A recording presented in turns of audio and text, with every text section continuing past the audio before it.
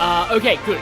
Where, we should be live, and now it's actually picking up my microphone. Hello everyone! Yeah, we are live, and, yeah. Welcome to this. Yeah, hi Mario v Sonic, hi Shadow Palkia, hi Lenny in the chat, hi Luna Amethyst. Hi everyone. Yeah, we are... we are playing, Unleashed HD today with the, I don't want this update to break anything, so let's not do that for the moment. I hope it doesn't break the Miku mod, actually. In fact, I gotta check my files to see if I have the Miku mod even turned on. So hang on a second. Because last time, there was one time where it was off, and, yeah, I got jump scared by Chip. Just hang on a moment. Okay, no, it is on. But yeah, this is where I get my fail channel song from, by the way. Hopefully we don't hear it. It only plays when you get an E rank. But yeah, also, yeah, hi, good morning / good day, everyone. Bit of context on this. So, back when Unleashed first came out, I only played the Wii version, which is radically different from the HD version. And I might be talking about some differences as I play here, because in 2008, when this came out, I didn't own a, oh, hi, Gridiron Yuki. I didn't own a PS3. I didn't get a PS3 until, I was in university. Which was like about 2013, I want to say? Or 2012. It was either 2012 or 2013. I got the PS3 for Phoenix Wright and Marvel vs. Capcom 3, and also Sly Thieves in Time, which, had issues, but, let's not talk about that here. Yeah, again, it does feel weird hearing the good version of this song. So, I've never actually played the non-Wii version of Unleashed. I've seen footage of it. I've never played it myself, apart from testing it a little bit, in this version. And this version is a recompile that basically, you know, takes the original game and runs all of its assets on PC. There are instructions online for how to do it. I wish I could have bought, I was gonna, do it with, a legit copy that I bought, but, it doesn't work. You need to own an Xbox 360 to extract the files, and I never owned an Xbox console, so rip. But yeah, I own the Wii version. But yeah, semi-blind. I've seen it before, I'd never played it. I watched Hellfire commentaries, Let's Play the game way back in the day. In fact, if you look at Hellfire Com's Let's Play, you can see my comments from, 15 plus years ago. It's insane. And then in that one of the guys, Fastest Thing Alive, was constantly, his catchphrase for that Let's Play was, in the Wii version. So yeah, I'm probably gonna be doing that a lot too. Anyway, let's just start a new game. One thing that actually really surprised me, Unleashed has only one save slot. I don't know if this is a thing in the recompile or if this was a thing in the original version, original HD version. The cutscenes are exactly the same in the Wii version. The whole story is totally identical. It's just the levels and the hub worlds are completely different. But all the cutscenes, everything is... Seriously, this game is almost old enough to vote? No. But anyway, yeah. We're gonna be starting a new file again. But yeah, let's go. Also, prepare for one of the greatest cutscenes of all time. This opening is, honestly, until we got the Sonic movie in 2020, this is the closest thing we had to a Sonic movie. This is essentially the end of a Sonic game, that we never got to see. All this right here is, almost Pixar levels of quality. Well, I mean, back when Pixar wasn't, you know,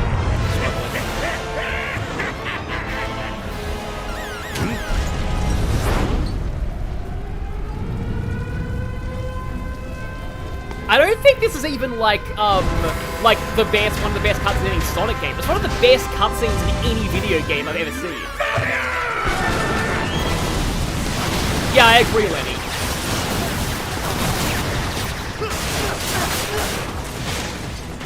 I'm a little worried the game is too loud. People can probably tell me if it is.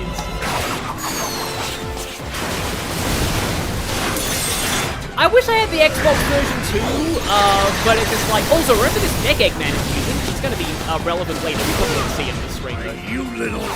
Oh, and he's gonna say you little a lot. He says it way more in the Wii version, though. Huh? And yeah, this was just 2 years after Sonic 06, by the way. We're not getting away! It's a bit loud. Yeah, I kind of had a feeling. Gonna turn it down a little bit.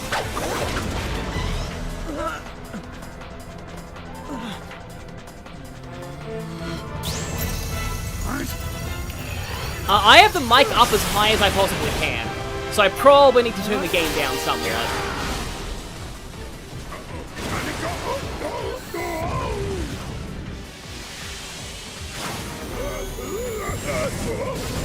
This actually isn't Jason Griffith's last time playing Sonic. He also played him in Black Knight.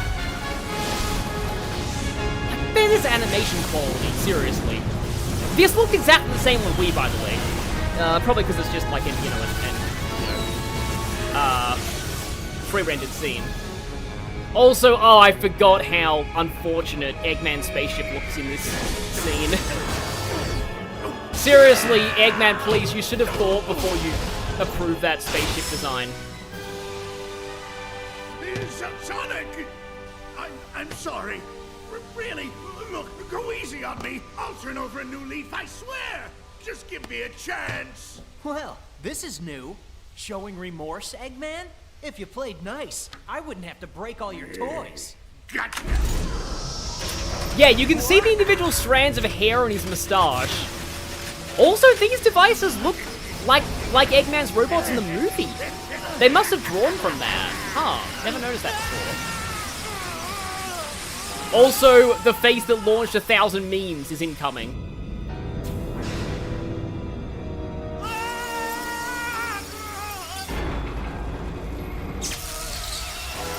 There it is, meme face. Yeah, yeah, I agree. Oh, I've waited a long time for this. That laugh, wow. That's close to his Japanese laugh. But yeah, whatever the animators were paid for this, they weren't paid enough.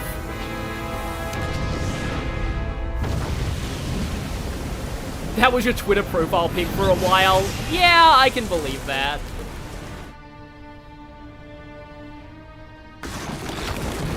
Every single thing in this cutscene is just like perfection.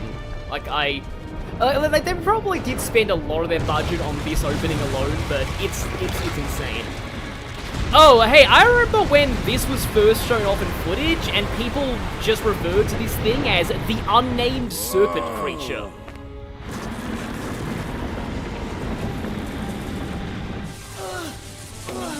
Yeah, no, I agree. You could tell me this cutscene came from today, and I'd believe it. Like, to be honest, as much as I liked, like, Frontiers, I think Frontiers' cutscenes look worse than this. And yeah, again, remember, 2 years after Sonic 06. 2 years.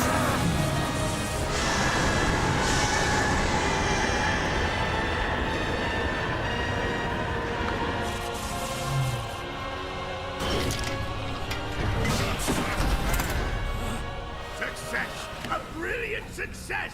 It's just as the Gaia manuscripts foretold! The entity that was sealed within the planet has awakened. Now I just need to harness its power. Eggman Land will finally come to be!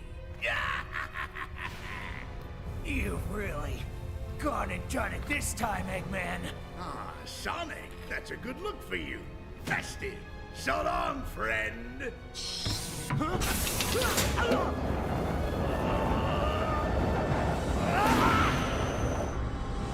Yeah, I do need modern Sonic games to have an opening like this again. I will say, Dream Team's opening is really good. It's not in this style, it's fully, like, anime style. But Dream Team's opening is amazing.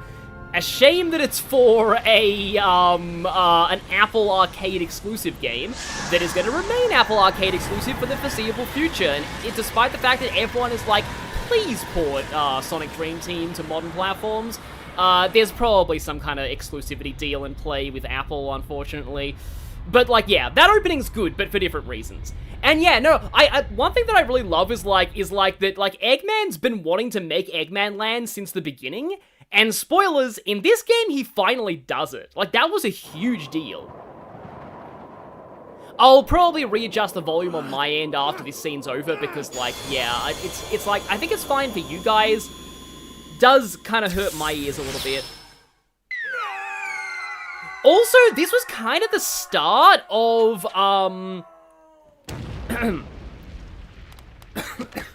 of, like, the more cartoony tone for Sonic. It's really interesting. This game was kind of like the midway point. It's got some dark and serious moments, and a lot of epic moments, but it's also a bit more cartoony. Okay, yep, okay, the mod worked.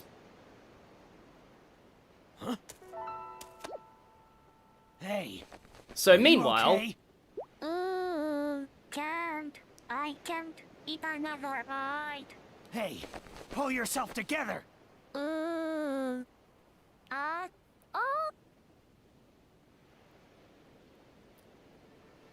Oh. Don't eat me! I taste bad! You okay? Nothing broken? So people just... Oh, I'm just fine. People wanted the Miku mod, Thanks for asking, Mr. Monster Guy. and it's full CrossWorlds. Mr. Monster Guy? Looks like things have gotten pretty ugly. Yeah, look at It's a synthesized voice. It's not AI, thankfully. What's your name, anyway? I'm Sonic. Yes, the mod has full Sonic voice the acting Hedgehog. for Miku. And you are? Pat. Pat? Well, what is my name? I don't know. I can't remember. What? You forgot who you are? Yep. I remember something falling from the sky. And everything just going all quiet. And then nothing. I can't remember thing past that. Uh-oh. Did I fall on him? Also, get used to Sonic misgendering Miku, because, yeah, they didn't change his dialogue. Where do I go from here? What do I'm hungry. Hey, don't worry. Rude-Eye and Yuki, I am I'll shocked help you yet get your horrified at the memory same back. time. Yeah. You mean it? Absolutely. I'm sure we'll find somebody who knows you if we look around. Oh, thank you. You're the best, Mr. Monster Guy. I mean, Sonic the Hedgehog. The high five's cute, though.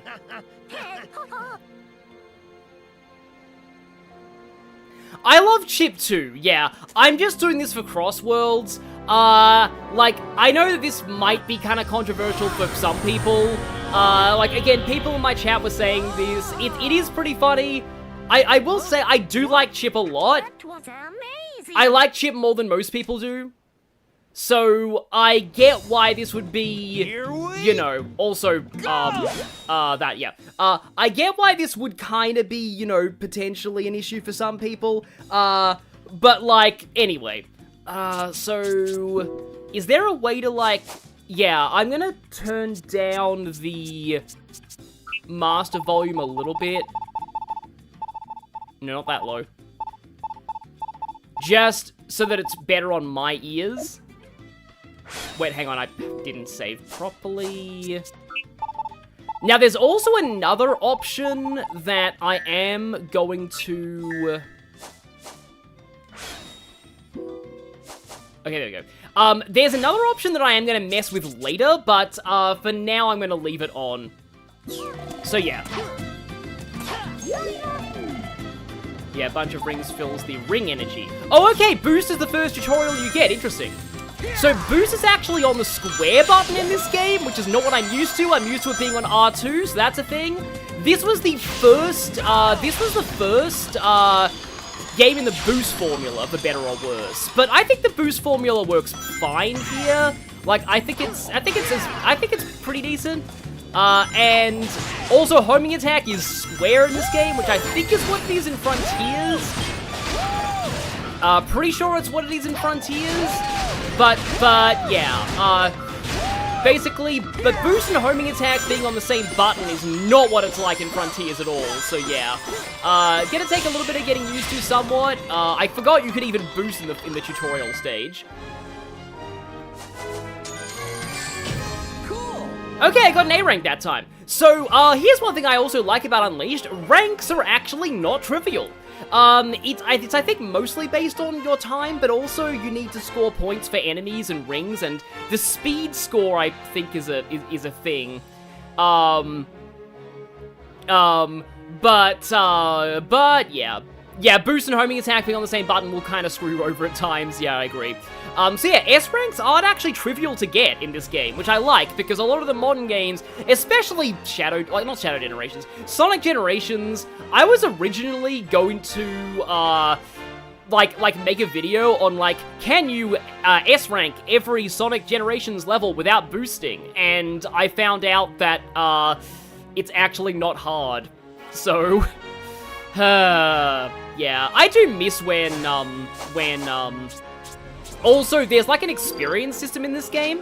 I do miss when ranks were actually kind of difficult to get, like Adventure 2. And yeah, the Woo was used a lot more sparingly in the Wii version. Oh man, forces. Oh boy, forces. Yeah.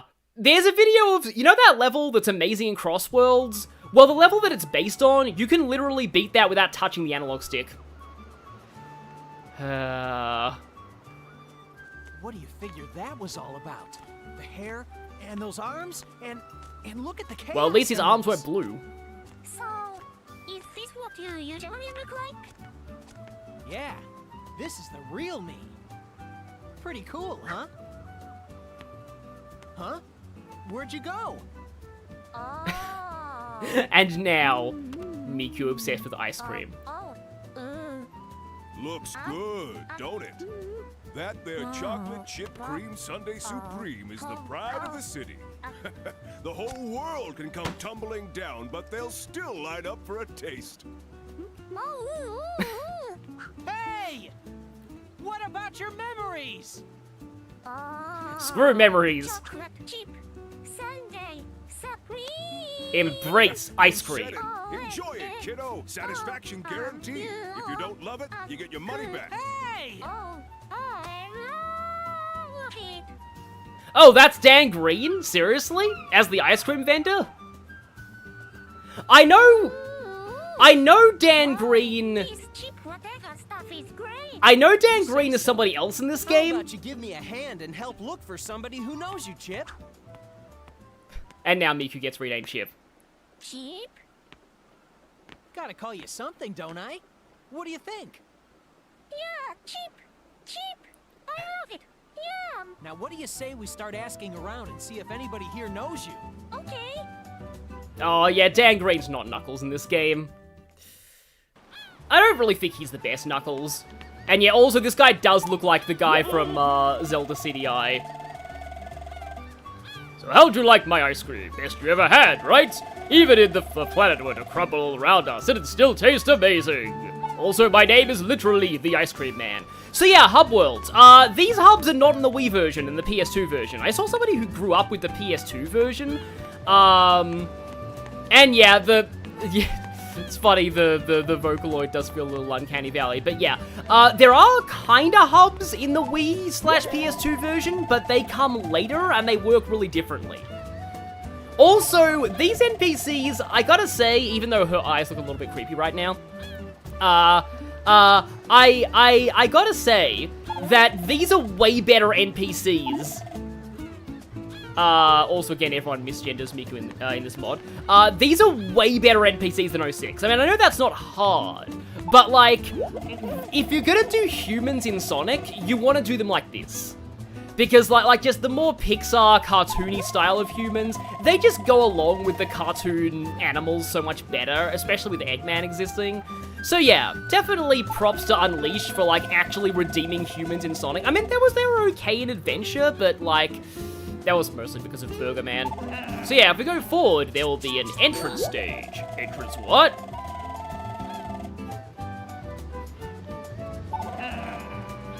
It's a gateway. So the entrance stages are kind of like other hubs. I like how the people in this world actually understand about what action stages are. Also, what are medals? Oh no! So medals are also something that's not in the Wii version, arguably to its benefit. yeah, we're probably not going to run into the real problem with medals in this stream. Yeah, Sun and Moon medals. This was before the Pokemon games came out. So, you find more Moon medals in day stages and more Sun medals in night stages. It's kind of weird. The NPCs in this game do have side quests too, but, I don't... Well, yeah, none of the side quests were in the Wii version, so I don't actually remember how any of the side quests work. But yeah, you need to collect medals in order to unlock stages, and, like, I've got, like, okay. So, I've got kind of complicated thoughts on this. So, on the one hand, I feel like they'd probably put a medal somewhere around here. On the one hand, the fact that, like, I like it in platformers when they encourage you to actually explore and gather collectibles. But on the other hand, like, it's a difficult balancing out when you require collectible progression to unlock levels. Because, again, on the one hand, like, if you set it too low, then, like, you've got, like, Spyro 1, where if you're even 100% the first world, well, not Spyro 1, Spyro, like, 3, if you're even 100% one world, you're pretty much done for the rest of the game in terms of unlocks. But in games like this, they kind of set the requirements way too high. At least it's nowhere near as bad as, well, not bad, but it's nowhere near as crazy as Banjo-Kazooie 1, where the difference between any percent and 100% is almost nothing. Like, you need so many jiggies to complete the game that, like, you may as well get 100%. It's, like, literally, like, there's, like, only, like, 10 jiggies you can miss or something. I forget exactly what it is. I never played Banjo-Kazooie growing up. Also, yeah, this place is based on Greece.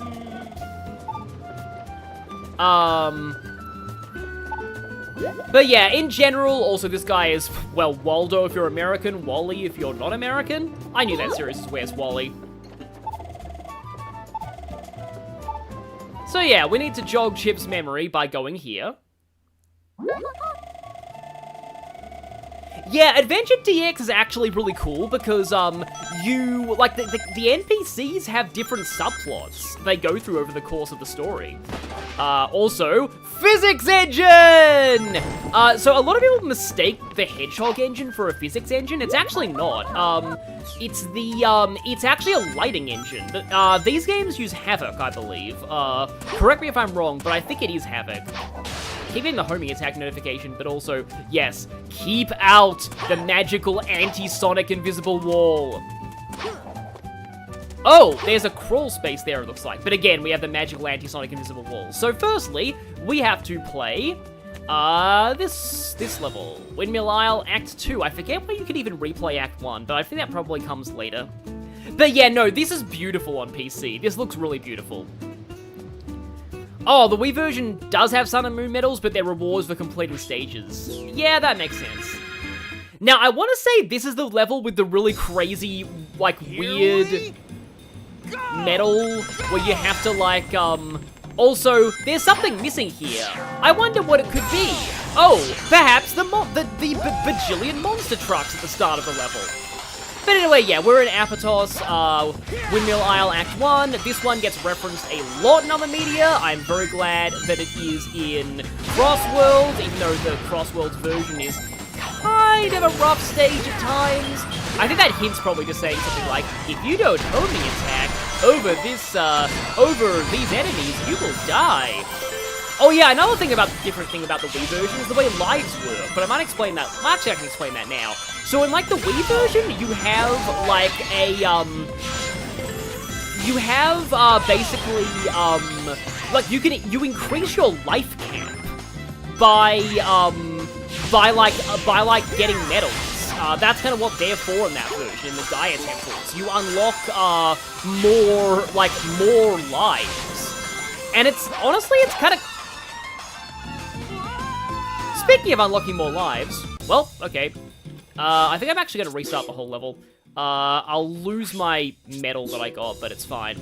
Here we? Yeah, the beginning of Apotos is kind of insane. And I'm slowing down a little bit here, because, fun fact about Unleashed, that is only true in the HD version and not in the Wii version. You can't air boost until you find an item in this version. So that's gonna throw me off a lot compared to other Sonic games that have the boost formula. Like, an absolute ton. And yeah, there was a thing there. That's the kind of the thing about the boost formula in this game. Like, you can easily miss items and stuff. Oh, you don't lose your medals for restarting. Good to know. So I probably didn't need to, like, bang my head against the wall trying to get that first medal again on the other run. So I believe the crawl space is coming up. No, we have a loop-de-loop first. But yeah, like the adventure games, the HD version of Unleashed actually has, like, item progression. Like, you have to find items to do certain things. Not true in the Wii version, where you get access to your entire moveset from the beginning, unless you're the werehog.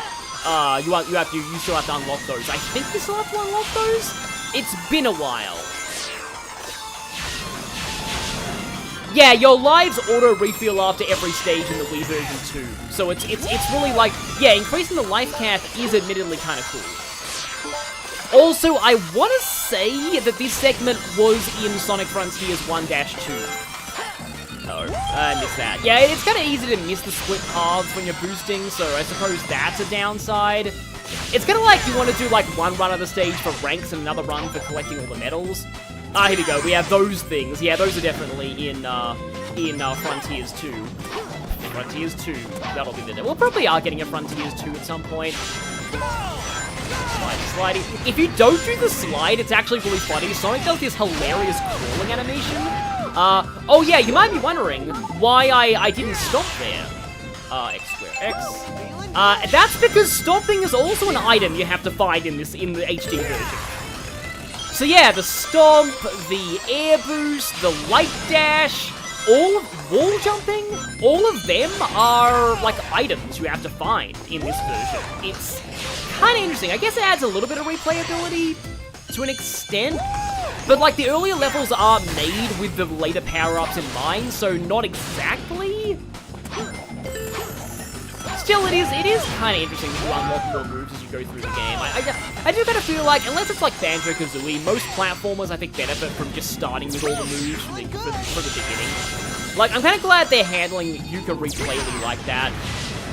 Like, seriously, Yuka Replay-ly legitimately looks really good. Like, considering how sort of disappointing the original Yooka-Laylee was, I'm actually very impressed by Yuka Replay-ly so far. Like, it really feels like the developers really wanted to make the game they originally wanted to. Haven't watched me play a platform game since Crash. Oh, wow, yeah, that was a long time ago. Yeah, only a B rank. That's probably fine. At least I got 2 of each medal. And yeah, there is an experience system in this game, which is... So, the funny thing is, I remember IGN was raging about there being an experience system in this game. I don't know why, but they really hated it. Still no luck finding anyone who knows me. Don't worry about it. Maybe your memory will come back on its own. Remember anything yet? Nope. Oh well.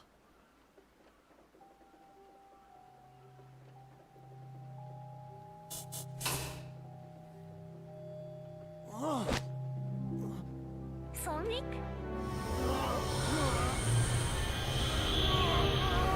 I love the fact that IGN actually gave, like, Shadow Generations a good review. Whoa! Mr. Monster Guy is back! So when the sun goes down, I turn into this? Are you okay, Sonic? I'm fine. I just need to be careful who sees me like this. Okay, remember that line. Sonic! Sonic, look! It's very What interesting. is it? Oh, it's hopeless. The whole planet is split apart. We're doomed. Oh. Mr. I have seen the Unleashed short with the ghosts. It's pretty good. Hey, don't cry. Ice cream. How about more of this super tasty stuff? What good is ice cream at a time like this? Whoops. Depressed gangrene. So, Sonic, your arm just stretched. Weird. but it could be useful.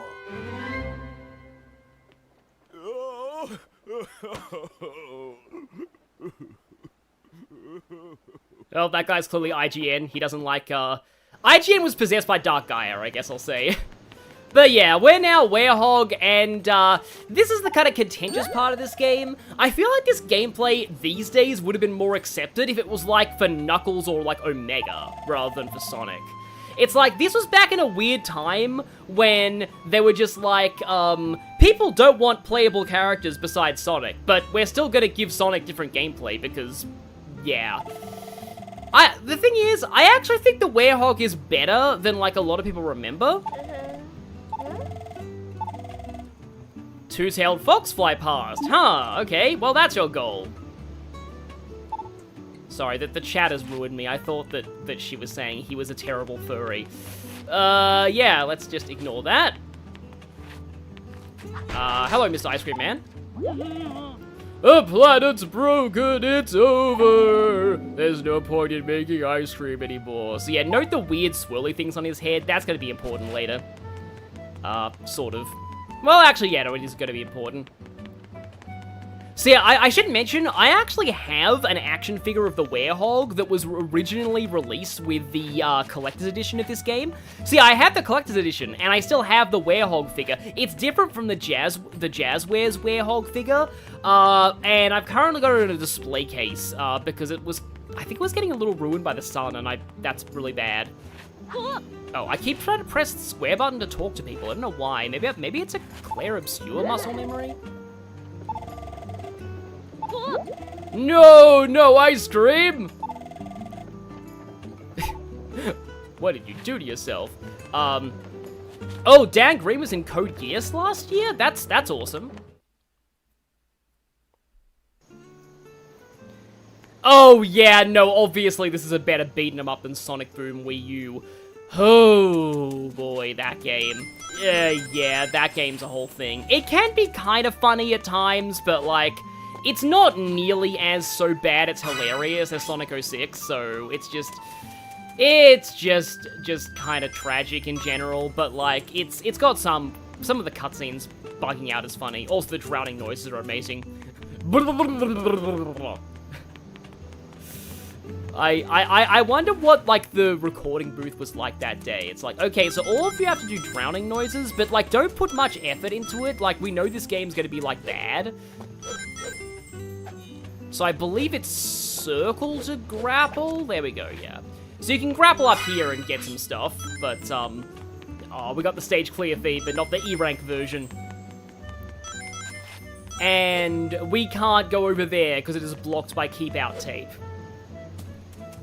So, yes, we are going to Windmill Isle, Night Act 1, where I'll probably have more to say about the chat because this is kind of a slow stage. Oh, right, I forgot you saw this at the start. Hey, settle down, guys. Come on. I gotta say, as much as this is peak Jason Griffith Sonic, I still am not a big fan of Amy Palette Tails. Yeah, I like Tails a lot. He's one of my favorite characters. Oh, you can hold circle and Sonic will grab automatically. Good to know. But, like, I definitely prefer Colleen O'Shaughnessy and, Kate Higgins. But, anyway. So, here's something interesting. If you check the skills, in the HD version, you actually have, like, different combos with the Werehog. And I'm not good at memorizing fighting game, like, button combinations like this. However, triangle, triangle, X. 1, 2... Yeah, we have the Shoryuken, and then square, square, X is another Shoryuken. In general, it's like, do most of one combo and then do another button, too, because, like, you have square and you have triangle. Triangle is, like, the forward punch, and square is the claw swipe. And you still have to do combinations of those. You might also notice that there's no timer on the screen. And that is kind of telling, because it implies that you're not actually supposed to play these stages at a time. You're meant to go for enemy points and exploration. I don't even think time, like, actually affects your ranking all that much in these levels. Now, when I was testing this game, just before the stream, I actually died in this stage, so let's hopefully not do that. Miku is a virtual, like a Vocaloid, like virtual idol. To be honest, I know next to nothing about Vocaloid culture at all. So, yeah, I'm mostly just doing this because Miku's in CrossWorlds. The reason is that Miku has a lot of, also, hang on.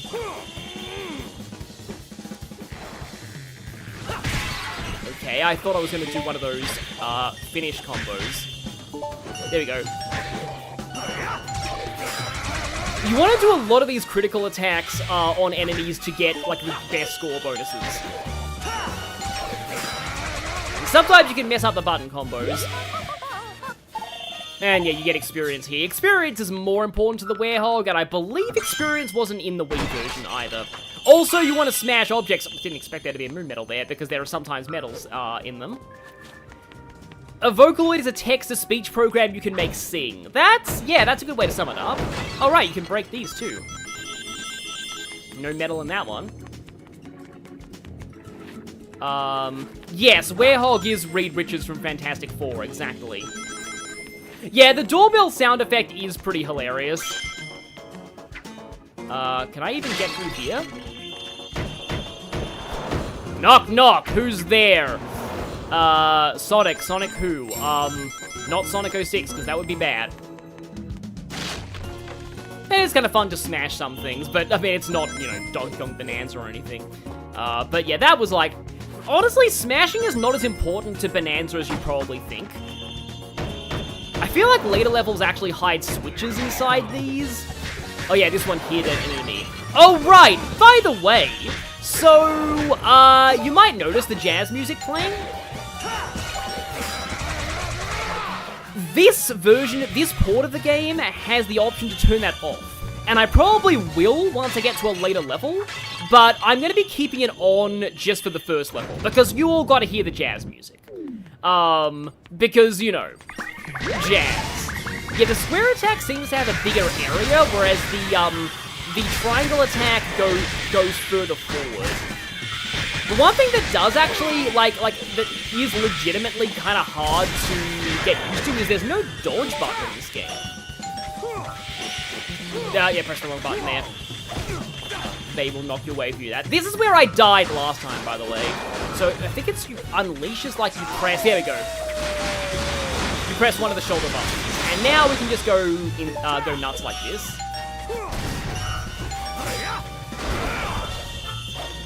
But yeah, there doesn't seem to be a dodge button. And I'm used to, like, action games like this always having a dodge button.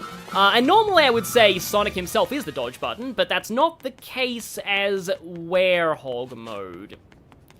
The controls feel pretty good. It's slightly more jank than I expected, but it is a game from 2008. So yeah, I believe you have to mash the button here to, like, pull that. And I believe this is where the game is going to tutorial you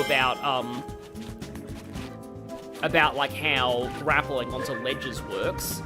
It's funny how Werehog had a metal, need metal, must have metal. I feel like the shadow's a little bit misaligned there. I need it to attract stages in great... How do I even... Okay. Oh, do I have to Shoryuken that? That was completely off. Werehog is the devil trigger. Yeah, oh, we have a slam, too, after that. Interesting. But yeah, like, a lot of people are making references to Devil May Cry in the chat, which is cool, but, like, I've never played a Devil May Cry game. I probably should. I need to play a Metal Gear Solid game as... Come on, get Metal... Maybe the shadow is showing where it is. Maybe it's actually closer to this side. Metal! Why? Why can't get metal? Sonic, what uppies? There we go, thank you. And now we move on. Oh, didn't even need to grapple that one. Oh, climbing, yeah. So, by the way, and just something to point out here, in the Wii version, not the PS2 version, you had a bit of a, how do I jump off of this pole? Oh, I just had to jump off of it from a specific point. In the Wii version, you controlled the werehog combat by swinging the Wii Remote and nunchuck. Yeah, that was a thing. I am surprised that my child self actually handled that, well, teenage self, but I'm surprised that I could bear that. I guess I did play Twilight Princess, but still, this was not as intuitive as Twilight Princess combat, I'll just say, on the Wii version at least.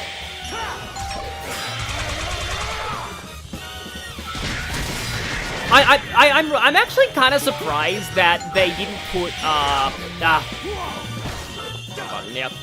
they didn't put the werehog battle theme in Smash Bros, because that would have been really funny. That was wrong button, yeah. Like, I'm somebody who typically likes, doesn't mind motion controls.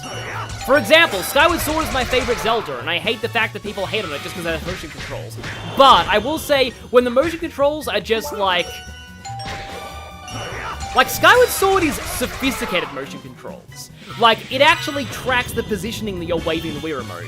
But in Unleashed Wii, it was just like, you know, flail your arms around randomly.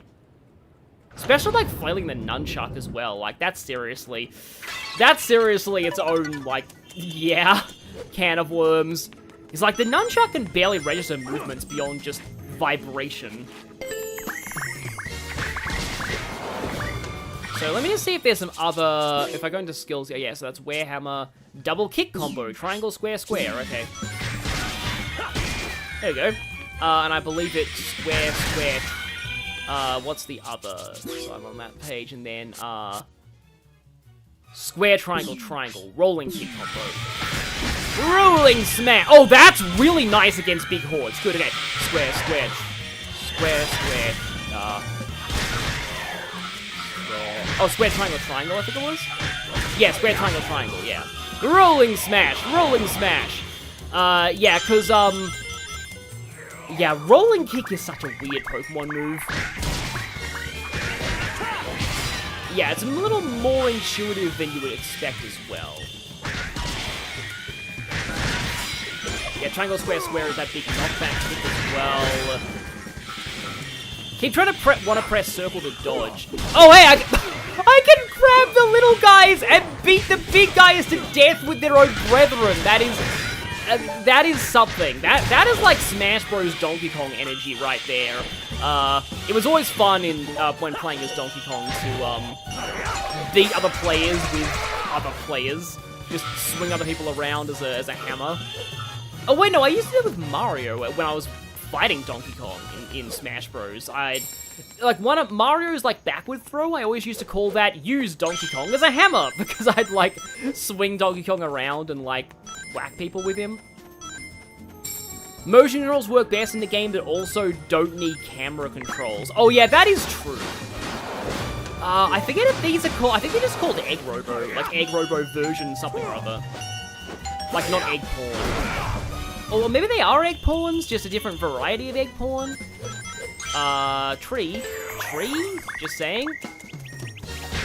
Oh, little floaty guys. But yeah, you might notice that you barely get to hear the actual nighttime level theme because of the werehog battle music. So, after this level, I am gonna change things so that I, have the music turned off. The battle theme turned off, at least. Square, triangle, triangle. That is cool, man. Triangle, square, square is that, big sliding kick. And Shoryuken! Oh, nice slow-mo on the Shoryuken there. Or, you know, the battle's still going. Normally, if you see a slow-mo, you think the battle's ended. That's my Kingdom Hearts brain taking into effect. Triangle, triangle, Shoryuken! And slam. I mean, it is kind of, like, I don't really play a ton of beat-em-ups. Like, Hi-Fi Rush, I kind of got the hang of to an extent, but even Hi-Fi Rush was having to do all the combos to the rhythm as well, like, memorizing the button combinations, and then also having to do it all to the rhythm of this music that's currently playing is, like, kind of insane. So this oh, okay, you know what? I actually wonder about that. So, if Shadow the Hedgehog was... Yeah, if Shadow the Hedgehog was them trying to be Grand Theft Auto, maybe this is them trying to cash in on, not cash in on, and that sounds really cynical, but you get the idea. Maybe this is them trying to go for the God of War crown. Because, yeah, I never played God of War growing up. I am actually kind of glad that I didn't, because, like, oh boy, the original God of War trilogy just seems so excessively edgy. Like, you know, the blood and gore is one thing, but, like, apparently there's, like, pointless naked women as well in those games. Like, why? But, yeah, oh, right, okay. We have to pick up things and put them on top of other things, because Zelda, I guess? But I guess God of War's combat would be similar to this. I have not played the new Norse games, which seem to have a more mature tone, but, like, my problem with the new God of War games is the fact that the game constantly yells the solution to puzzles at you if you're stuck on them for like 5 seconds. Because modern Western games don't respect players' attention spans. That's a problem I have with a lot of, oh, okay, we apparently have to just do that now. Okay, good, he's dead. Yeah, I guess Sega was like, okay, we need you to turn your blue rat into God of War. Exactly. People jokingly refer to these sections as Hog of War, yeah. Yeah, like, again, I didn't even notice that, because I never played God of War growing up. Played a lot of Ratchet and Clank, though. But like, yeah, like, in hindsight, I can see, if I can see how much Jak 2 was influenced by God of War, I can definitely see how much this is. Oh, nice piece of, like, jade here. I think the Wii version is still good. It's funny, IGN actually reviewed the Wii version better than the HD version. I think it's just because the Wii reviewers at IGN were just more used to platformers. But like, yeah. The IGN's Wii review was more indicative of the actual strengths and weaknesses of this game. Yes. Little do you know. Oh, that I messed up the prop there, and therefore you got out of my grapple. This is a very precarious position to be throwing you. But yeah, now I need to concentrate a little bit, because we have, be careful not to fall, as Omo Chow would say. Is it Erica Lindbeck who's Omo Chow now? Now that Laura Bailey is? I still find it hilarious that Omo Chow was Laura Bailey in the early days of the HD, of the, like, the modern VA era. The person who reviewed the HD version of Unleashed absolutely did not know how to play the game.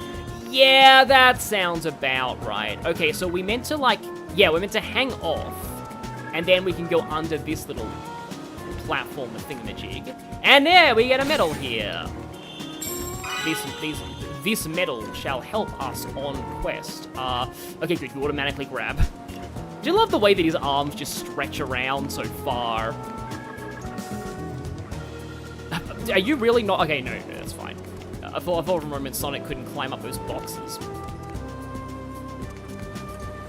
But yeah, this right here is why you kind of don't even care about time in these levels, because like you're kind of encouraged to take stuff slow, which I know it's like, oh, we go slow in a Sonic game, but like, I mean, of all of the Sonic games, of all the slow Sonic gameplay, Werehog's probably the least bad in my mind. Okay, now it's time to swing on poles. Okay, you just have to press the button once. Good to know.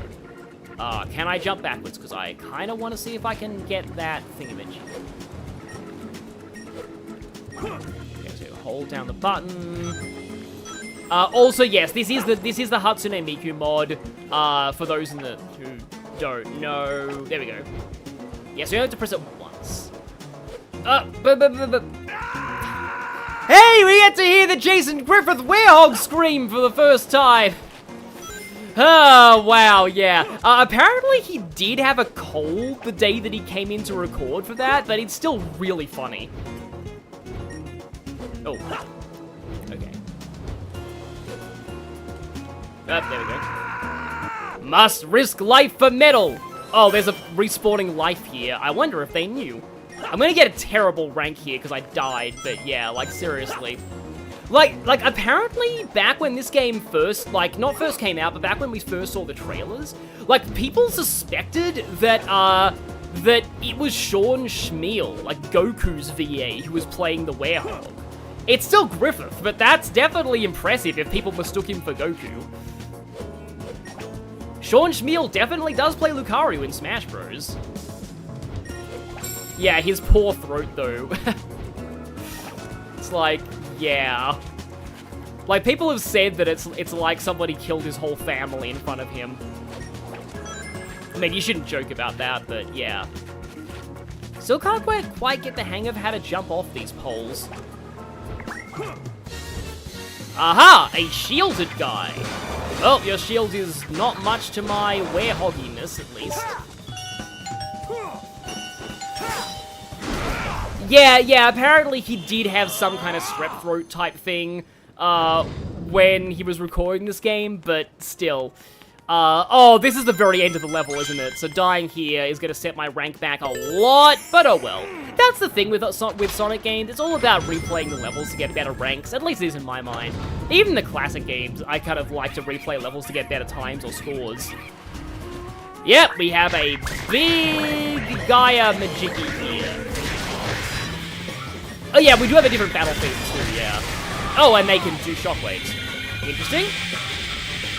Okay, we go triangle, square. I do have a full unleash meter. I'm gonna save that for the big guy. So I used to I used to have the Unleashed OST, and I would listen to it a lot. I think I listened to it on iTunes. Don't think I actually had it officially, though. I got it via a download, but yeah. I used to listen to Sonic soundtracks a lot back in the day, for good reason. They are, like, you know, peak OSTs. Oh, there's the shockwave. Okay, there we go. I love how in Psychonauts, like, the boss with the shockwave yells out, hard to... well, that was actually bad. That was insanely bad. But yeah, the boss with the shockwave yells out, hard to avoid area attack. It's the same one with overly intricate combination. And then eventually you do get the, oh right, there's a thingy in here. Collectibles during boss fights. One of the things that really, like, surprised me about the HD version, watching, well, actually, let me stream this, is that there are Sun and Moon medals in, like, these actual straight-up full boss fights. Also, yeah, I am sucking at this. Okay.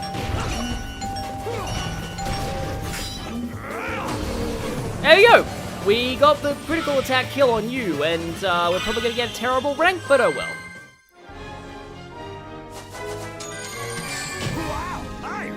Wait, that was a B rank? Okay, I'm gonna guess B's like the middle of the road, but still. Also 17 minutes. Yeah, welcome to Werehog. If you think that's bad, wait until you see Eggman Land.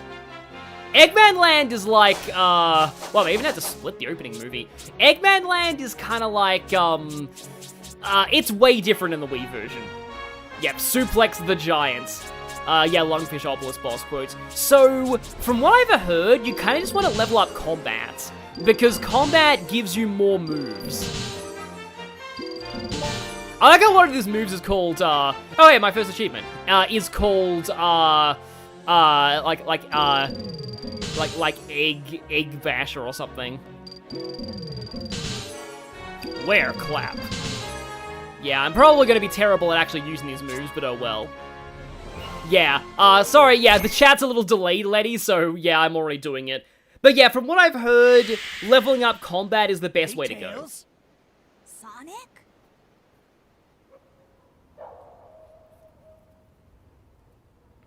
What are you doing out here? Sonic, is that really you? That's a new look. What happened? You know me. Never a dull moment. Want some chocolate? Oh, right. First thanks. want some chocolate. Unfortunately, no That's thanks, I'm some allergic. Story. I'll bet that means that you turning into that and the planet breaking apart are somehow related. I need to find Eggman and make him fix this, and fast! About that, I think I know someone who might know something about what's going on here. Oh, really?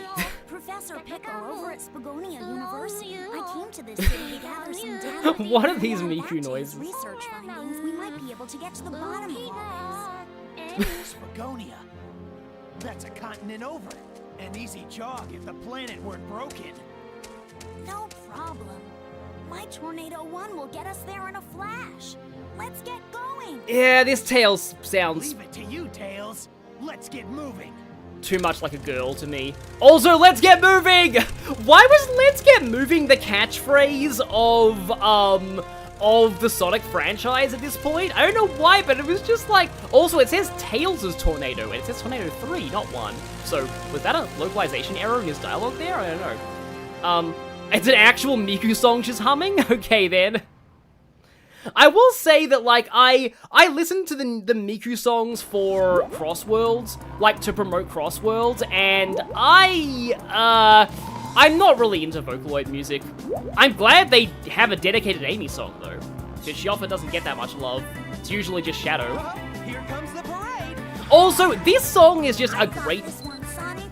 Tornado. Battle mode. Just a great song to listen to when you just want to chill.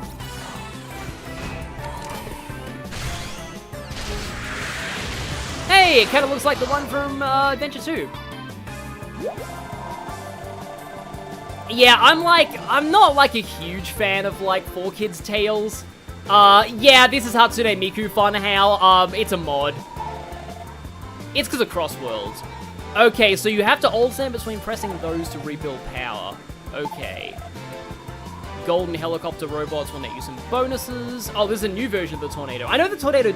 Yeah, it's Tornado 3, but he said... Tails said Tornado 1 in the voice acting. That was my issue. Destroying the blue jet robots gives you more energy. Okay. So this entire thing is just a quick time event. I forget if this was even in the Wii version. If it was, it probably worked entirely differently. But yeah, this whole thing is just a Simon Says quick time event. It's basically a rhythm game.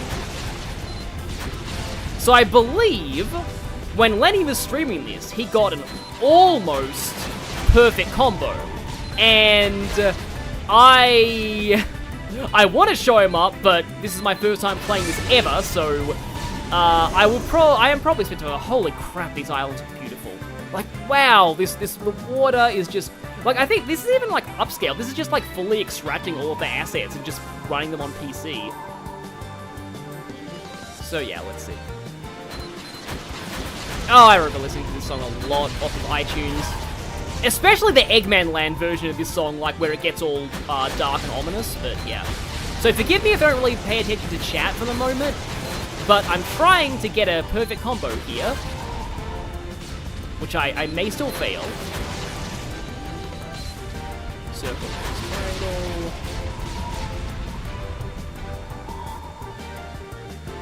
Oh, wow. Oh, no. Okay, there we go. That just blows up all of them.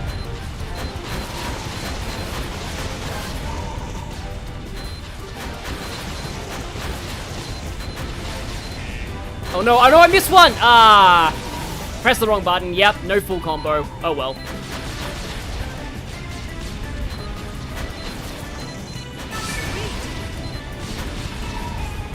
I like the little barrel roll that you... Well, it's not, you know, literally a barrel roll, but you get the idea. I like the little roll you do when you get, like, a whole group of enemies. I do wish this was, like, an actual shooter and not just, like, press buttons, but, like, I get the limitation. And again, it looks beautiful. It's more just a chill, relax section where you stress out about getting a perfect combo.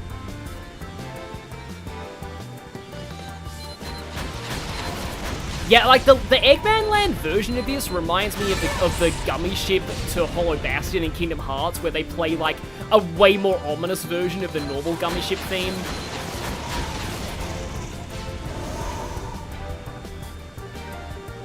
Are we getting boss soon? I know there's a boss at the end of this. Yeah, those clouds. Yeah, here it comes. So this is called the Egg Cauldron, I believe. Well, Sonic, prepare to be sunk. Remember, Doctor, it is not yet complete. And that's Orbot's first line in the whole series! Oh boy, go fire all weapons. Yeah, that's a line you hear a lot. You're gonna be hearing a lot of, why you little, go, fire all weapons! But then again, it wouldn't be Eggman without him saying the same thing over and over again. Does Jim Carrey ever say get a load of this in the movies? If he hasn't by now, he should.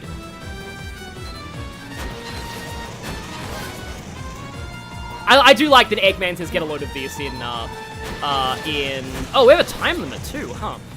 In Racing CrossWorlds. Yeah, there it is.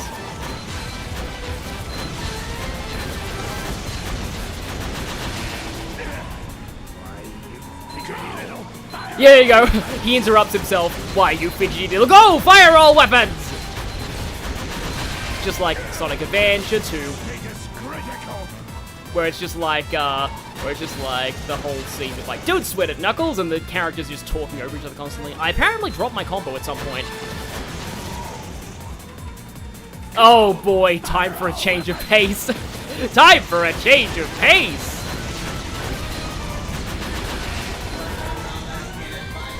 There we go. Energy levels dropping. What a disaster! Retreat!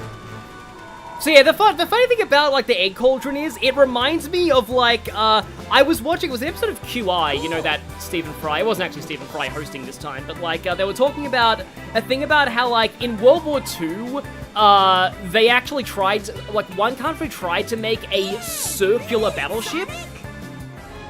Oh, hey, that was cool. Oh, Ace Pilot. Oh, was that just for finishing that? Yeah, it's only a B rank. Oh, well. I like Tails' little salute there.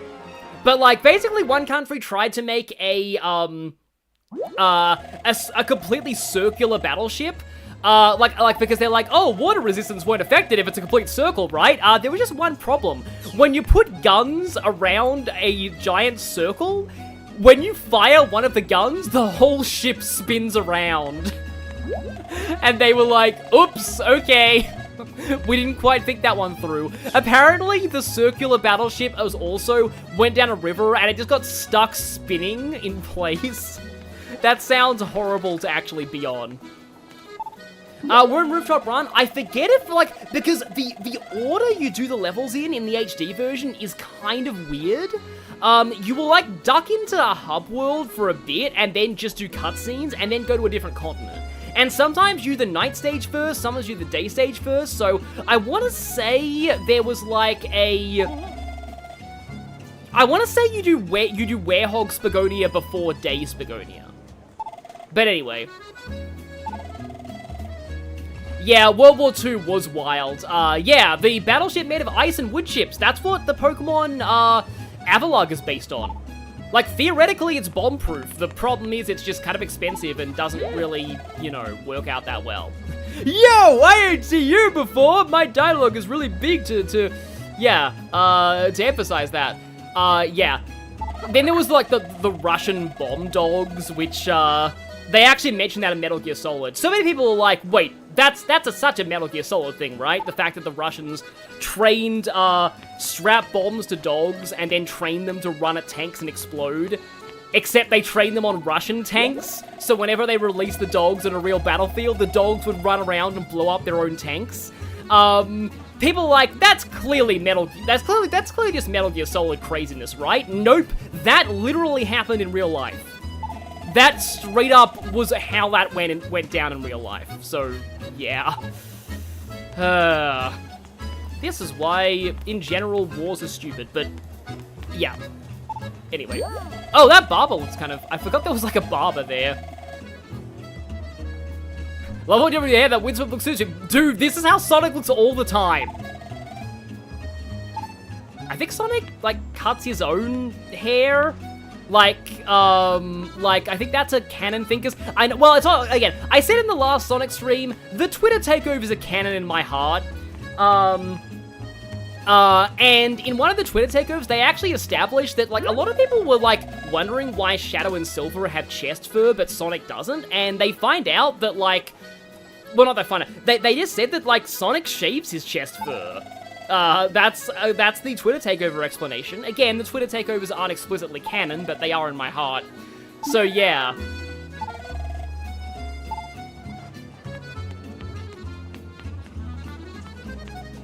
But anyway. Yeah, but also he just runs around all the time. Times like these, you have to stay calm. I mean, normally I'd agree, but like telling Sonic to stay calm is like telling Hatsune Miku to not sing.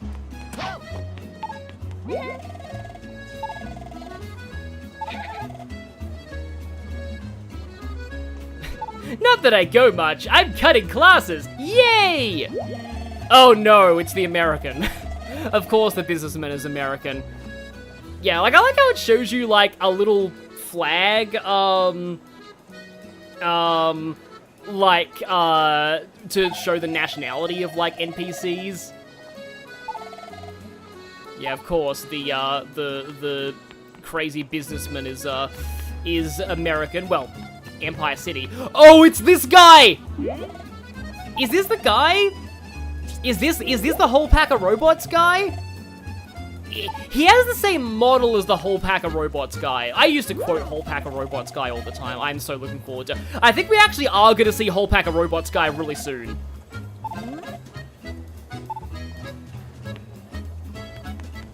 But yeah. Oh wow, this guy looks like he stepped straight out of Pixar. Hello there! Oh, the Pickle? You'll see the fountain. He's at the university. He's fastened. We all call him the Pickle. I haven't seen him around lately, come to think of it. By the way, have you seen my cousin, Lord Regis? Sonic 06 gave us Lord Regis, and for that I'm happy. Oh my... Oh, if Lord Regis gets into CrossWorlds, I would scream. Lord Regis is my dream DLC pick for CrossWorlds. Sonic Racing CrossWorld, Lord Regis. That would be incredible.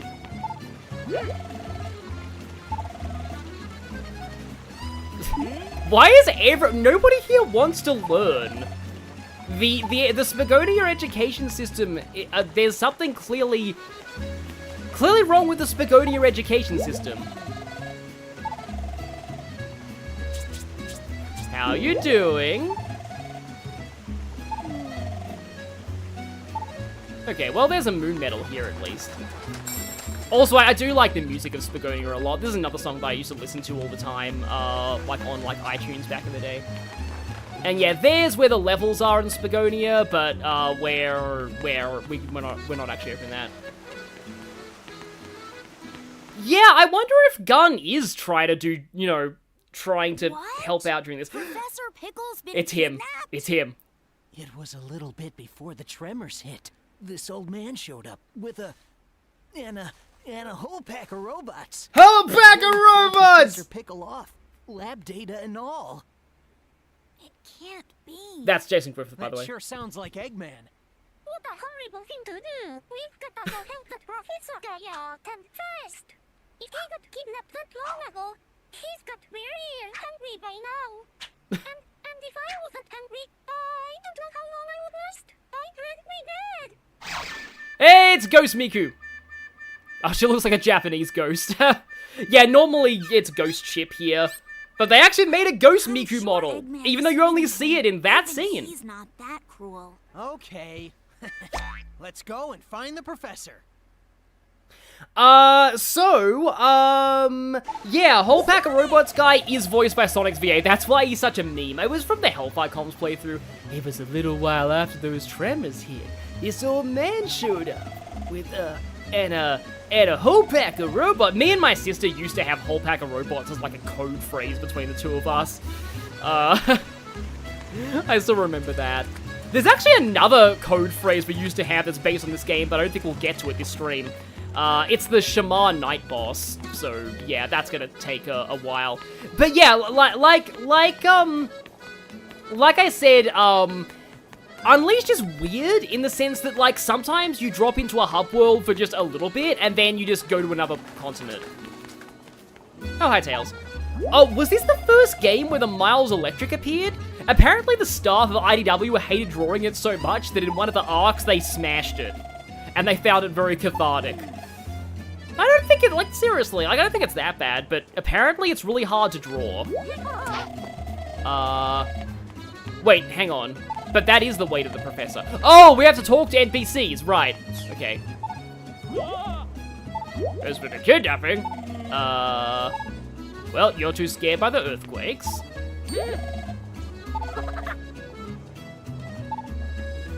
Oh, that guy's kind of a jerk. Yes, Spagonia University, admission fees for it must be very weird. Why are you so obsessed with Sonic's quill style? Also, why is your head so tall? Oh, Missouri with Professor... Okay, is that it? There we go, yeah. And is that all? Is that all we need to do? Yeah, this is where Tails got his tablet. Were tablets, like, a thing at this point? If they were, it was probably a case of, like, only, like, really rich or tech-savvy people, like, own tablets. Because that was the case for laptops when I was at school. So, yeah, oh, and suddenly we're in Missouri, okay.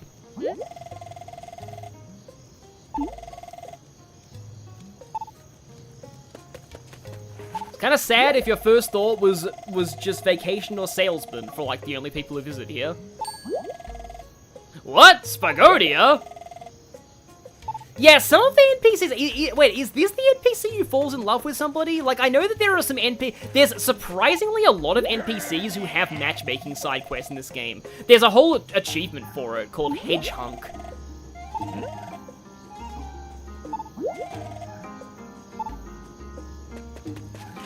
Yeah, Tails would build his own tablet. I'm sure canonically he did build that.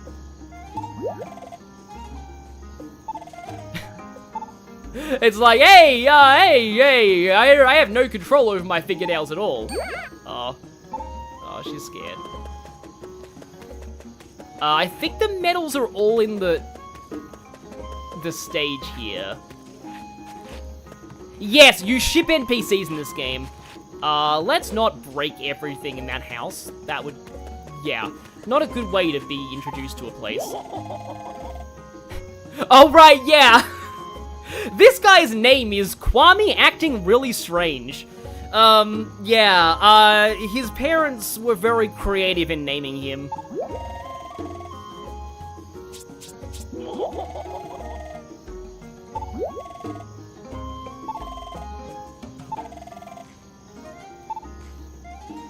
So yes, goodbye, Mr. Oh, yeah, there are crystal medals here.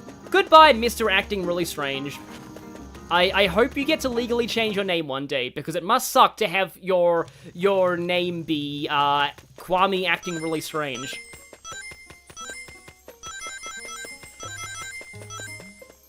Wait, there are enemies in the entrance stages? That's kind of funny. Any game that lets you die in the hub world is always hilarious. I don't know why, but like it's like, even the games where you're not kind of supposed to be able to die in the hub world. Oh right, I should probably try out the new moves that I unlocked, so...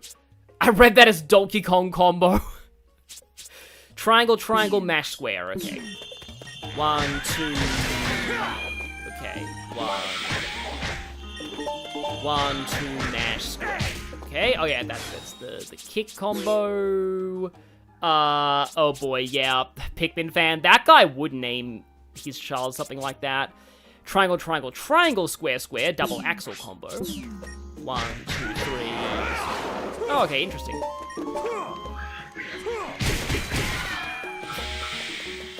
That's the puny god maneuver.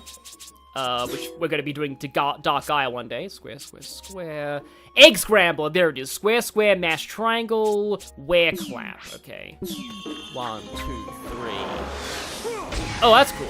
That is basically a Donkey Kong move, though. Square, square, mash, triangle. Oh, that's cool, too. Okay, gotta remember those ones. It's just, I don't know why, but I really suck at, like, memorizing button combinations for... I don't really play a lot of beat-em-ups. I play action RPGs, but action RPGs typically, like at least in Kingdom Hearts, Like, you don't need to memorize button combinations, you just do the combos just by equipping them to your, like, just equipping the combos as skills. You just naturally do them with your X combo. Like, that is more my speed. I'm more somebody, because, like, here's the thing with me, okay? Oh, that's for somewhere else. Here's the thing with me. Oh, there's a thingy all the way up there. And a thing we can physics. But yeah, here's the thing with me. I'm more, like, into strategy than I am into, like, you know, action. So I like thinking about, like, and this is the thing, because, like, I love fighting games in theory. Like, I love to watch competitive fighting games, just because of the strategy surrounding them and stuff. Like, that's all really cool. I just, like, I find it hard to memorize button combos and think strategy at the same time. Like, when my brain is focused on just thinking about the strategy of, like, what move is the best for what time, because, like, that's a really cool thing to do. Like, I love doing that. I love doing that, but it's just, like, the art of, like, memorizing all of the button combos for the moves as well. Can I Shoryuken this? I think I might be able to. That just already takes up a lot of my brain power. Oh, okay, wait, double jumping just makes me do a slam, though, so maybe I can't Shoryuken that. That's literally you with Elden Ring, Clingy? Yeah. One day I want to play a Dark Souls game just to say I've actually played one, because, like, I feel like Dark Souls is one of those franchises that everybody, well, every gamer at least, needs to play at least once in their life, but, I don't know how I'm gonna actually do when I do get to playing Dark Souls, inevitably. But I want to try and play Dark Souls one day. Racing games and strategies like Formula 1. I play Sonic Racing CrossWorlds. That has a lot of strategies in it. Turquoise tea, okay. Why do we find Chinese tea in Africa? I mean, I suppose, you know, a lot of places import tea from different regions. We have art book. Did Sonic Unleashed ever get an art book, by the way? Because, like I don't, something that I've actually realized is that, like, Sonic doesn't really, doesn't really get a lot of art books. Like, you'd think such a popular franchise would get a lot of art books, but, like, there's not a lot. There's the Encyclopedia, but that's basically just like, hey, this is a Sonic game. Here's what happened in this Sonic game, and yeah, this game existed. I love the fact that in the Encyclopedia, Sonic Riders Zero Gravity is not in the Encyclopedia, because Ian Flynn literally forgot that game existed.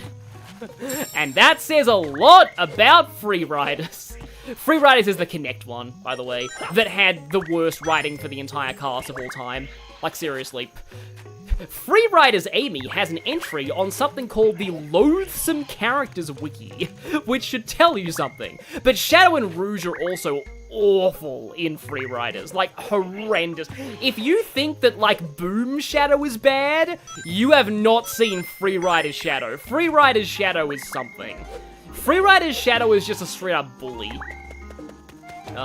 Yeah. Because, like, I know when it comes to, like, you know, games with button combos, like, I've played some of the Tales of games, I've played, like, other action RPGs, but they usually only have one attack button. Or at the very least, just light attack and heavy attack, and there aren't any really specific button combos for button combos. I try to say combinations and combos, and I say combinos. Button combos! That sounds a little bit Australian, actually, now that I think about it. But yeah, it's like, you don't need to, like, mash, like, not mash, like, but it's just like light attack or heavy attack.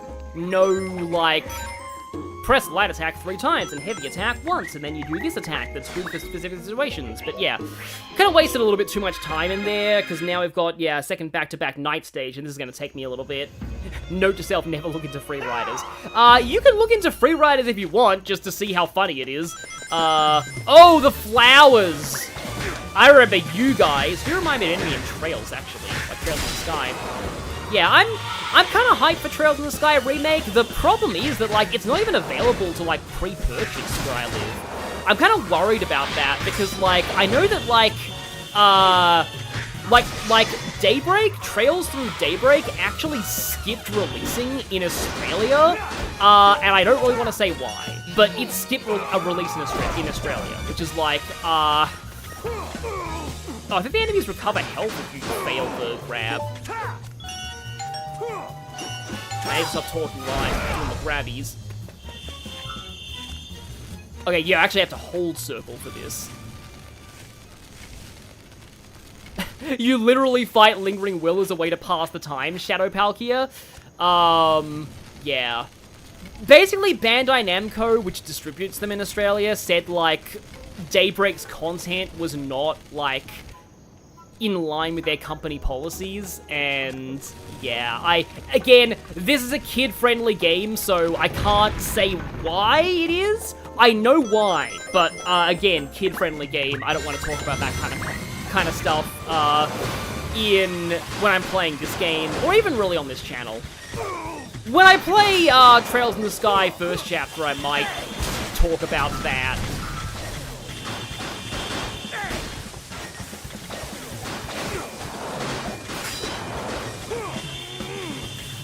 Yeah, sometimes you get the stretchy grab, and sometimes you don't.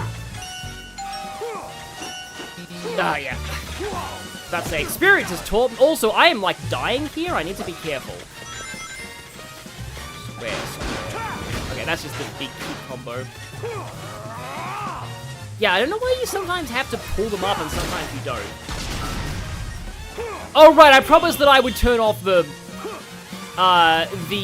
music. Oh, right, we have flowers here, too. If you make a Pokemon feed, you'll be as vulgar as you want. Angry parents be damned. Oh, hi, Bubble Tea. Glad to see you here. But yeah, I'm just a thing. My whole style is I keep my commentary to the age rating of the game that I'm playing. So, like, if I'm playing, like, Fire Emblem, I can talk about more T-rated stuff, but if I'm playing, like, Sonic, I don't really want to go that far. I mean, granted, I don't want to get my video marked as made for kids, but, like, still. Yeah. I mean, I'll go probably a little bit to T-rated in these streams, but, like, not to, like, M-rated. That's a little too far for me. That's just, I don't know, it's just how I've always done things. Yes, this is the only combat music in the game. You've had filthy Sonic Riders apologist as part of your Discord bio for a few years. That apology does not extend to free riders. I mean, I don't blame you. I'll just say I don't blame you. Apparently, the Kinect version of free riders is not bad. The non-Kinect version of free riders. Like, somebody made a mod that removes Kinect, like the Kinect controls, and apparently it's okay. It's still no Free Riders 1 or 2. I like how the first two Free Riders games are really different, but, like, yeah, we're supposed to push this down, aren't we? Or not, we're just supposed to push it over here. At least up to Shadow the Hedgehog rating, yeah. I'll be honest, I'm kind of sad that the M-rated cut of Shadow the Hedgehog was just a rumor. I don't think it's ever actually been confirmed. Like, Jason Griffith at one point said that, like, he was doing takes of Shadow the Hedgehog where he was swearing. And like, I admit, that would have been hilarious. Like, that would have been just so funny. I even wrote a whole fanfic of that premise. The premise is that Shadow, back when Mercenary World was drying up, Shadow went and starred in a movie adaptation of the events of that game that was, like, ridiculously edgy and made him swear every other line. And he tries to erase the hard drives that feature that movie because he's so embarrassed by it, but Sonic finds them and airs them for all his friends in an open-air cinema. And Shadow is like, I just did this for the money. Why do I have to be reminded of it? And like the whole movie is like Shadow the Hedgehog. Why is that name so beeping familiar to me? And who the beep is Maria? I can't beeping remember. And then like the whole Vector thing is like, I'm Shadow the Beeping Hedgehog. A research experiment gone deadly effing wrong. I've caused so much effing destruction. I should never have been effing created. This is who I effing am. And then, like, everyone else is laughing, but, like, Amy is genuinely in tears over that scene. Still. In spite of all that. And then Vector comes in for his cameo, and he's like, why did I agree to be paid only in exposure? Oh, no, Team Chaos X did find the tapes in that fanfic. It's like Sonic races Shadow in, like, Studiopolis, and then it turns out Sonic's like, actually, I had Team Chaos X find the tapes a week ago. I just did this to troll you. Bye!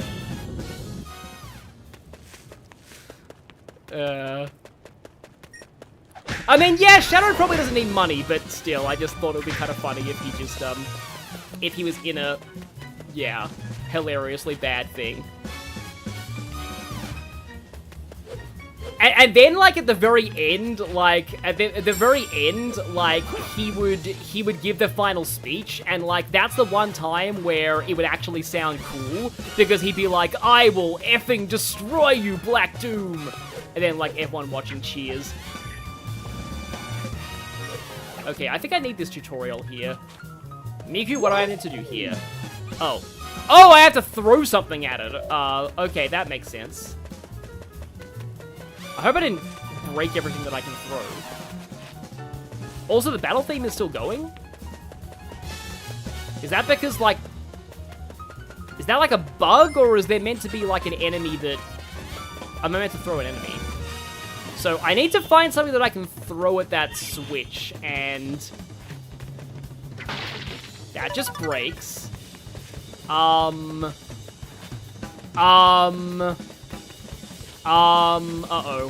Oh no. Oh no. Oh no. Am I actually screwed? He's still alive. Oh, where is he? Is he down there? Apparently he's still alive. Where is he?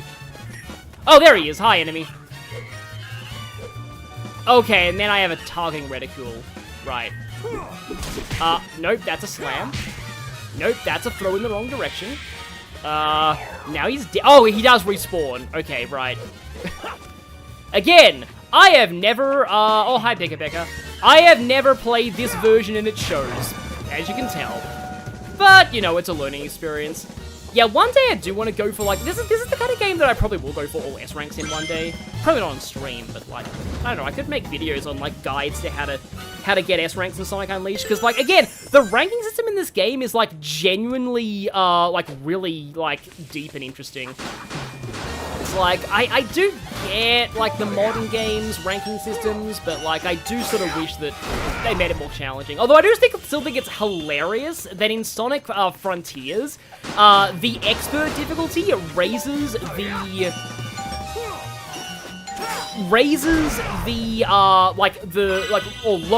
lowers the S rank time for every stage except for 1-2.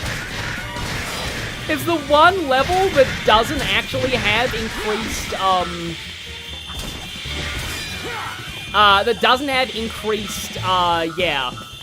S rank time on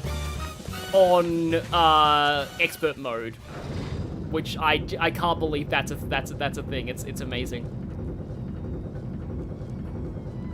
Yeah, Sonic will have a taste for free. You know what? I feel like Sonic already had a taste for freeform jazz. Not as much as, like, Rouge, and I think Knuckles likes jazz, too. Knuckles likes, like, is there, like, a word for jazz rap? Because that's kind of what Knuckles' original theme was. It's surprisingly forgiving, too. You need to suck something fierce to actually get an E rank in this, yeah. It's like, getting an E rank is hard, but getting an S rank is actually hard, too. That's the kind of thing that I like. Almost reminds me of, like, Advance Wars 1 to an extent. Like, do you have any idea how hard it is to get a D rank in Advance Wars 1? It's possible. But, like, you need to, like, be going out of your way to take, like, 50 turns in order to get a D rank in that game. I do kind of wish characters had rank quotes in Advance Wars. That'd be funny. I vaguely think that the characters kind of do, I think, in the... No, I think it's always the same in, like, the War Room missions in Dual Strike. In Dual Strike, there are different, like, win quotes for different combinations of characters, and, Flak and Lash is very fun. They have some really great win quotes together. And Cole and Adder is also pretty funny. Olaf and anybody is also good too. But anyway, yeah, let's not spend time talking about completely other games here. But yeah, oh yeah, no, it's kind of close to the big band jazz, exactly. Kind of wonder how what Lady Virgilia would think of that, because she was in like a jazz band in high school. Trombonist specifically. I've always thought trombones were cool. I respect anybody who can play a trombone. I also feel like, and this is weird, but like, I would like to see a character in like probably more of like a gacha game, who uses like a trombone as their weapon in like an RPG or like an action RPG setting. I don't know why, I just think the idea of a weaponized trombone is really funny. And potentially cool, like imagine turning a trombone into like a laser blade. I mean, there's been weirder fighting styles in video games, so yeah. Sonic doing the MGS slide. Do we have to, like... Yeah, we have to swing off of these, okay. There we go. And the hooky enemies... Oh no, I was about to say something. I was about to say, at least I haven't died yet. Never say that, and of course there's a bottomless pit right after I say that. Only instrument we played is drums. To be honest, like I respect people who play drums, and from what I hear, like, oh right, you're meant to throw these guys. I caught on this time. Do you like how that's kind of the gimmick of this stage? Like every stage kind of has its own gimmicks. There was a character in Teen Titans who uses a trumpet to fight. Are they from Hoenn? Are they smacking people with a trombone or using the music as a weapon? Both. I envision both. Oh yeah, rock opera is pretty great. My high school back in the day, they... I knew it! I knew I was tempting fate! I knew I was tempting fate! Oh, at least I haven't died yet! And then, of course, I get to a bottomless pit. And then I'm like, oh yeah, I'm not gonna fall in this bottomless pit. This bottomless pit is totally safe. Only an idiot would fall in this bottomless pit, right? I mean, there's a tiny little crack between that platform and the rest of it. Of course, I have the life here. Just to... Yeah, I agree. The camera in this game, the camera in the Werehog stages is a little bit iffy. I will say, there are some camera issues here. Okay, now we have grapply enemies that shoot you. Videotapes unlock cutscenes, right? And then you have the ones that are electrified. Uh-oh. I'm gonna get electro. I knew it! Can I salvage? I can. Hey, there we go. Yeah, platformers with respawning lives are fun. At least, I should not have said that. I was like, at least I'm getting the hang of these, swinging platforms. Because the moment you say that, there's gonna be problems. Uzume from the Neptunia franchises uses, There was ground there, game. I mean, it's fine. There was a checkpoint right there. But still. Yeah, I saw like a stream highlight reel of somebody who played the DLC of this game, and like, if you like fall off in Spagonia, sometimes Sonic does actually land on solid ground, but it still counts as a death. I guess you just can't get back up there. I'm kind of trying to take out the flowers first, because like, the flowers are gonna get really annoying if I leave them alone when the other enemy's getting in my way when I'm trying to fight the other guys. Also, what are the blue eggs above your health meter as a werehog? I'm actually not sure.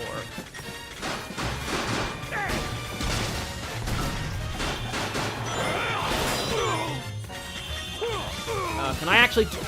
Nope,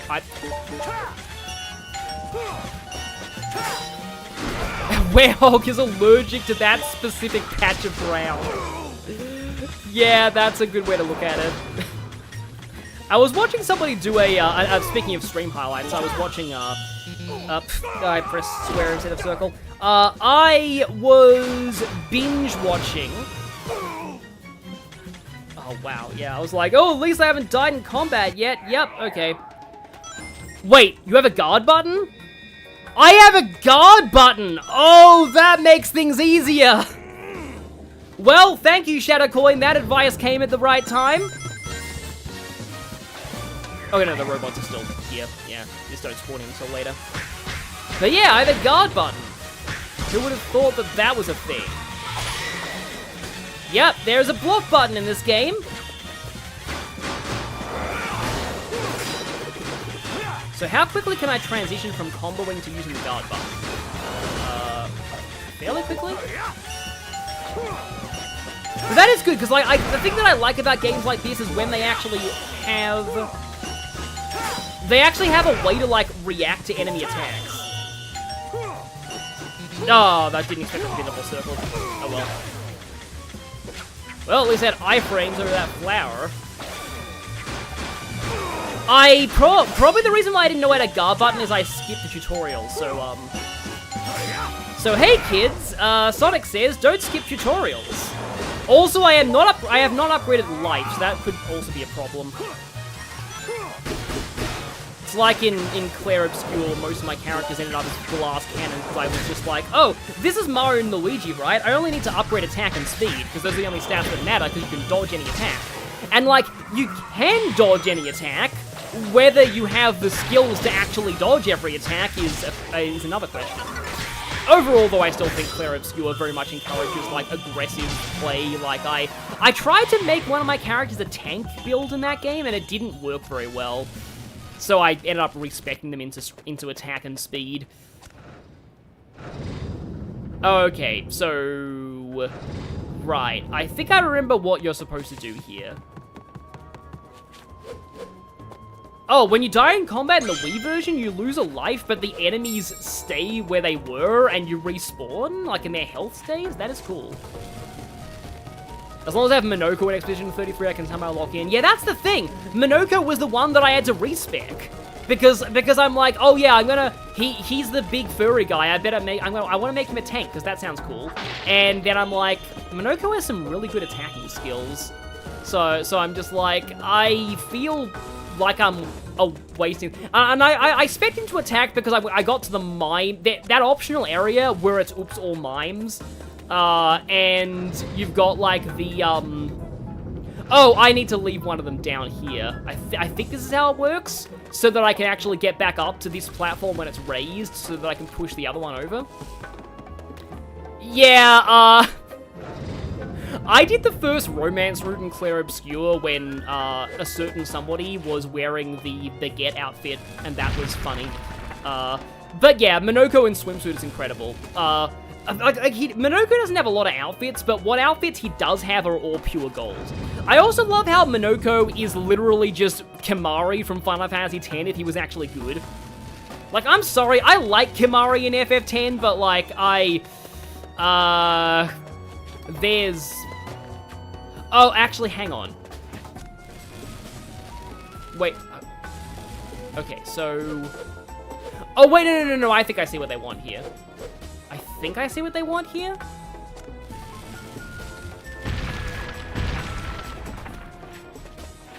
Because if I raise the second platform, I might need a block on the first platform to actually get to the second platform. Yeah, one thing that I really appreciate about Claire Obscure is the fact that, like, they actually do give you a don't show outfits in cutscenes option. Because let's just say, that game has a lot of cutscenes that look really stupid, that are very easy to ruin with outfits, and I like the fact that there is an option to not have that happen. To be like, oh, hey, yeah, rude. If you don't want to, like, ruin the cutscenes like Xenoblade outfits, yeah, Xenoblade 1 is another great game to kill the mood of cutscenes in. Shoutouts to Fiora in a bikini during that scene that I accidentally did in my first playthrough, and then whenever the game flashed back to that scene, the flashbacks also had Fiora in a bikini, and I couldn't take them seriously. That was a thing. You guys probably know what the scene that I'm referring to, but it was a thing that I wasn't prepared for. Like, it was the best armor that she had access to at the time. Oh, I guess you do have to... Oh yeah, it's not a very high jump, I can make that. Yeah, I do have to push a block onto it. Anyway. Had to step out for a moment, Jared Fayette, it's fine. Yeah, we all do that in streams. Yeah, that guy is very rude. Listen, Xenoblade White had shirtless Dunban and he was aura farming 90% of the time. That's true, very true. I like how shirtless Dunban is a legitimately viable character build too, because he gets a skill that increases his agility when he has no armor equipped. So if you guys want to do shirtless Dunban, yeah. Yeah, in Definitive Edition you can equip different outfits for cutscenes, than for battle. Like, I like that because some of the outfits that are good for, like, stats are not good for, like, looks. Like, for example, putting Charlotte in heavy top armor and then light bottom armor looks incredibly silly. Ryan as well. I may have been, like, not paying attention to the chat before when I asked for it. So does anybody, like, here can tell me, like, what those blue orbs on the Unleash bar do? Oh, right, I have a block button. Oh, I forgot about the run button, too. How did I forget about the run button? Yeah, Werehog has a run button.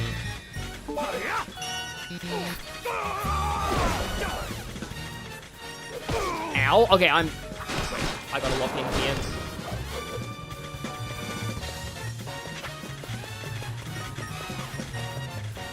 I'm like, for a second I thought this was Kingdom Hearts and I had a heal spell.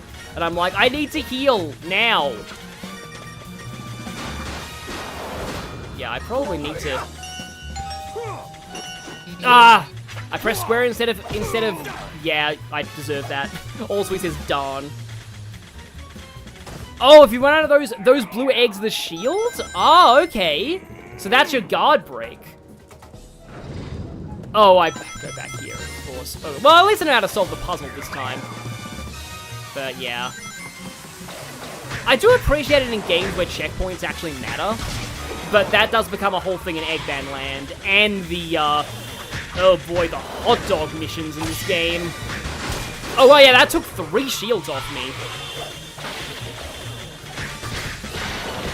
But yeah, the hot dog missions are a whole thing in this game that exists. And because it's like, they make you, like, beat stages within a time limit, and it's not even the time limit that's the problem, it's the fact that there's no checkpoints. Like, the time limit alone is, like, completely generous. Like, they give you, like, 45 minutes for Eggman Land or something, insane like that, but, like, it's the fact that you have to beat it on 1 life that's completely insane. Especially the pipe segments is the Werehog. And you have to do it 3 times, because they don't just give you all 3 of the time trial rewards for, beating just, like, the best possible time. No, it's like, you have to do it in 4 minutes, then you have to do it in 3 minutes, then you have to do it in 2 minutes, and they're all separate missions. Yeah, there's a reason why not a lot of people have platinumed this game. I think a lot of people say that, like, Platinum in Unleashed is, like, maybe the hardest Sonic Platinum, and it's entirely because of the hot dog challenges. Although Sonic Forces does make you grind a lot of rings. That's... yeah. Oh, wait, no, I have to put a thing down here first. And then I need to raise that one. 45 minutes is the level 3 of Eggman Land, by the way. What, is the first one like an hour or something? Yeah, Eggman Land is not that bad in the Wii version, but that's because in the Wii version, Eggman Land is just 1 day stage and, like, 6 night stages. In the Wii version, the night stages are split into multiple acts, and, the day stages aren't, but the night stages are. It is interesting. But, yeah, in the Wii version, yeah, Eggman Land Night is, like, 6 acts, which is insane. Or even, no, I think it's, like, 6 acts or something. But yeah, anyway. In this version, Eggman Land is a combined Hedgehog and Werehog level, which is kind of insane. And again, the 45 minutes is the like really difficult time to beat for the speed challenge of Eggman Land. That should tell you something. Like speaking of Advance Wars, the analogy there is like, oh god, the S-rank turn time limit for this map is 50. Like, that is literally the case of, like, some of the... I think the first one is always X. Oh, no, more of them spawn, huh? I have an Unleashed, don't I? Oh, I need to shield more.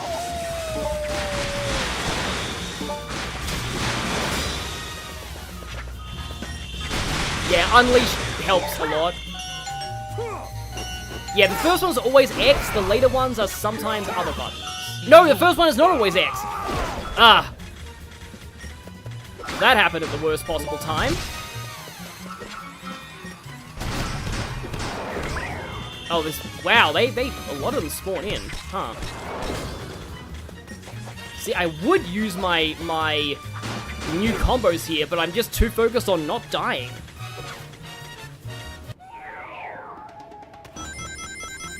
Yeah, Talfurus, I do agree. I would rather take 6 small Eggman Land stages over one that's like an hour long.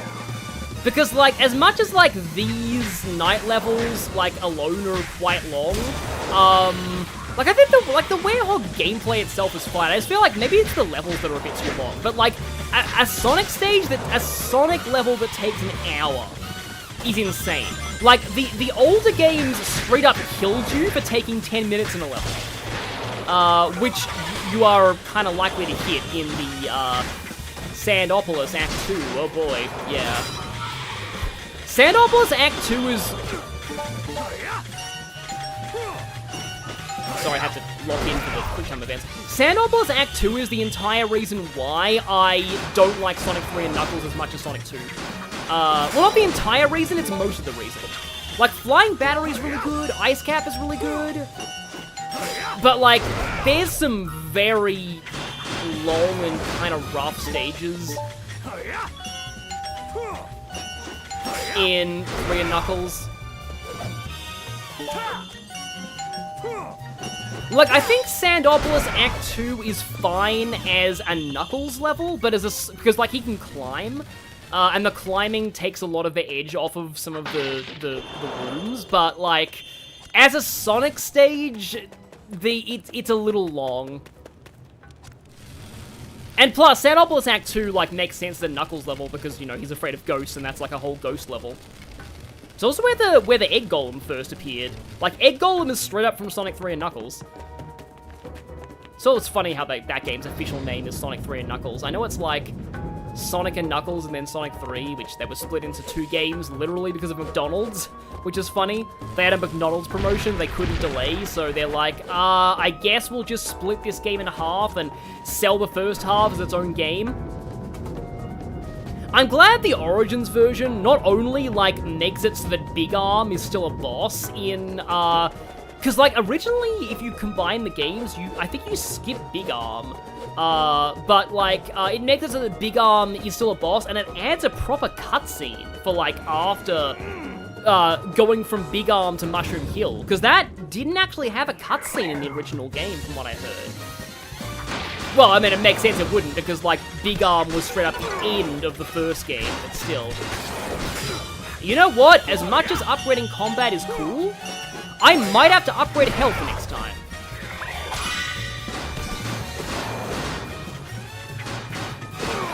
Yeah, wow, I'm only taking like 4 hits here.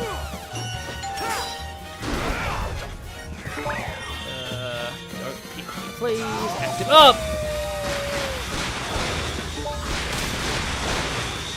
Yeah, these Werehog stages aren't like trivial.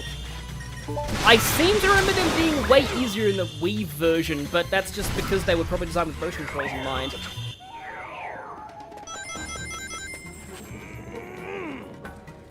Yeah, I've heard the physics can be buggy in the Origins ports, but like also, I didn't notice because I never played the originals. Like those games are more just so that people who watch the movie, who got into Sonic through the movies, can play the original games, which is what that Mario Galaxy collection is probably about. But like yeah, don't want to go into that because like there's a lot of negativity surrounding the price of that, and I'd rather keep the stream positive. But yeah, like I do. Camera, please. I do like, I mean, I like the Galaxy 2 getting a release at least, but like, yeah, they already re-released Galaxy once. Yeah, I am, they say, like, I know they say, like, always level combat, but, like, on a first playthrough, probably best to, like, level the other things. I think this is the end of the stage 2. Like, I want to say it's the end of the stage 2. Yep, this song is gonna live rent-free in your head for days. Welcome to Sonic Unleashed. That's how this game works. It's, the Werehog stages, you will have this song drilled into your head for eternity. Yeah. Like, it's good the first time, but I am kind of glad this version does give you the option to, and especially since the night themes of the, levels are legitimately really good, especially, like, Spagonia Nighttime. Oh, Holoska Night's really good, too. So I'm glad that CrossWorlds actually, I'm glad the CrossWorlds actually, yeah, like, remixes the night theme of Holoska and base the level on Holoska Night rather than day. Oh, right, I shouldn't have raised this one. It's a little annoying you have to do this puzzle again if you die to the later area, because it's just like, you've already proved that you can finish the puzzle, so there should be a checkpoint after it. No, I've heard worse jazz than this battle theme, trust me. I've heard some very, very strange jazz in my lifetime. Ow!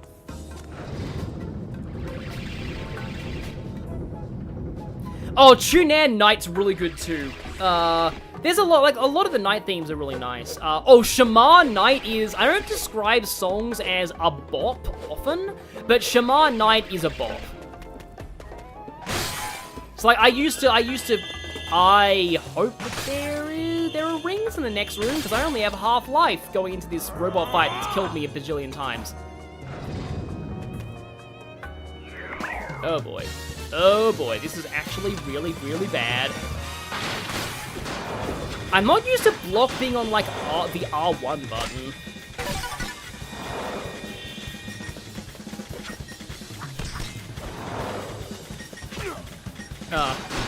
Yeah, he hit me from all the way over there.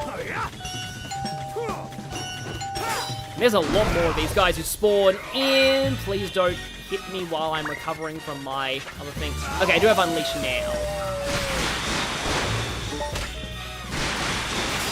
Unfortunate thing is, Unleash doesn't make you completely invincible. Okay, there you go. That helps a lot.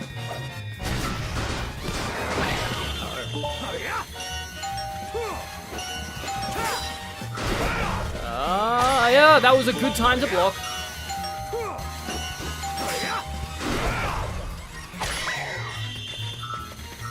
Now I'm out of block. Okay, my shield's back.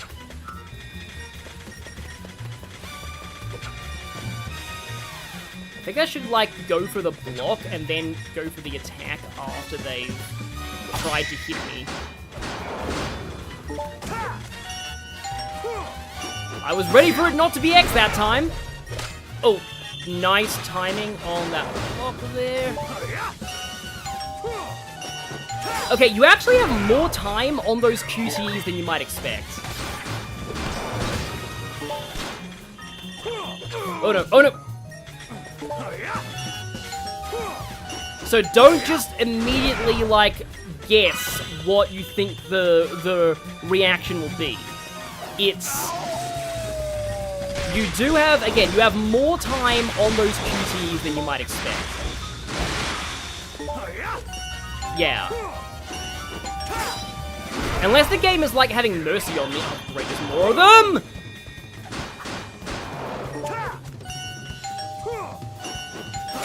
Big robot spawn fight in crowded rooms. More of them still. How many of them are there?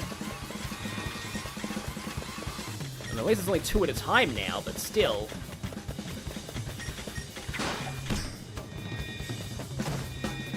Okay. Yeah, it's not often that you actually get to this part of the song.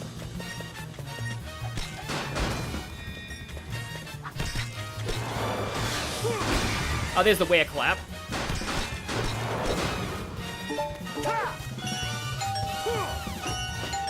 Yeah, definitely being patient with those QTEs helps a lot.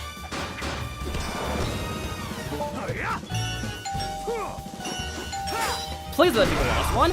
Thank you, and of course that was the end of the level. Oh, there we go. Okay, 35 minutes, new record. Not so bad. Yeah. No, that was so bad, but that's fine. Oh, at least I got most of the moon medals and half the sun medals. New journey, oh no. Of course! Of course we unlocked the Werehog battle theme, and it's the theme of the Werehog itself. Of course, why wouldn't it be? Okay, right, I'm leveling up life now. I'll take,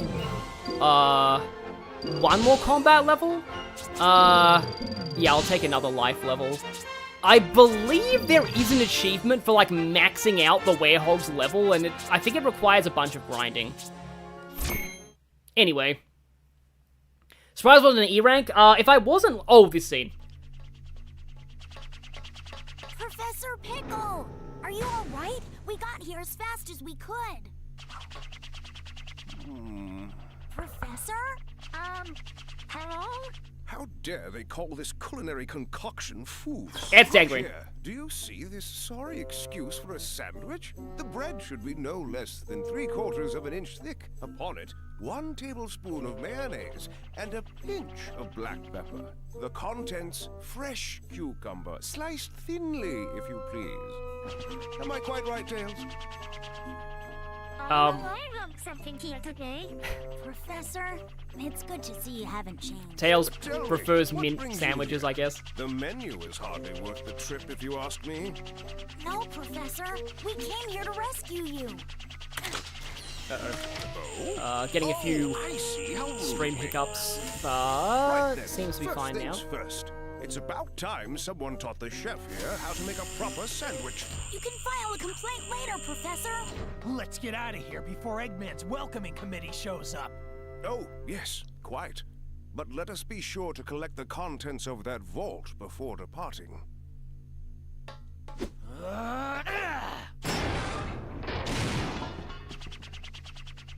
Oh, this is that era where Tails' tails made the Thank fluttery you. sounds Those even like documents just are all the only hope time. for surviving this crisis. Let's go. It's There's the no exact time to same lose. sound I from have 06 starved after too, being wow. fed nothing but those terrible sandwiches. I think Some chocolate, Professor? cucumber on some sandwiches. My. Also Lord Don't Miku. mind if I do. And I love the fact that Professor Pickle is Dan Green. By the way, if you want to see something even more cursed than Miku, you might want to see there's a Professor Pickle mod for the day stages. These ancient documents are known as the Gaia manuscripts. Sip, They sip. tell the legend of a disaster that befell our planet some tens of thousands of years ago. Sip, sip, A sip. disaster. Quite. And according to the Gaia manuscripts, this isn't the first time the planet has been broken apart into pieces. The cause lies at the very core of the planet. All the phenomena we've witnessed are the direct result of one creature. The hyper-energy organism spawned at the planet's core. Dark Gaia. Oh, yeah? So how do we stop this Dark Gaia and put the world back together? Luckily, Dark Gaia has yet to be fully reborn. We most likely have Dr. Eggman's premature wake-up call to thank for that. If we act now, we may be able to restore the planet by returning power to the Chaos Emeralds. Sonic, you must travel to each of the temples listed in the Gaia manuscripts. The planet's power will restore the Chaos Emeralds, and in turn, the Chaos Emeralds will restore the planet and help it heal naturally. Meanwhile, Miku is pouring tea. Oh, wait! Is that scene happening? We're in Spagonia at night. I think we're about to get that scene, which I have a lot of thoughts on. But first, yeah, maybe Werehog's stretchy arms are based on Luffy. I wouldn't be surprised. Hey, where are you going? You're not supposed to go to school. Or do we do Missouri Day before that happens? Because I know that scene happens in Spagonia Night. Also, this city's, like, I like that the city has budget for grind rails. But there was something that I was about to say, about, oh yeah, so the Gaia manuscripts and all of that. So, a lot of people think that, like, the whole stuff with, the Ancients in Frontiers contradicts, like, the Gaia temples and the people and the Gaian civilization using the Chaos Emeralds to seal away Dark Gaia every, like, 1,000 years or so. They kind of justified it in Tales Tube by saying that the Gaians were, I believe, the second great civilization, and the Ancients were the first great civilization. And then the Knuckles tribe, like the Echidnas, were the fourth great civilization, I think. The great civilizations are literally the one thing about Sonic Chronicles that's still canon. So I like that they use that lore to explain things. You think Missouri Day happens before that cutscene? I want to say it does, but I could be wrong. Okay, that's just a grind rail. Fortunately, Werehog cannot grind. Because Tales at Spagonia University, yeah. Yeah, the whole Professor Victoria thing was interesting. I do kind of like the idea of, like, even though, like, Unleashed, like, not Unleashed, even though Frontiers revealed a lot of things about, like, the way that, like, the world works and stuff, only Sonic, Tails, Knuckles, Amy, Eggman, and Sage were there. So, like, nobody else in the world knows about what happened, at the time. So, the fact that, like, Professor Victoria is really skeptical about all that, it makes sense. I also love the code on this screen. Yeah, we're not gonna be, yeah. I made this map of the planet smashed into 1,000,000 pieces, because I thought it could be helpful someday. Okay, yeah. I believe as well, this is where you can play the DLC, and I have all the DLC in this version, and the DLC is kind of insane. So yeah, there's Apotos.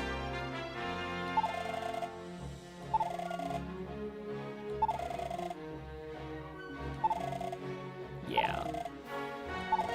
So we can... Let's change it to nighttime. Because Tails has a magic day-night switcher that is not going to completely destroy the world's economy and ecosystem in any way. I love the way the planet core looks there. See, now we have to go to Missouri, which is daytime. I forget how the Wii version handled this. I want to say it still had a world map, but it wasn't quite as detailed. Oh, you have to hold down the square button to pass time. Okay, that makes sense, yeah. I do love the detail that, like, different parts of the world are day and night at different times. It's also really cool in Tales Tube how they confirm that, like... Oh yeah, it shows, like, a list of, like, stages, like, that are finished and stuff, and there's... The number of, like, rings is probably... I think it counts side quests? But yeah, so, like Tales Tube, I love how they confirm, like, the lore that, like, the animal people live on islands while humans live in bigger continents, which explains why you never saw any humans in Forces, or why, like, you don't often see humans in IDW. Anyway. So we're about to get the rock throwing scene, I believe. Yeah, here we go.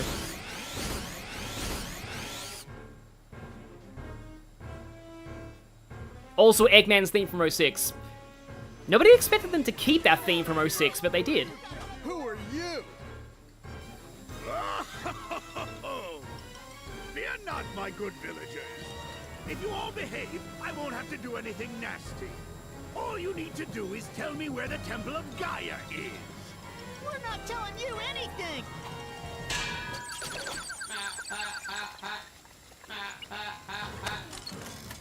So, you dare to defy me, do you? What? Sonic! Yo, Eggman! Thanks for that little skydiving adventure the other day. I should have known you'd still be alive, you stubborn little hedgehog.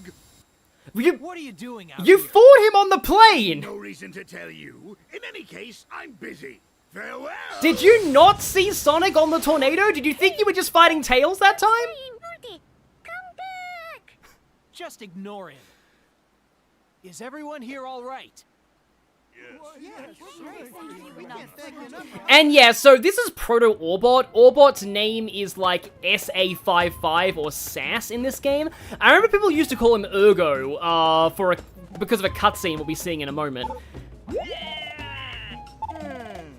For real. Oh no, this guy is African Ryuji. He's saying for real literally every sentence. And now okay, he did legally change his name, but now his name is Kwame Sensing Something. It's better than Kwame acting really strange, but still. Hasn't quite settled on a good name yet. Oh, I mean, yeah, granted, like, I admire any random civilian who can get away with throwing a rock at Eggman. Because, like, seriously, like, Forces, there's a lot of games that show just how actually bad it would be to be a civilian in the Sonic universe. And, like, not be able to fight against Eggman robots. So, yeah, props to that guy.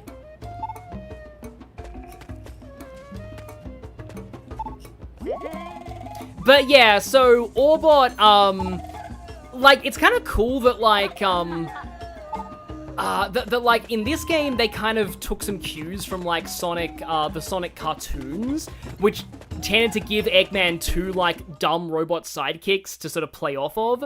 So they introduced Cubot later, and then it's, yeah, like, Orbot and Cubot become, whoa, I am not used to moving this fast in a hub area. That's something.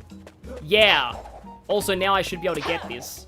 Oh, wait, I can still get it, but, like, I keep thinking I can double jump as Sonic in this, but nope.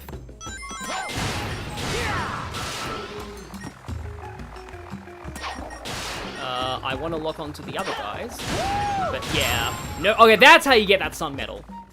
So I have 2 of 2 moons, and there's 1 sun left over. But, like, I'm probably not going to just go for, like, all of them. Oh! Or am I? Hi, son. There we go. Yeah, now I've got all the medals in the hub.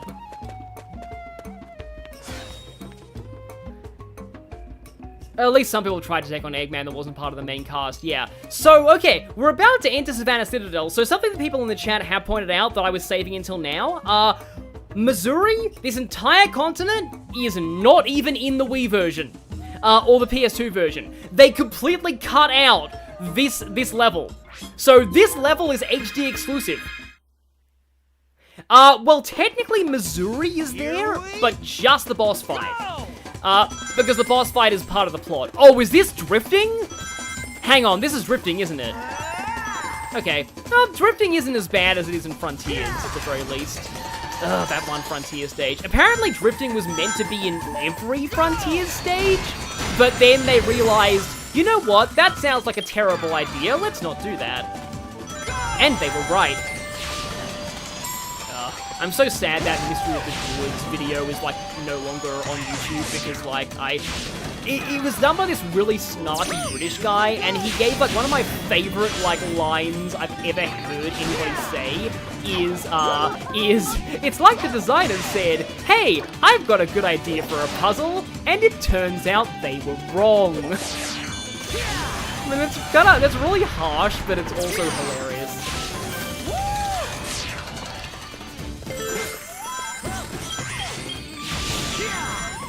Moon medal. Can I go back and get that? Yeah. That is kind of the problem that some people have with the day stages, is they're just so fast-paced, you'll often just miss collectibles by trying to go fast, because, you know, gotta go fast, and was the thing. That didn't officially start getting referenced until after this era, though. I still think my favorite, as much as, like, Sonic saying it in the movies is kind of nice, I still think my favorite take on that is in Sonic 2, where he's like, another speeding ticket. I'll fight it in court, but I don't think they're going to accept gotta go fast as a medical condition.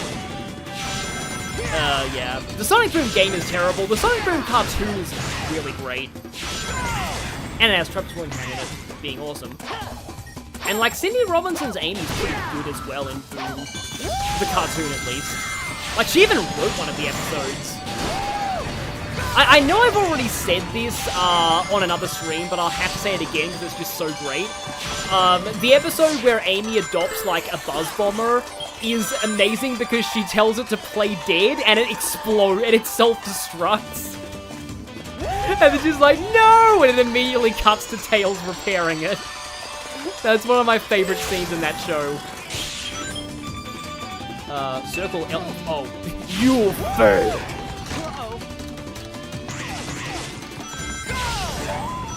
But yeah, also, Sonic sometimes says, woo, feeling good. He says that a lot more in the Wii version. But I've heard the Japanese dub of this game, and he does say, like, kimochi there, which is, like, the exact same thing, so, yeah. Ze is, like, very, like, emphatic, kind of masculine talk, but, like, I'm going out of my way for medals because I've heard horror stories about them, later on. But, like... Yeah, Japanese Sonic kind of reminds me of, like, the fact that, like, Sonic, like, there's been a lot of, like, talk about, like, what Japanese pronouns Sonic characters use for themselves. I get my L's and R's mixed up when I'm doing that. Oh, that's the end of the level. That's a shame. The sad part about the day stages being so fast is that they go by quickly. I want to play that again now. Is there an option for me to replay the level? I want to replay that, because that was fun. Well, I mean, I guess we'll upgrade speed, because, you know, gotta go fast, but, like, yeah. I think the boss is, like, right here.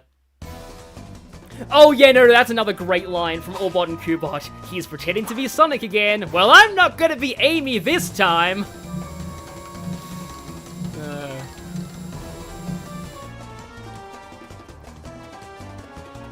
Also, yeah, VHS tapes. RIP VHS tapes. Eggman! Still own a lot of them. How'd you get here so quickly? How did you get here so quickly? He's Sonic! Eggman has terrible memory in this game. Like, you have been fighting him for who knows how long. Technically years since classic Sonic was in the past. Behold, my new power! So, like, why? You're his arch nemesis, and you're saying, how did you get here so quickly? When his whole thing is going far. What? Like, maybe he expected the robots to slow him down? But, yeah. So, yeah, this boss is in the Wii version. I think... and, yeah, again, there are Sun and Moon medals in these for some reason. But, like, yeah, this boss is in the Wii version, and it is pretty much exactly the same. Yeah, you gotta be a little careful when you do. Oh yeah, there we go, there's the you little. So, in the Wii version, the main difference between, like, the Wii version and this version, just in the middle, is that, in that version, for some reason, Eggman's voice clips are really different, and he'll often say, you little, you little. Like, he has two different tones for saying you little. Oh yeah, we got a 2D segment here. Oh, this was like the first 3D Sonic game to add 2D segments. Yeah, because people were like, I guess the Sega was just like, oh, well, people are gonna say that Sonic is bad if it's not 2D, so we're gonna just make some 2D segments. But honestly, the 2D segments in this game are, like, fine.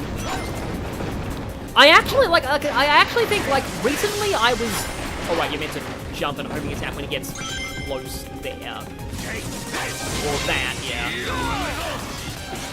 Yeah, so like that you little is the same as the Wii version. But then in the Wii version he has a second you little voice clip where he's like, you little. Okay, so the you don't want to touch those the mandibles while they're closed. Yeah, again, boosting constantly is not the best. I like how you can get a little bit of an indicator of where their missiles are going to end up. I mean, this isn't a bad boss fight, although I will admit that, like, the other 2 day boss fights are basically just the exact same thing, which kind of sucks. But hey, at least it's not as bad as reusing the exact same Eggman final boss 3 games in a row. Colors Lost World Forces? Like, why? It was a good boss fight in Colors, and then they're like, oh, I know what we're gonna do. We'll use the exact same final boss again. It was good the first time. Like, that's what Also, sinister version of the main theme here. I don't know why, it's just kind of funny hearing, like, the really sinister version of the main, which is called the World Adventure. Because this game is called Sonic World Adventure in Japan. So this game is literally Sonic Adventure 3. Well, not literally, but like, you get the idea. Everyone who says, oh, we want Sonic Adventure 3, this is Sonic Adventure 3.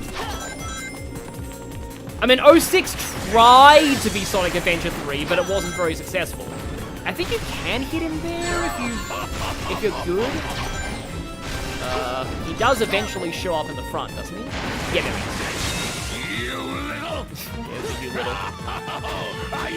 This is somehow giving you a headache. Yeah, it is. This is kind of a fast-paced fight, and it goes all the way back and forth and stuff, so yeah.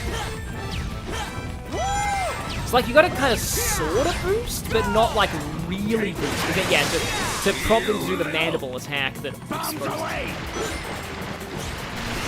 We've got bombs. Not as good as the Eggman Bomb Bomb from SA2.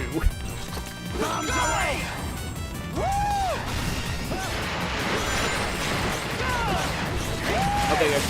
Okay, one more hit. I think that's one more hit. Are you fast enough to dodge? Again, Eggman, you really should know him at this point. Maybe you just thought the werehog meant he was slow all the time. And no, only at night. Oh, there we go. That was probably not a great rank, but it was Same as ever, all bark and no bite. That was a pretty fun fight still. Yeah, I like the Colors final boss. Yeah, only a C rank, not the best thing in the world. Yeah, the frame rate being higher than the PS3 version messed with it. So apparently the Xbox like version, if you run it on like an Xbox One, it does have an official 60 FPS patch. So this isn't like completely out of the question for Sonic Unleashed. But the PS3 version did run at 30 frames per second. Yeah, ring energy is basically health. I may as well level that up a bit. It's like you already run really fast without the speed upgrades. Okay, this scene is important. Is that the Temple of Gaia? Let's check it out.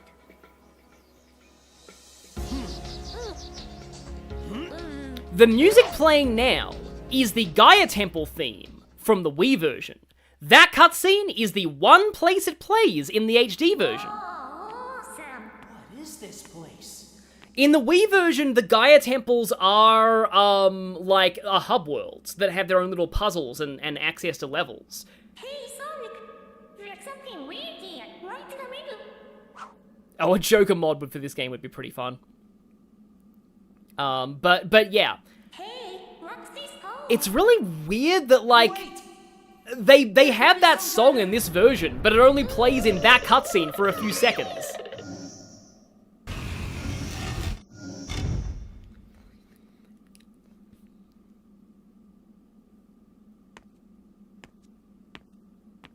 Oh wow, just sneezed so hard you hurt your back. That has to suck.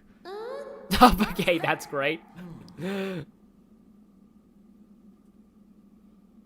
I only had so much footage I could use for thumbnails, but that would have made a good thumbnail. I just wanted to show Werehog, because he's also in CrossWorlds, but as a pre-order character, who probably won't be speaking, but yeah.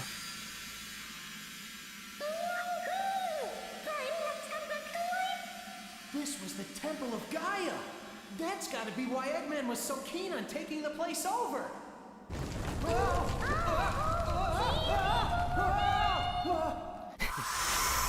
Oh, okay, suddenly pre-rendered cutscene.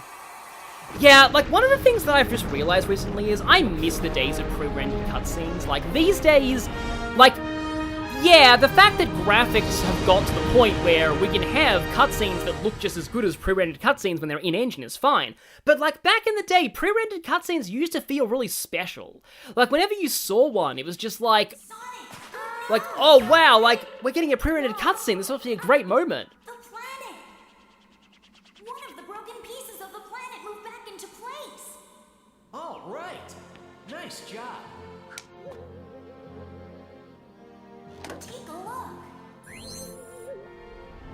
I mean, even this game's in-engine cutscenes look fine, but like, there was just something special about that's also a good thumbnail. At this rate, you'll have the whole world back together in no time, Sonic.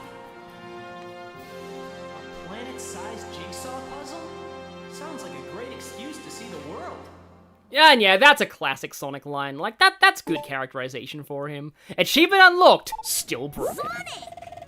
But yeah, like I love pre-rendered cutscenes. It's just like even in like Fire Emblem Radiant Dawn and Path of Radiance, whenever you saw one, even in Awakening and Fates too, it's like, oh wow, there's a pre-rendered cutscene here, that's so cool. But it's just like nowadays it's just like, okay, right, we've just got a cutscene that looks exactly the same as the rest of the game does. And like, yeah, it's nice that normal gameplay can look that good these days, but oh, yeah, we can change night and day when we're in a village. That's cool. Oh no, he's turned into Kapura Kapura. Oh, Kapura Kapura. Oh, there's a zebra there. Hi. Are there, like, actually canonically, like, zebras in, like, sentient zebra people in this world? Like, I don't want to say Mobians, because, like, the term Mobian is no longer canon, which is sort of a shame.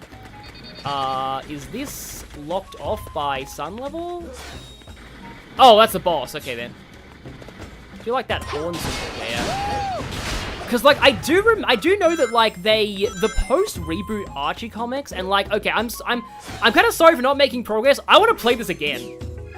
I'm just gonna play this again, but, like the post-reboot timeline for the Archie comics, they specifically added a whole bunch of, like, extra characters just because, people really like the world building. So there's like an you know, Africa equivalent freedom fighters. There's like a British freedom fighters who are literally Robin Hood. There's like there's like a whole other. There's like an ocean group with like a shark and like like fish and stuff. Because like people. Like, they hadn't really done, like, the video games haven't really done aquatic creatures very much, so people really, like, appreciated that. Like, that was cool. I'm going the wrong way. Oh, no, that's really bad.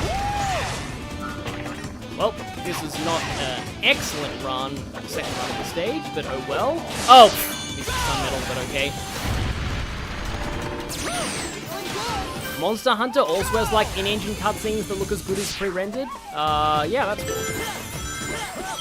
And there was a medal that I missed, and I still missed it, even though I tried to go slow. Okay. I guess I'll restart.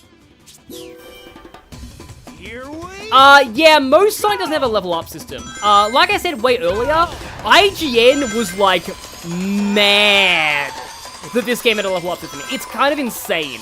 Like the way that IGN was just like, the IGN Unleashed review, like, watch it if you want to laugh, but, like, it's so bad. The HD version, at least. Like, the review was so arrogant, too. He's like, Sonic Unleashed is a big piece of garbage, but I'm gonna keep talking because you all love to hear the sound of my voice. Just like, just why? Apparently I have to go backwards there, maybe, I guess, but... Oh, there's a movement over there that I didn't have before, so that's cool. So, like, I have to, like, be super slow here. Like, and there we go. And now I never need to go slow in that section ever again. But yeah, like, they were like, oh, you think that's bad? Then they add pointless level up mechanics. And like, I will admit, like, having a leveling system in a Sonic game isn't necessary, but like, does it really justify giving the game a worse score than Sonic 06? Yes, really? IGN gave this game a lower score than 06 back in the day. Again, if you want to get a better indication of, like, the game's strengths and weaknesses as people saw them back then, read the watch the Wii video review of Unleashed. That guy kind of knew what they were talking about a lot more. Yeah, it was a whole thing. Maybe I'm gonna go be, like, charitable and say that maybe the PS3 reviewer they got just, you know, didn't play a lot of platformers, or just, like... Because, like, back in those days, like, mainstream critics hated Sonic. They hated the voice acting, they hated the characters. There we go. Yeah, they hated the characters, they hated the voice acting, they hated the music, too. Like, reviewers said the OSTs of Heroes and SA2 were bad. Like, they called it, like, god-awful rock music. Yeah, even back in the day, that was the refrain. You can't spell ignorant without IGN.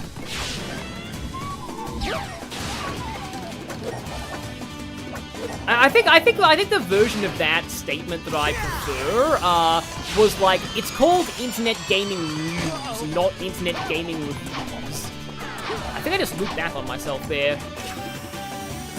Again.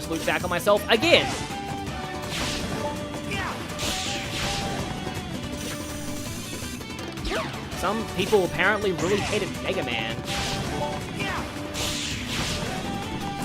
I want to say this was also in Frontiers, like as a cyberspace stage.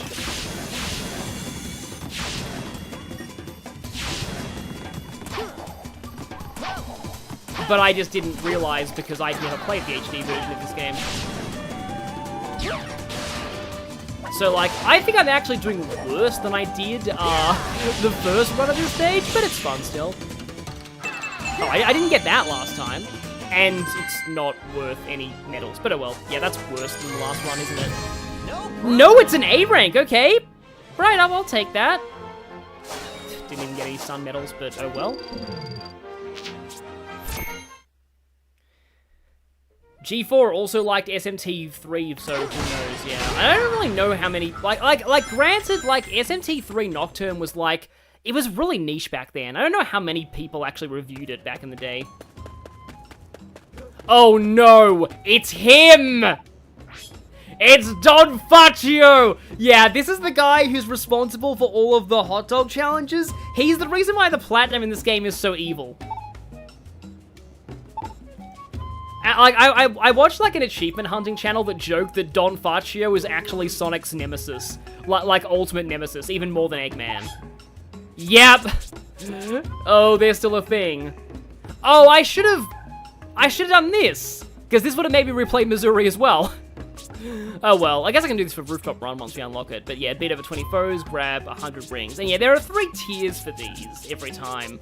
And if you win them, you get a unique regional chili dog. But yeah, it's the evil hot dog man. Oh, and hey, it's Wentos as well. This guy's a fun NPC. A mysterious youth.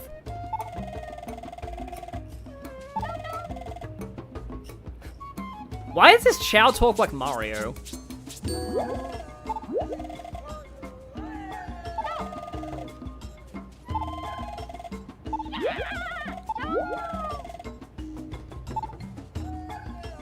Oh, he's gone, okay. I'm pretty sure he does sell you stuff later, but, like, yeah, that is later.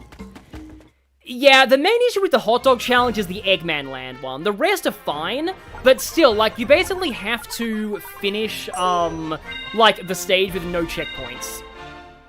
Oh, we're going to Holoska this time. Okay. Well, that's cool, because, well, I didn't mean to make a pun there, but Holoska is one of people's favorite stages in this game, both day and night. Oh, wow, Holoska Day is great.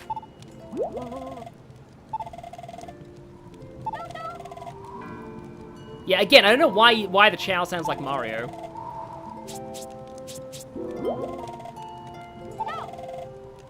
Well, I guess this is not the first person who's gonna mistake the werehog for not being Sonic. Yeah, oh yeah, it is probably meant to be Alaska, not like the like North Pole. Okay, finally we have a shop. These are souvenirs we can give Professor Pickle. There's a achievement for giving one of them to Professor Pickle, and there's an achievement for giving all of them. Also, canned horror. Okay. Also, why do they sell chili dogs in the Arctic? I don't know, but I won't question it. I guess they all know that, like, Sonic is, like, a hero of this world, so they everywhere has to literally stock chili dogs. Oh, we can buy Holoska Knight. Chip himself has interesting dialogue for when you feed him things.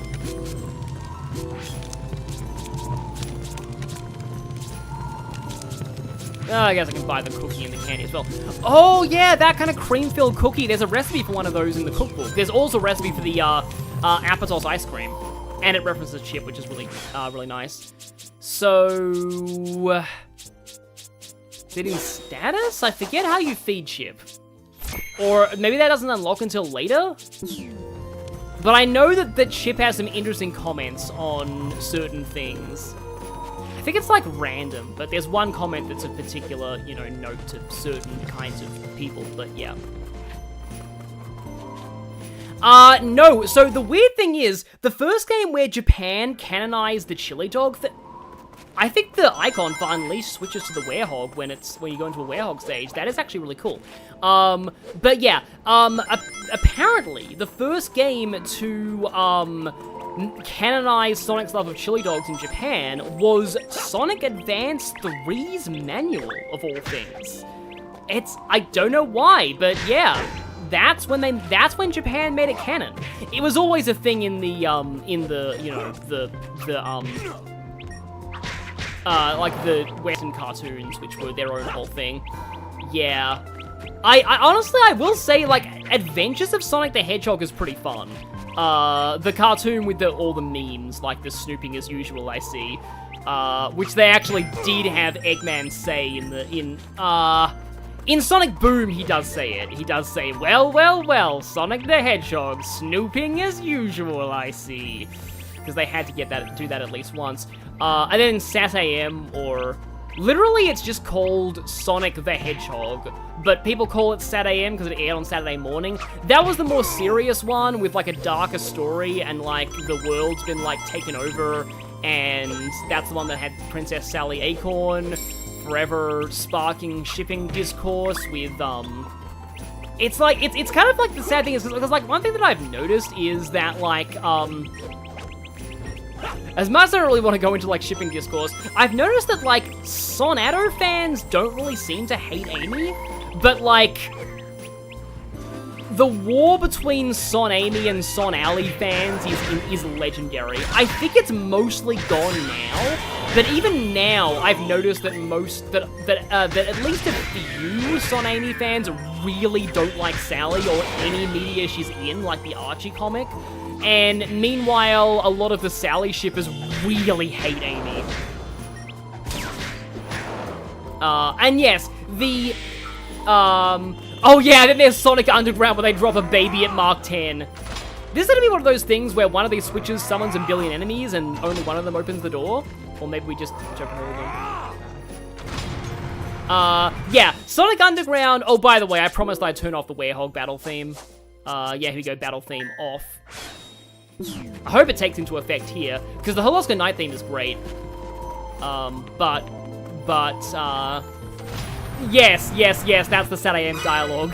I referenced that in the CrossWorlds stream, the Snibbly. What color is my heart? I don't see a heart, sir. Exactly. Yeah. People used to really like that take on Robotnik, but now they don't, because now it's just like, people prefer Eggman to be silly, but also a threat, like Jim Carrey Eggman. Like, Jim Carrey Eggman is great. I think Jim Carrey Eggman's actually my favorite version of Eggman. But like, yeah, people expect, like, people prefer him to be, like, silly, but actually, like, threatening when he needs to be, whereas the one in Sass AM was just, like, really just, like, kind of just boring. He was just, like, evil, and that was it. Like, he didn't really have any real depth or kind of fun to being evil. I wonder if we're expected to, like, surf across that water somehow.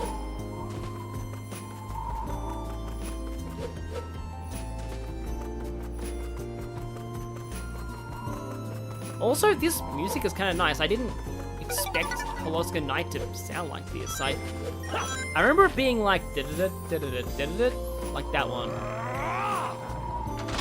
Oh wait, unless these open up like some of the doors that are lowered down. With his love of Austrian goat milk, yeah. That was improvised as well.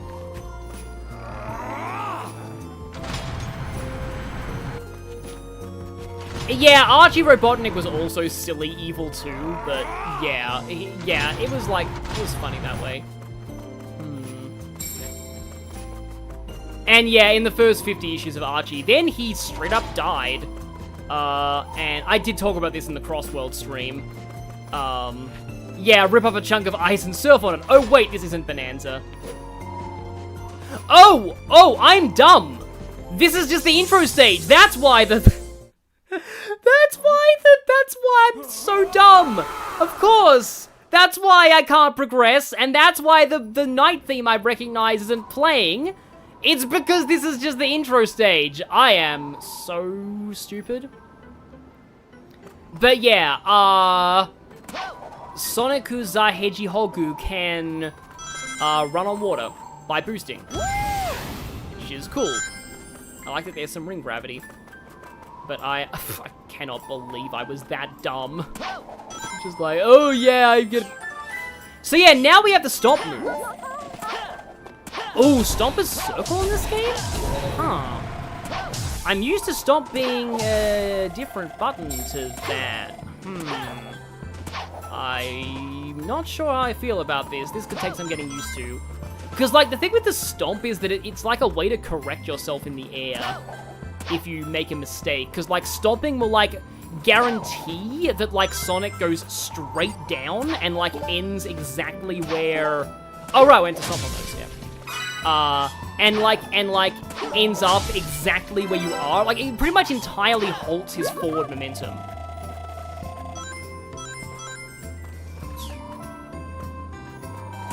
Oh look, a wall jump wall, which we can't do yet. Interesting.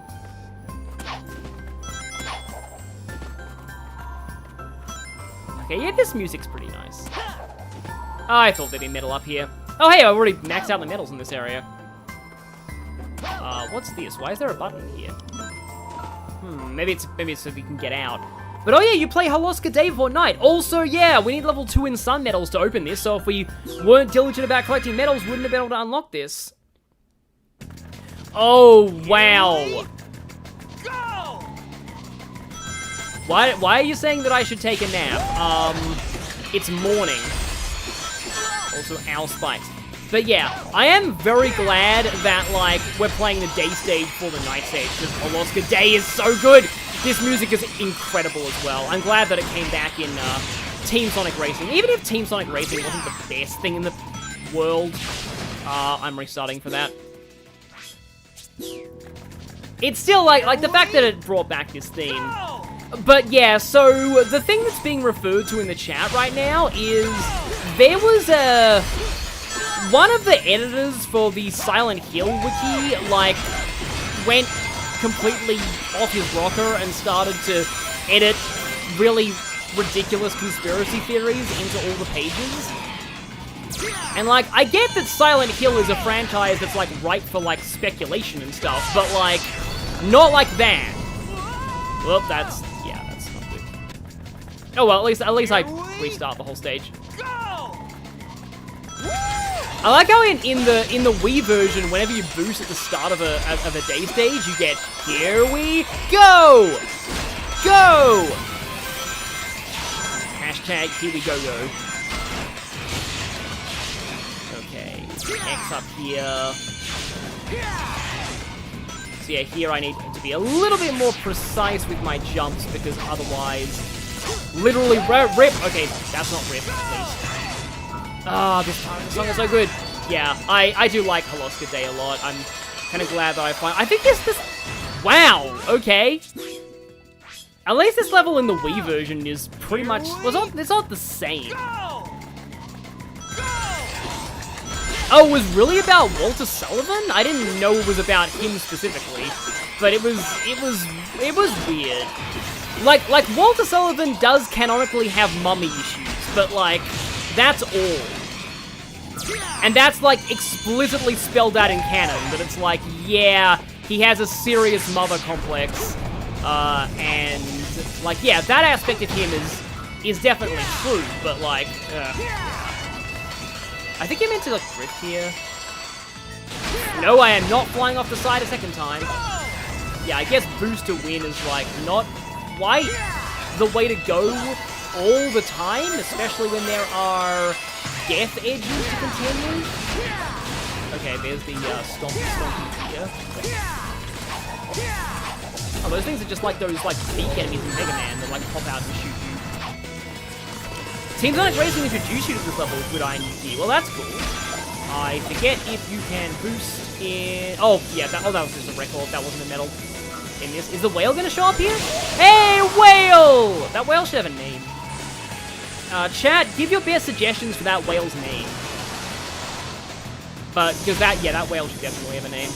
Oh, we're still in the bounce. Oh, yeah, we're like good bounce combo and all those things, I think. And it doesn't look like you can boost in the bobsled, which might be a good thing. Okay, that probably would have taken me up to a path that had medals on it, but oh well. I don't know if this is one of those games where it's like upper path always good, but there's a lot of Sonic games where upper path good. But yeah, different. Yeah, there we go. Ow! Yeah, I think you can actually... Can you get squashed? Well, that can happen. Whale could. Oh, also, hi, Jared Punch. I haven't seen you around here for a while. Yeah. That was death, okay. Yeah, I got what my sister, well, me and my sister when we played Sly would call that getting isoCloned. Still not as funny as getting Elephoned, though. Getting... Okay, wow. Kind of want to restart this whole stage now. But hey, it's still fun. Berg or Bork. But yes, just whale in all capitals. Yeah, that sounds good. Kind of cool you have to sort of... And you know what happened. Save your boost energy to like boost over the water, because otherwise you just, you know, you fall in and you go... Shinde-iru. I don't know why. It's because of the Omae wa mo Shinde-iru meme, but like, I just think the Japanese phrase Shinde-iru sounds funny, so I like to say that sometimes.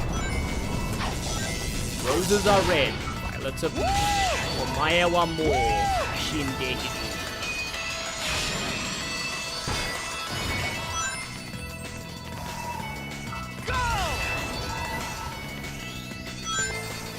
Oh yeah. I think there are actually ice physics here. I'm starting to feel that now. Also, I am going to try and kill these right now, unless they only... Or they just pop down before you can actually, Did I not have that medal? I don't think I had that medal last time. Also, like, controller vibration is an actual thing that they implemented in this port, which is cool. Well, fan-made port, but still. Also, I think this is the first Sonic game where, if you get hit, you don't lose all your rings. You only lose some of them. So I don't know, but people have different, you know, like thoughts on that. Like, I do kind of like how you're rewarded for getting to the end of the stage with, like, a lot of rings, but, like, in some games, like, I think in Sonic 06, the ring bonus is worth, like, a very massive percentage of your total score. Also, I feel like the graphics are a little bit janky in this segment right here. Probably not just me. Hey, we got through that one. Is there a medal here? Yeah, there is. Nice. Oh, at least I got another medal out of the deal. the deal that is restarting the stage because I embarrassed myself in this segment specifically. So let's maybe not boost here to avoid getting Icyclone. Let's avoid getting Bottomless Abyss-owned. And, oh, no. And now you boost, yeah. Once you start hitting the dash pads, you're probably fine. But, like, before that, oh boy, yeah. There's a... am I gonna die? Yeah. There is a big, I'm boosted. Ugh. Oh, Shadow made you only lose 20 rings on hit too. Interesting, okay. Huh. Yeah, never actually played these stages before, so apologize if I'm getting my bearings and getting, slightly wrecked at times. Because, yeah, there was, like, an overland portion. Yeah, here we go. Here's the land portion. Yeah, that's better. That's a lot better. And now we go through the middle here instead of boinging against those. And hi, Whale! Hello, Mr. Whale. Power of Whale, as a certain character in Psychonauts would say. Okay, good. At least that wasn't, like, the end, because it always sucks to die right at the very end. Getting late, so you're gonna head outside of space? Oh, that's fine. Has daylight saving happened in the US yet? I am not sure. I wonder if you need air boost for that. You probably can still make that.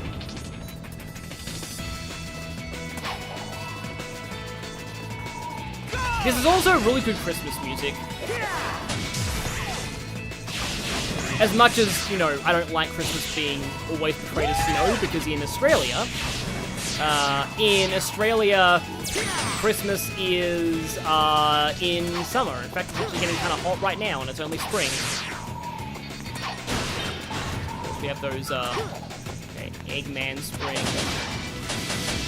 Yeah, they're really, like, these segments where you just have to stomp a whole bunch of terrain. They're really common in Generations. You don't really get them as much in Unleashed, I feel, but they were pretty common in Generations. Okay, bobsled again. This could cause some slight issues. It's kind of funny to me just how, like, in the Sonic Day stages, the robots die in one hit, and in the night stages, they actually take a while, which implies that despite his, like, power, like, level implied to be higher, like, regular Sonic is, like, implicitly stronger than the Werehog, just... I still missed the metal, that's funny. Because, like, he just kills everything in one hit. Okay, we do have no barriers on the sides here, gotta pay attention to that. Sorry for not reading chat, but I do have to pay attention to this. And we get these. I'll ask more questions of the... Is that the end? Oh, that's a... Oh, it's a Gaia Temple key. Not a gold rank. Can't win them all. Can't win them all. Well, at least it wasn't an E rank. If it was an E rank, we could have heard the amazing music, but oh well. Yeah, daytime Gaia Temple key. So you need to get the night key as well. I guess he is still getting used to the Werehog powers. That makes sense. He's been this for his whole life. Yeah, like, it is kind of nice that, like, Oh, yeah, I know what's coming. It's kind of nice, though, that, like, the stages are, like 5 minutes for a daytime Sonic level is still okay. Now, is this the person who... I know I've seen a screenshot of this game where, like, you're talking to an NPC and one of the questions is, like, do you hate your wife? It's, like, the out-of-context lines of all time. Yeah, so this is the mountain of missions. So, like, for example, do you still have to hit the end? I guess I can try and show one of the time trials. I know we've been doing a lot of Holoska Day, but, like, the day stages are great. Why is Chip Hatsune Miku? Because CrossWorlds. And mods. So, yeah, so in these challenges, you have to get to the end of the level on a time limit, but the main challenge is not making the time limit, the main challenge is not dying. Because there are no checkpoints in these. I think if I, like, die once, I'm probably just not gonna continue. I'll just do one attempt at this, but I just wanted to give an idea of what the hot dog missions are to get an idea of what you're actually in for, because in, yeah, in Eggman Land, doing the whole stage in one run without dying is, it's a thing. Okay. Well. Okay, I'll retry on that. Oh, it costs you 10 rings every time. I mean, you get bajillions of rings every time you finish it, like through any run of a stage, so that's hardly a real money sink, but it's still interesting that you have to pay a cost to retry. Kind of like CrossWorlds with the Dodonpa tickets, like you can restart Grand Prix races, but it does cost you. Feeling good. Objective, survive, exactly. And that's certainly true of Eggman Land. Like, very, very true of that level. Like, the time, like as mentioned earlier by people in the chat, the time limit in that level is like an hour for the level 1 mission. So, like, yeah, that sure is something. Like, you're not gonna fail because of time there. You're gonna fail because of loss of because of lack of existing. You 100% at Pac-Man World 2's time trials? Yeah, I've heard good things about Pac-Man World 2. I'm kind of cool that Pac-Man's going to be in CrossWorlds. That means that Joker, Pac-Man, and Sonic are in a crossover game again. But yeah. Something that's funny is, like, Sonic being a character in Shin Megami Tensei Liberation DX2 or whatever that mobile game's called, that I will never get over. And one of his skills is called Serial Killer. They were probably looking at all of the crazy fanfics in the community to, you know, when they were making... Oh, the pit's on that side. Right. When they were making... ow! Well, at least I have 100 rings still. Okay, and here we need to get onto dry land, because that makes this way easier, or I could just fall off. Yeah, this whole segment is like, you think boost to winners is rough, boost to live. If you are not boosting, you will die. Hi, Whale. Sorry, but we don't need your power today. Okay. I'm pretty... Okay, no, there's still a decent length of this stage left. So you have plenty of time. I think even in the, like, the level 3 time trial, you probably still have plenty of time. Oh yeah, you can kind of skip that by doing that. Also, the medals are gone in these challenges, so if you want to get the medals, you have to replay the normal stages, which I guess is like a fake longevity thing, but it's fine. Ugh, those shield bots, they messed me up when I was in the night stage, so gladly will have my revenge there. Okay, this is the part where I think you can die if you're not... Okay, yeah, bobsled again. My sister in high school once saw a movie about a Jamaican bobsled team that she always used to quote a lot.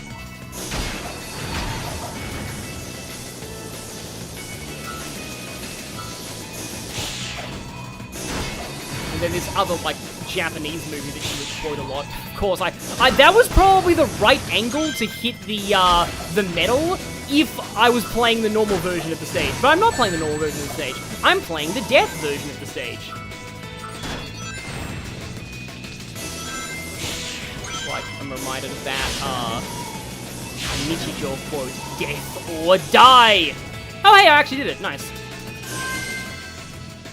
I wonder if that would have been a good rank if it wasn't a mission. Also, penguins. Hello there, penguins. Or as Benedict Cumberbatch would say, penguins. I still look at that. Yeah, it was Cool Runnings. Merlini used the same chant to summon Sonic in Black Knight as a Razor Jin used to summon Ifrit in Secret Rings. So Sonic is canonically a demon. Okay. And we get a chili dog. Pun, pun, pun, pun, pun, pun, pun. So I forget, do you have to, like, unlock the ability to feed Chip, or do you... Yeah, I'm not sure.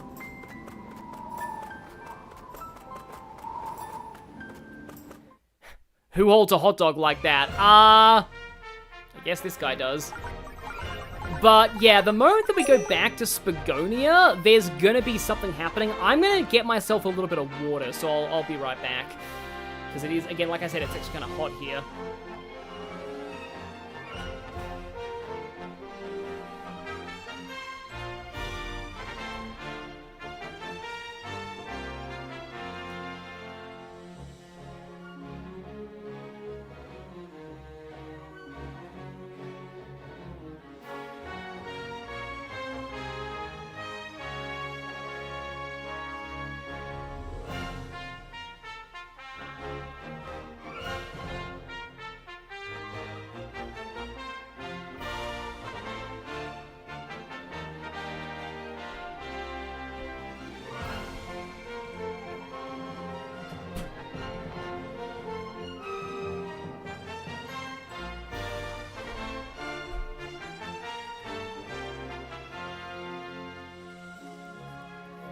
Hope I have the fan on or something.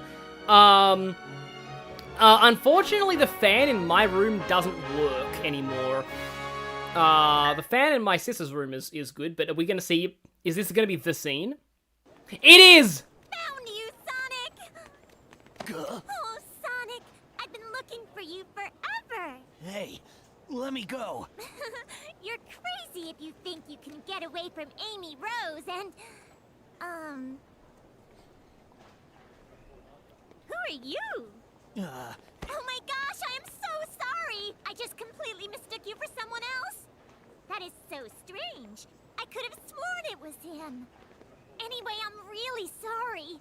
See you later. Well, that was weird. How come that go into you, Sonic? I mean, not if you are kinda, you know. And, these guys...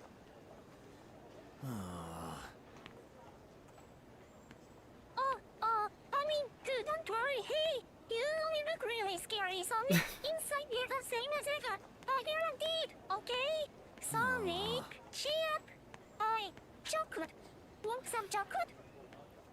Yeah, so this scene's kind of like weird. The Miku kind of hurts this scene a little bit, but like... Yeah, the fact that Sonic is so visibly, like, not just bothered, he's genuinely depressed by the fact that Amy doesn't recognize him. And it's just like, this was really interesting because, like, this is in my mind, well, okay, so in, apart from in SA2 when he says take care of yourself, when he's about to get shot out of the like, the capsule into space, like, he thinks he's gonna die and he does say that, but, like, this was, like, kind of the first, the Miku makes it better, what do you mean? This was, like, the first real indicator that, like, as much as Sonic acts like he's bothered by Amy, he deep down actually does value her presence. And, like, this was always a very interesting scene to me in that way. It's just like, cause Tails immediately recognizes him. I mean, Sonic does say, hey, it's me, but, like, Tails immediately recognizes him, and, like, Amy doesn't, and it just makes him, like, really depressed, and no, true, yeah, Talfurus, if somebody really close to you didn't recognize you or was effectively a disfigurement, you'd probably be a little upset, because, like, I kind of feel like there's an implication that the werehog thing does, like, that Sonic is actually kind of self-conscious about the whole werehog thing.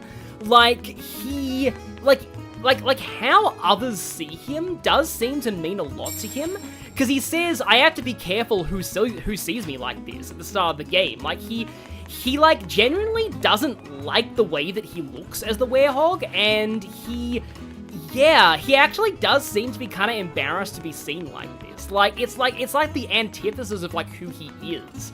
Yeah, Amy's run animation is kind of funny, and she's still like that in Frontiers and cutscenes, which is sort of silly, but, like... But yeah, like, the fact that it's Amy who brings this out in him, though, how it's just like... Because it's like, I feel like this is the moment where he's like, in his head, he's like, okay, hey, I finally did it. She's not chasing me anymore. Why do I feel so bad about that? Huh. And, like, I think this is, like, the part where... I think this is where Sonic first starts reevaluating, like, his relationship with Amy, because of something that happens in the ending, not in the ending, later on in this game. That's totally optional, but is also canon according to Black Knight. Sonic? Talk/use. Use eyebrows. But yeah, he is rolling with the punch of the werehog. He can use it to his advantage, but he doesn't exactly like the whole situation. I do think that by the end of the game, he's got a lot more comfortable as the werehog, especially against the Edge Dragoon. He pulls off so many more acrobatic maneuvers in that fight.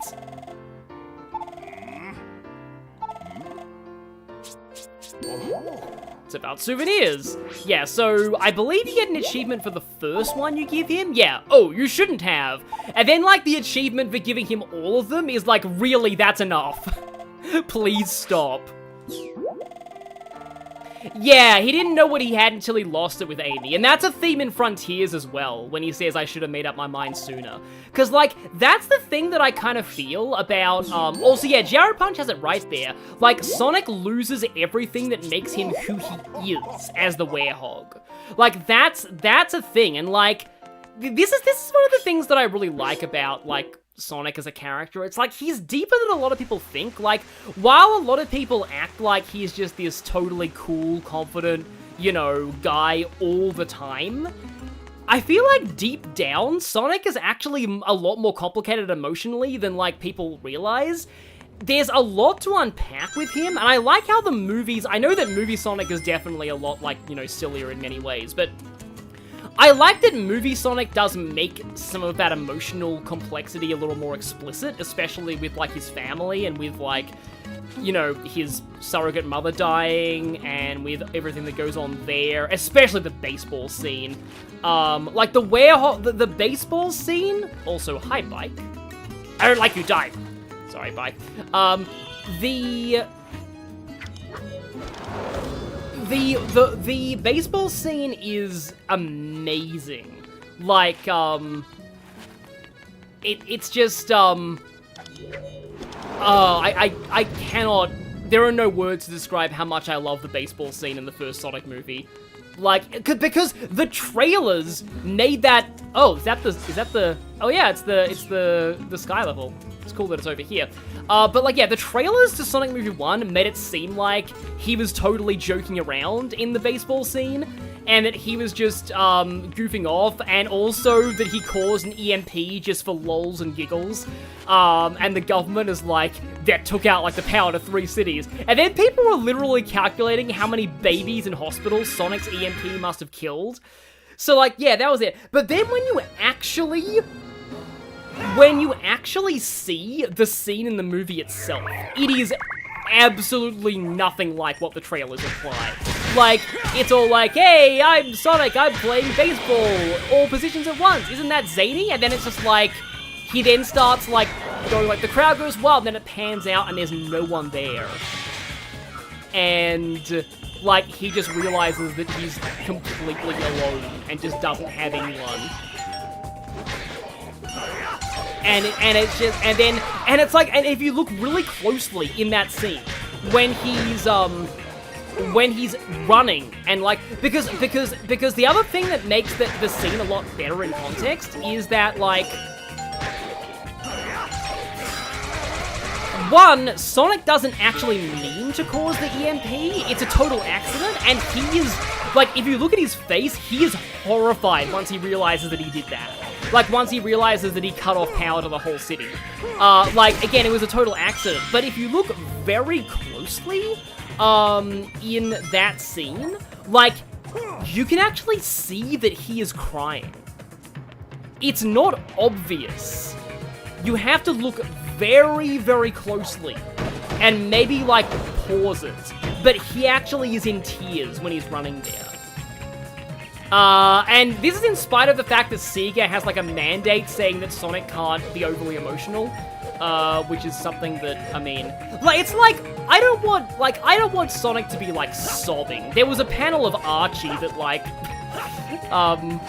like, the meme one of, like, Sonic crying in a corner over Sally getting engaged to someone else that people are like, yeah, we don't really want Sonic doing that, but, like, getting even slightly emotional, like, that's fine. We should see that more often, I feel.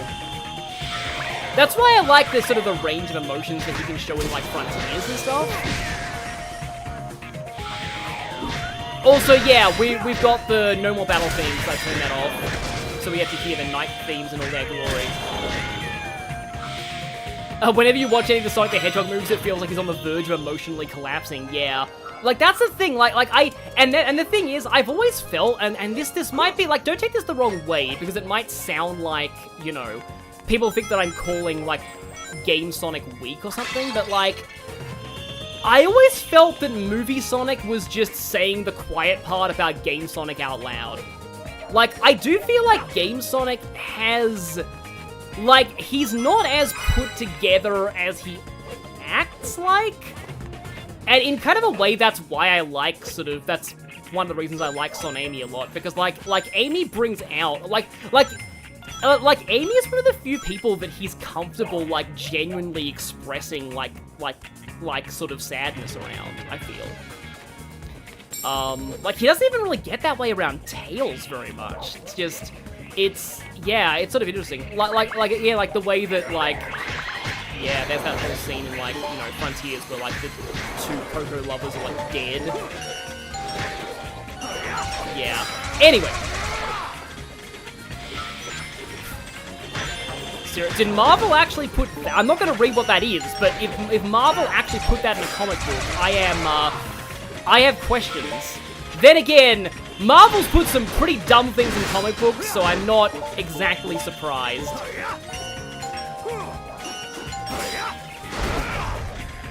Oh yeah, the Metal Virus too, yeah.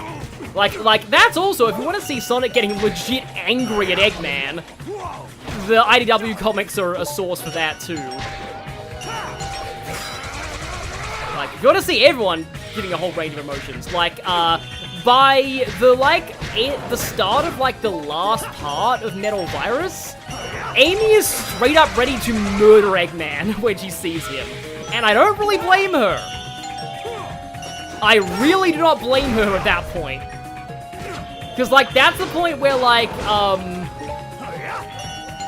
well, I mean, not everyone's found out, but Sonic found out because he confronted Eggman and Starlight alone about it. But, like, the whole thing of, like, isn't there, like, a cure? And then Eggman's like, oh, there's a cure. It's called Don't Touch the Zombots. And even, like, Starlight is like, wait, you seriously didn't even make a cure to this? And it's like, it's fine, we'll survive this. Okay, if that killed me, that would have been really embarrassing. Impressive breakdancing move from the egg form there, though.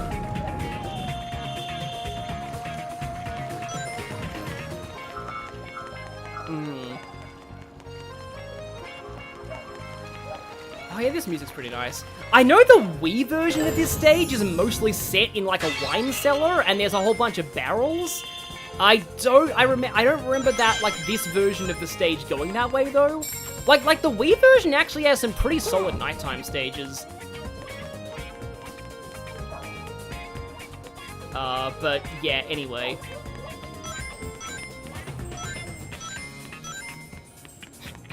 That is certainly an interesting interpretation of the Sonic-Miku relationship. I do like to see them as, like, sort of, like, it's interesting that Miku is, like, kind of like a Sega kind of icon at this point, because, like, I think Sega, like, co-developed some of the Miku Project Diva games, maybe? Yeah, the Donkey Kong stage, exactly, yeah. Also, here's the run button. Him running on all fours is really fun. Oh, okay, I guess we do have to bring a barrel down here. 1, 2, 3. That's the big AoE combo.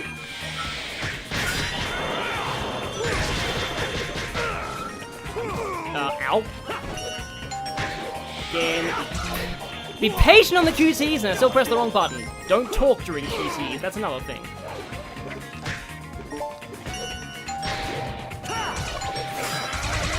I keep expecting it to be like circle, but it's sometimes X twice. And sometimes it is circle anyway. Yeah, they developed some of her games which technically makes her... I mean, I don't think she's actually property of Sega, but she's pretty Sega adjacent at this point. Because, like, all the free DLC in CrossWorlds is kind of like Sega-themed stuff. And we already kind of know that Knight's going to be in the game. Because Knight seems to be in some of the early screenshots. Well, not early screenshots. Knight seems to be in some kind of leaked screenshots. And the thing is, like, let's be fair, Knight was always going to be in. Like, there's no way Knight wasn't going to be in CrossWorlds. Because Knight is, like, apart from, like, Yakuza, Knight is probably one of Sega's most iconic characters besides Sonic.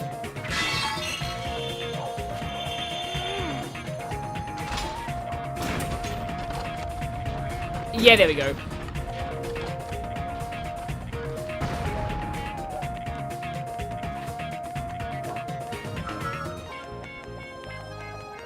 Yeah, Miku's owned by Krypton Media, but Sega makes games. Oh, hello! You have different color schemes, which probably means that you are more dangerous.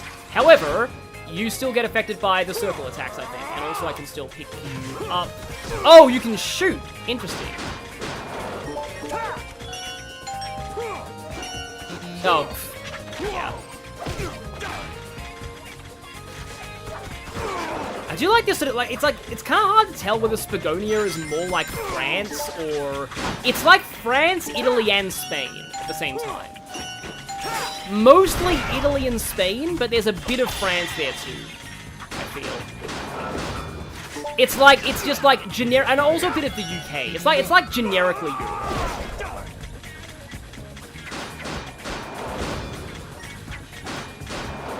Yeah, and they tried to recapture the success of Knights before, with Bale and Wonderworld. Well, that wasn't Sega, but still. And then that happened, and then Yuji Naka got arrested for insider trading, and Dragon Quest stuff, apparently. I don't know why, but he apparently did. It's like I saw people say, like, Yuji Naka is in jail because of Dragon Quest, and, like, I'm not gonna question it, because that sounds... I mean, it's legitimately sad, but also it's kind of funny. Oh, these things! Oh, right! It's Jeff who gets killed from the inside, according to the Hellfire Comms playthrough. Yeah. Oh, hi, Middle. But yeah, people call this guy Jeff. Yeah, remember that Hellfire Comms Let's Play? That was back during the days of, like, 10-minute time limits. So, like, they had to split up the Night Stage videos, which was... That was a whole thing, yeah. So I remember having to witness different parts of, like, the stages. There was a thing I had to backtrack for with that yellow object. Square Enix insider trading. Okay, that explains it, because he was working for Square Enix with Bale and Wonderworld. That makes sense. Okay, here we go.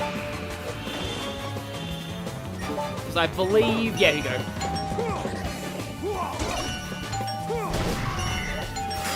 Yeah, here we go. Jeff gets killed from the inside. I remember that because, like, they added, like, one of, Oh, yeah, there are wine cellars in this version, too. Oh, I guess the backtracking was... Oh, no, there's more down here.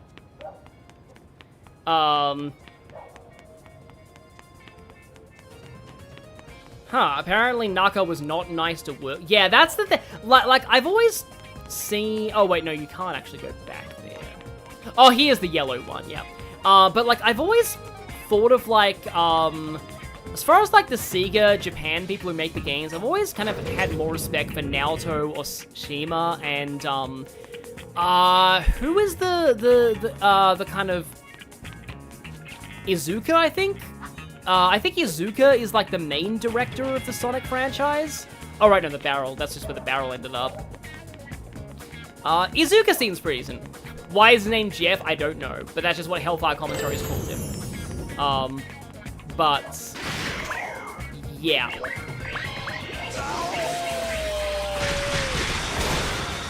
And then also, is it...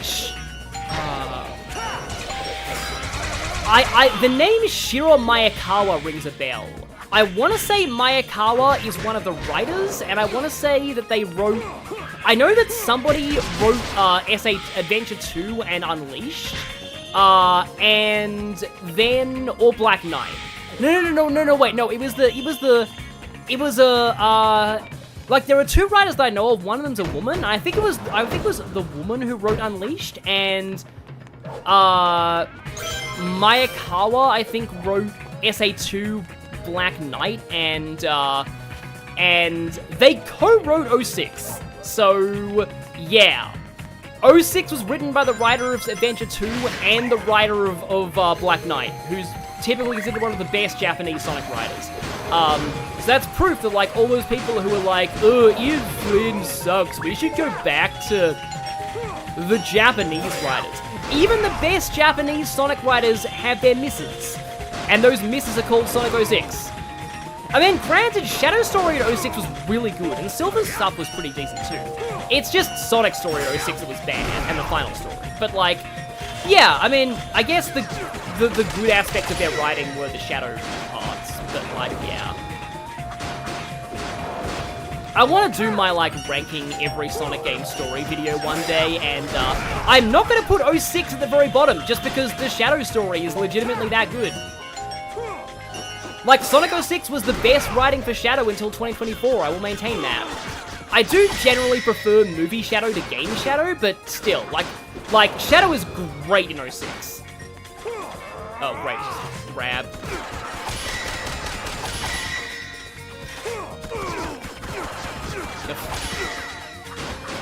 Okay, yeah, you gotta get them below half with the QTE. Oh no, that was still a grab. I do like how you can transition into shield from getting hits. Wait, yeah, Forces was also written. So a lot of people like to blame Pontac and Graf, the Happy Tree Friends writers who did colors for Forces. They only localized, I think it was even only one of them who localized it, but like it was Forces was mostly a Japanese written game. So, yeah, the Japanese writers aren't perfect all the time either. It's just like yeah. Like, I'd say, like, Ian Flynn's better than a lot of writing we get in the series. And yeah, he's generally really, really good. There's just a bunch of people who think that Ian Flynn's not good at writing Amy, and I wouldn't say that. I'd say Ian Flynn writes serious Amy well. He's a little adverse to writing Amy being silly and hyper. Evan Stanley is better at doing that. That's why a lot of people feel that, like, Ian Munchler, I think, is the person who wrote Murder of Sonic the Hedgehog. Like, a lot of Amy fans prefer how she's written by Ian Munchler and Evan Stanley. That's Murder of Sonic and IDW. But, it works with Flynn's writing for Amy, it works in not Forces, in Frontiers and the Metal Virus arc of IDW. Oh, that was an Exploited Fox, okay. Because there, the situation was just so dire that, like I've seen a whole bunch of people, Oh, Shiro Mayakawa did not write Forces. Dialogrin in the chat is saying, Forces was written by one of the guys who designed SA1's cutscenes. So basically a nobody in the grand scheme of things. Yeah, that kind of tracks. That definitely tracks, given how badly, like, Tails was handled in that game, and, like, you know, all of that stuff. Oh, look, a barrel. But, yeah, it was a Japanese production, I think, but it was also, yeah, one of the lesser-known Japanese writers who did Forces.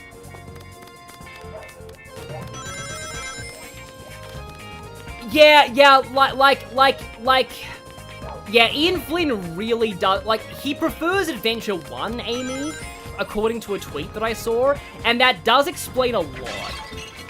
Because Adventure 1 Amy is also the least reliant on Sonic, and I think that's good. Like, to give her, like, he wants to give her character beyond just being in love with Sonic, which I think is fine. And it's a healthy thing for the character overall.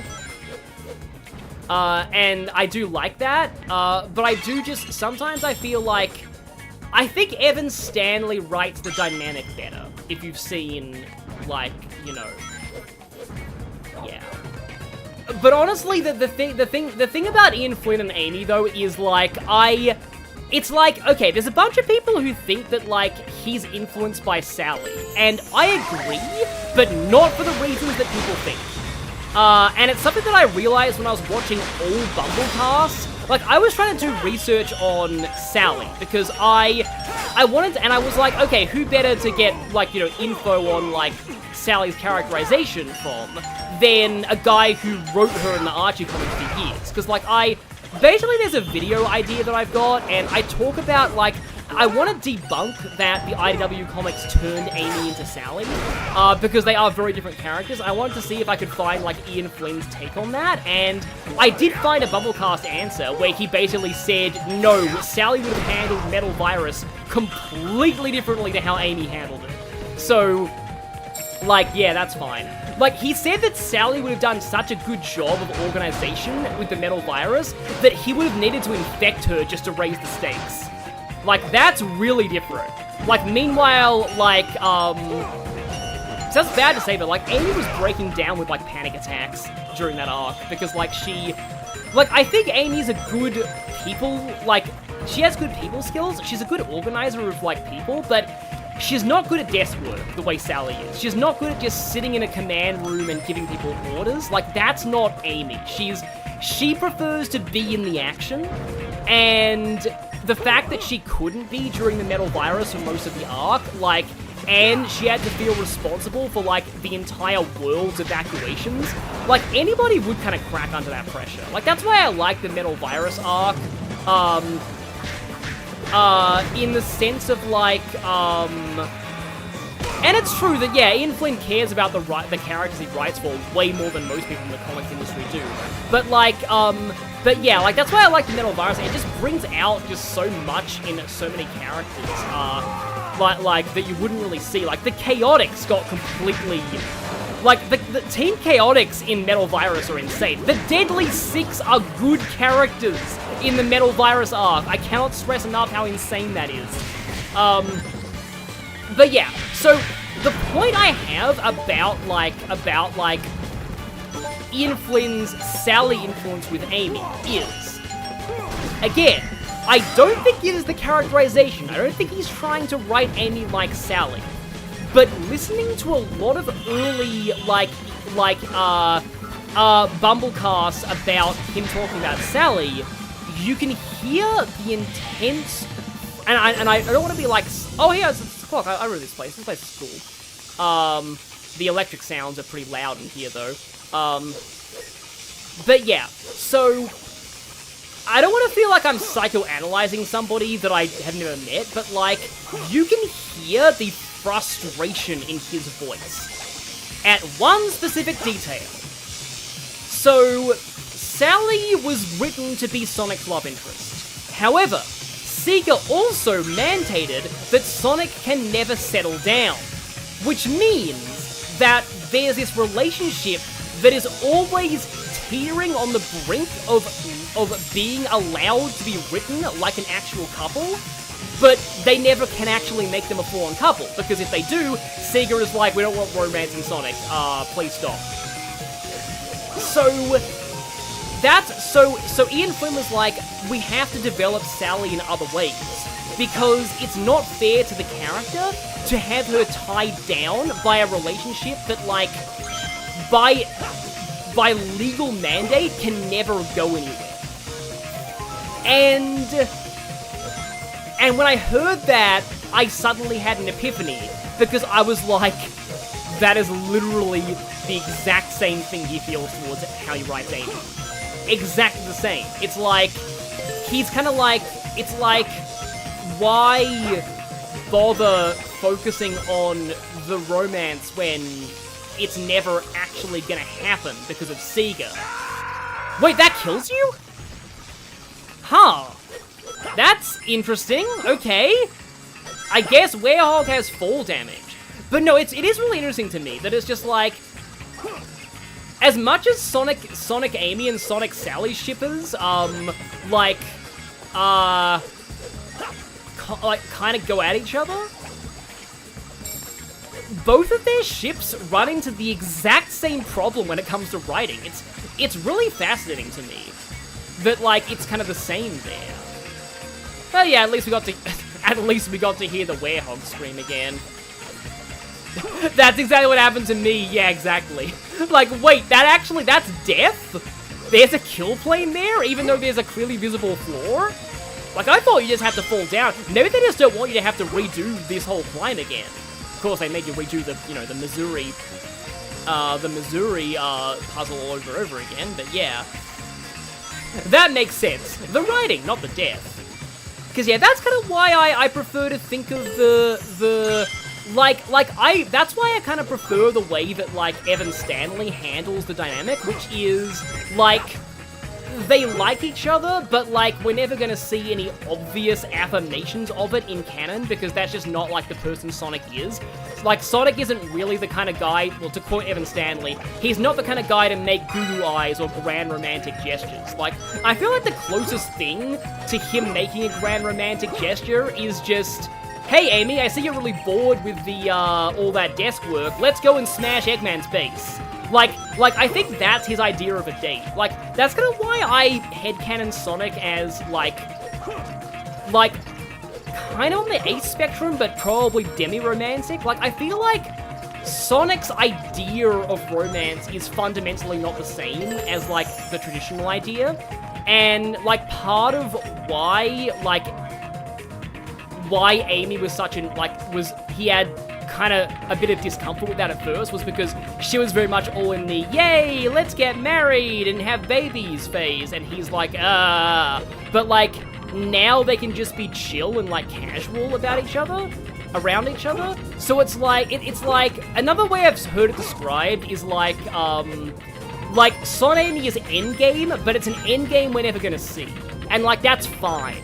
Like, we don't want it written, like, we don't want it to be canon during the actual timeline of the games. Like, we'll never see it. But, like, that's kind of the way that I see it. But, oh boy, Talfurus in the chat was just like, oh boy. Yep. Oh, the comics industry hating people. See, see, in general, though, that is an issue that I have. I see why Sonic doesn't want to handle romance, because it's more of a shonen thing. And, you know, shonen is, like, aimed at young boys who don't want to, yeah. Sonic would rather live with Amy than marry her. I guess, maybe? Like, yeah, like, I don't know. Again, I don't really see, like, any, like, want to speculate on any kind of future or anything. But, like, I kind of just see it as, like, we're just gonna keep going on adventures forever, and, like, that's just how it's gonna, like, be. And, like, everyone around us is gonna be like, okay, we're not technically a couple, but, like, we kind of are, and everyone knows that. But anyway, yeah, a general thing that I have, though, is I feel like a lot of media is very adverse to actually writing characters as a couple. And that's why, like, it always, like, impresses me when they're able to do that. Because, like, Trails in the Sky. Trails in the Sky is, like, I just, like, the fact that, like, Estelle and Joshua become a couple over the course of the Sky arc. They stay together. Oh boy, yeah, D rank. But if I hadn't died in the clock tower, I probably would have got a much better rank there. Like, they stay together for the rest of the entire Trails franchise. And they're written fantastically. Like, a lot of people think, like, the moment you actually have two fictional characters hook up, they get boring. And that only happens if you're a bad writer. Like, seriously. Like, that only happens if you're a bad writer. Because, like, the fact that, like, everyone almost universally accepts the Estelle Joshua ship in Trails, and also, like, another thing about how, like, you know, canon pairings are good if they're well written. In Xenoblade, like, the canon pairing is the most popular one on AO3 for, like, Xenoblade 1 and 3. For 2, it's Bridget and Morag. But yeah, but like, yeah, in Xenoblade 3, the top 3 pairings on AO3 are Noah and Mio, N and M, and Tyon and Uni, and all of those are canon. Like, the Xenoblade fandom really likes the canon pairings, and, you know, I guess there's a reason for that. It might be a little controversial. It's that they're well written. Sometimes writing things well is just good. Okay, so now we actually have the ghost camera. Oh, right, speaking of Amy, we've got this scene now. Hey, what's the big idea? Look at that! I really want to dance. Come on, babe, let's dance the night away. Also, that's, like, creepy because, like, she's a teenager and, like, that guy's probably an adult, but yeah. Oh, yeah, no. I love the fact that Gumball and Penny actually got together. I haven't even watched that show. Like, I appreciate it when they just don't add any drama at all. Like, the couple just gets together and just stays together for the entire story. Whoa, Because you can actually write, like, incredible, like, stories. With just, also, yeah, they actually specifically said in the patch notes for the mod, turning off the battle theme does not turn it off for the hub worlds, because these have no other music for the fight scenes. But yeah, anyway. It's also why, like, Lufia 2 is something that I think is really cool, because, like, in Lufia 2, the main character and his, like, love interest straight up get married halfway through the game. And they're a married couple for the rest of that RPG storyline. It's like, you almost never see that in RPG. Now I'm getting painful flashbacks to why I wish that Final Fantasy 15 did more with Noctis and Luna Freya. Yeah, that was a whole thing too. Because it's like, in the majority of media, usually when you have a couple get together, they either break them up for convoluted reasons, or one of them dies.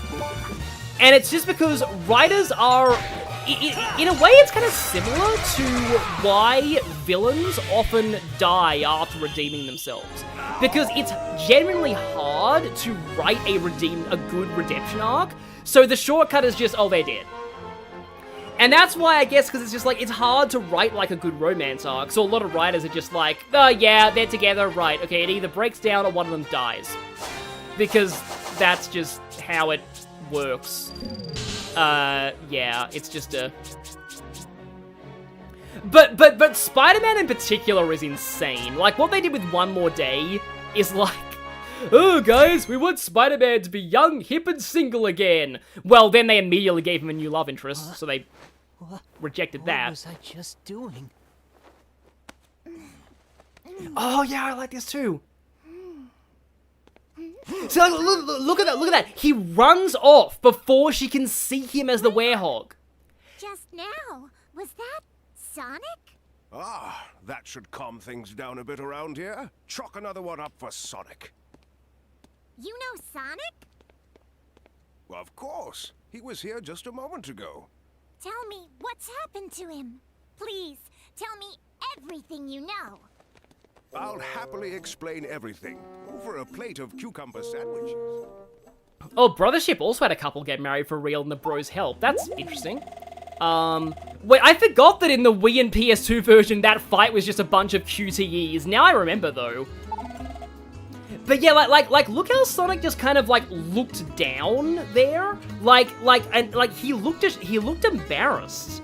Like, he really doesn't want her to see him as the werehog, specifically. It's really interesting. Also, yeah, we can now, cure people who are acting really strange. I think we just fight a bunch of guys. Yeah, no, I agree. That is the thing, like, Sonic, like, in a way, he often acts cool to kind of cover up his insecurities. And that's very interesting of, like, a character trope. Like, yeah, and that's why, that's what makes this series different from, like, other platformers, is, like, Mario never has any character development. Mario is just Mario constantly. And, like, there's a lot of people who are like, oh, no, Sonic should never have character development. Sonic should be a completely static character forever and never, ever show any emotional depth whatsoever. And I'm just like, why do you... Anyway, yeah, that's a whole can of worms. As much of a can of worms as all the people who think that Silver should be, like, a rude asshole all the time. You. I'm watching you. This is the one story where Tails being more inactive makes sense. Yeah, so here's the thing. So, this is a... Oh, no. He's back. He's back! It's the wrong kind of he's back, not the excited he's back from... Are we allowed to take photos of her? Nope, not possessed. Okay. Oh, that actually reminds me. There's a... Oh, it's technically a plot twist. There's a... Also, this line is great. This is the line that all Sonami shippers rely on. That and the Frontiers Idol lines. But, like, there's a picture book. Not picture book. I think it kind of is a picture book, actually. There's an official book where, like, it's Sonic and the Tales of Terror. It's like a children's book. And, it's technically a plot twist. I don't really want to spoil it, but, like, let's just say that, that camera might actually work on Amy in one timeline. But, yeah. It's kind of interesting. It was like a kind of a collection of, like, horror stories for kids. So I think the next one is Spagonia Day that we have to go to? I know there's a boss in Spagonia eventually, but that doesn't come until way later. Yeah, cartoony worlds prefer to stick to the status quo, but it's nicely... Like, that is the kind of cool thing about the Sonic series, is that it's like, there's...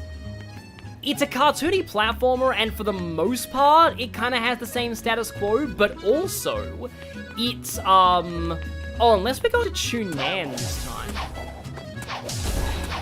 But also, it, like, there is implied character... Like, because all the games take place in order. And there is continuity. Unlike, again, Mario, which has no... Well, until maybe Donkey Kong Bonanza, which might have continuity, which is... Bonanza's kind of funny that way. They may have retconned Pauline into actually being Pauline's... into actually being the granddaughter of the original lady. Which would make a lot of sense, come to think of it. Oh, right, we're meant to use the stomp here. Interesting. And that opens up that, and then we get the wall jump.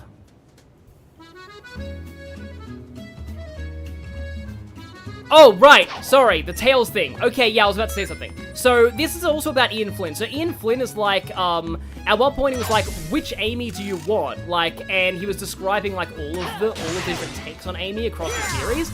And for Unleashed, he said, me not having a double jump is messing with me on this. He said, like, passive and supportive. And it's like, okay, I kind of get that, but at the same time, everybody is passive in Unleashed, except Sonic. Sonic is the only active character in the story.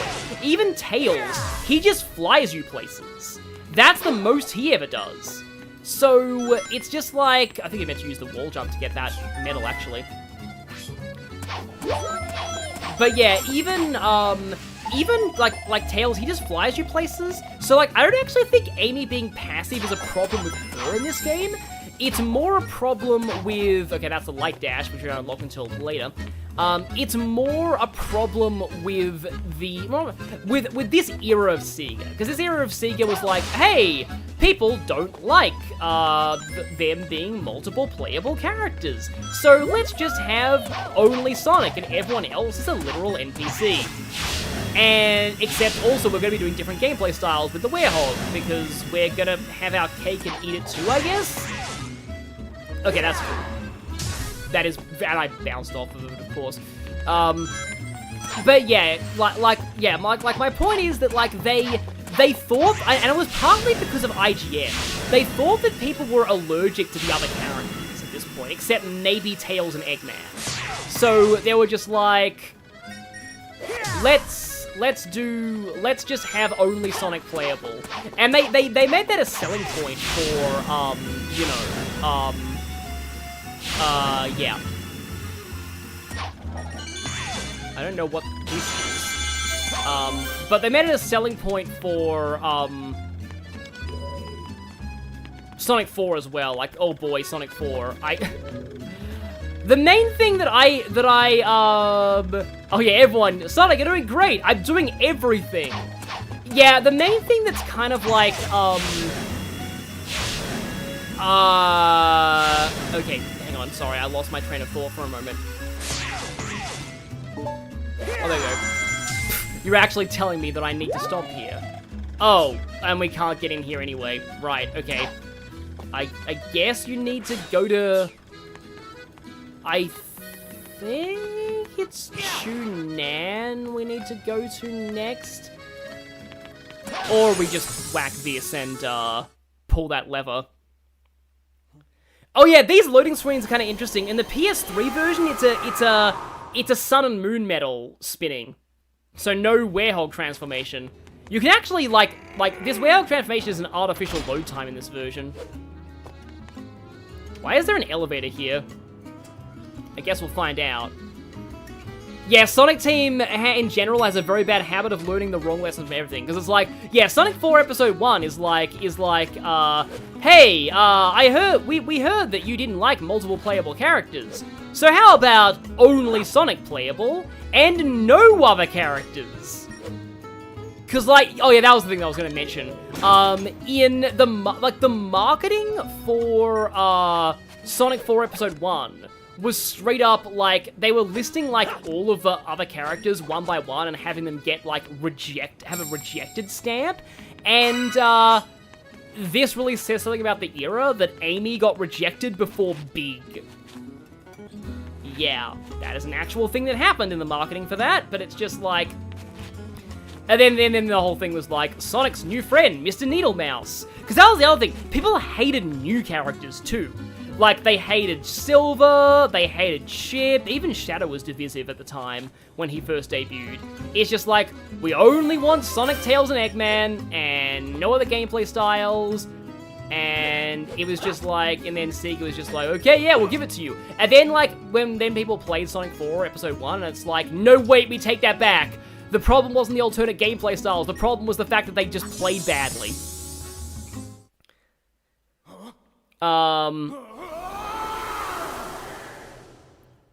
Oh yeah, this is when you find the,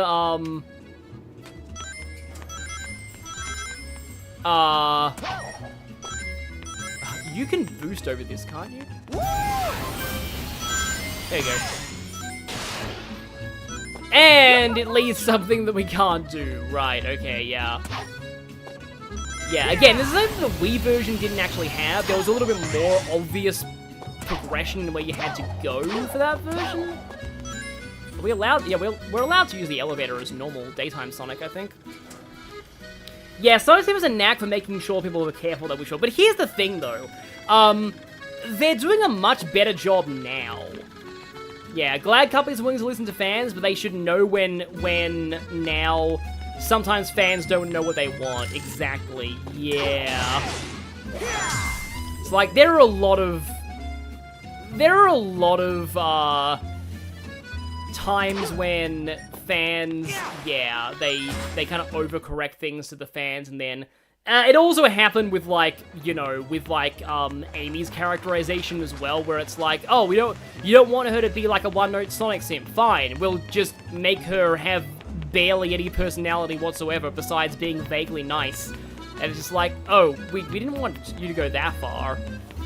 So yeah, like, but like, given just how up and down this franchise has been, I'm not surprised that Sega is very quick to respond to criticism of the games. Oh, okay, we haven't done Holoska Night yet. So Spagonia, we've done both of Apotos. I want to say that we're meant to do Holoska Night now, because we definitely haven't done Holoska Night yet. Apparently, certain Pokemon are locked behind, competitive in Legends ZA. I'm not really following a lot of the Pokemon news. Apart from, I'm just happy the Kalos starters have Megas now. I mean, they should have had Megas years ago. I don't know why they didn't have Megas, like, until now. That's incredibly dumb. Like, why would you not give the Kalos starters Megas in the like, why would you not let the starters of the generation that introduced the gimmick not be able to use the gimmick? Like, why would you think that was a good idea? I guess, like, they didn't know that, like, the like, they wanted, because they were totally new Pokemon, they were concerned that, like, they'd be unbalanced, and yet they made Greninja broken anyway, so, like, without a Mega, so, like, doesn't really track there. So yeah, again, I'm just happy that, like, in general, I was just baffled that the only Kalos Pokemon that got a Mega, okay, that's not open either, that the only Kalos Pokemon that got a Mega was Diancie, which was event only, and the only, Gen 5 Pokemon that got a Mega was Ordino. It's just, like, what? Like, I guess that is an example of a company overcorrecting, because, like, Game Freak clearly thought that people hated Gen 5. So they're like, nobody wants to see any Gen 5 Pokemon get Megas. So, yep, let's just not give them Megas. Was there a wall jump surface in here? It's like we can get the wall jump boots at this point, but we can't. Can we? Like, you'd think that we'd do Spagonia Day at this point, but like, again, I know that the temple, the Gaia Temple, is like, we don't actually fight the boss of Spagonia for a long time. And I want to say you fight the Dark Gaia Phoenix before the Dark Gaia Moray, so I think you are actually meant to go to Tunan now? Yeah, because I've already done that. Yeah, you probably are meant to go to Tunan now.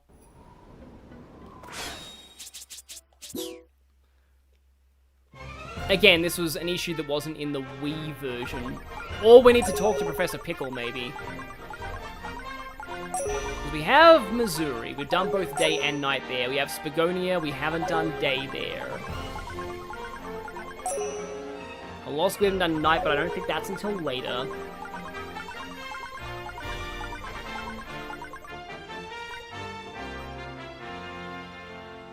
Yeah, no, that is... So, yeah, that's what happens. Like, Black and White was hated at the time for, only using old Pokemon. I love that it was only old Pokemon. Like, I love that it was only new Pokemon and no old Pokemon, because I like old Pokemon, but, like, I don't want them to be the only things that matter, which is what Game Freak felt like it was doing during Gen 6. And I like to see the new stuff shine. So, like, I love Black and White. And then Carlos came out and was like, hey, did you hate Black and White? Well, do we have a game for you? And it's funny because, like honestly, that kind of gives me some hope for... Well, not hope. I know, I shouldn't be getting... I promised I wouldn't talk about it in this stream, but, like, the whole Fire Emblem thing is, like, that might actually be what happens in the game after Fortune's Weave. Because, like, Sun and Moon went back to being a little bit more Black and White style. So yeah. Sonic! Oh, there we go. We had to talk to the professor. Right, that explains it.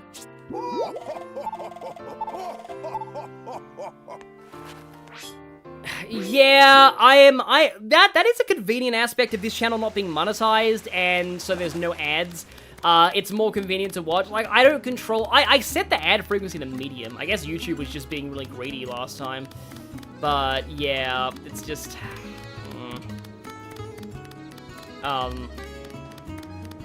Yeah, and then people hated Sun and Moon. Yeah, that's just the thing. It's just, there's always like a cycle like that. It's just like, people hate something, and then, then the next thing comes out, and then the previous thing was actually good. And then it reversed. Like, Final Fantasy was like that as well. And like Sonic as well. Like, people used to hate Unleashed, and now they're like, oh, no, actually, Unleashed is actually good. And even people are thinking 06 is actually good now. I used to listen to this theme, like, over and over. Now I'm starting to think whether or not... I want to say that these hubs were in the Wii version, but they were just static images. And, like, a menu where you just chose who you wanted to talk to.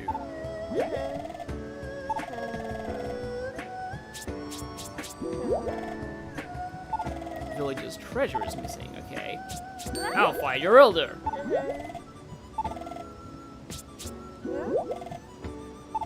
It's probably the Gaia key. Yeah, I thought so.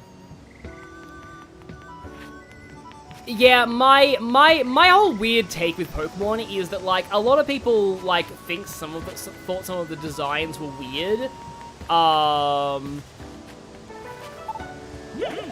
But, like... Also, this guy's surname is The Impeding. Oh, okay, good thing I talked to her. It was all basically static menus in the Wii version. Like, sometimes, like, as you can see by me getting lost before, there are pros and cons to each approach. Like, there are advantages just being static menus, especially in, like, a fast-paced platform where you mostly just want to play levels rather than... But, like, the fact there are hub worlds is still kind of nice, honestly. Like, people have missed hub worlds in Sonic. Granted, you've got, like, Frontiers, which is, like, the whole thing is a big hub world, but still... But yeah, people have, like, missed hub worlds. Shadow Generations was kind of good, but, like, I mean hub worlds that are real locations with NPCs in them. Because, yeah, like, it's kind of nice seeing NPCs and subplots and stuff. But yeah, like, legitimately, like, I do not care about designs with Pokemon at all. Like, designs mean absolutely nothing to me, I just care. That's why, like, all these new Megas, I'm just like, I'll wait until we actually have stats on them before I judge them. Okay, so we can hit that. There are probably some more medals to find here, but I'm kind of running out of time on this stream. I need to do more stages. I'm hoping that we play Tunan Day before night, although I feel like, again, I get the sense Dark Gaia Phoenix is the first night boss that you fight.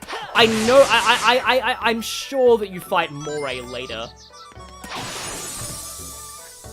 So this whole hourglass, switching from day to night and back again, that's the whole gimmick of the HD version's Eggman Land, by the way. Oh yeah, I like how the colonies are handled in Xenoblade 3 as well. Like, they're basically being, like, just small towns in their own right.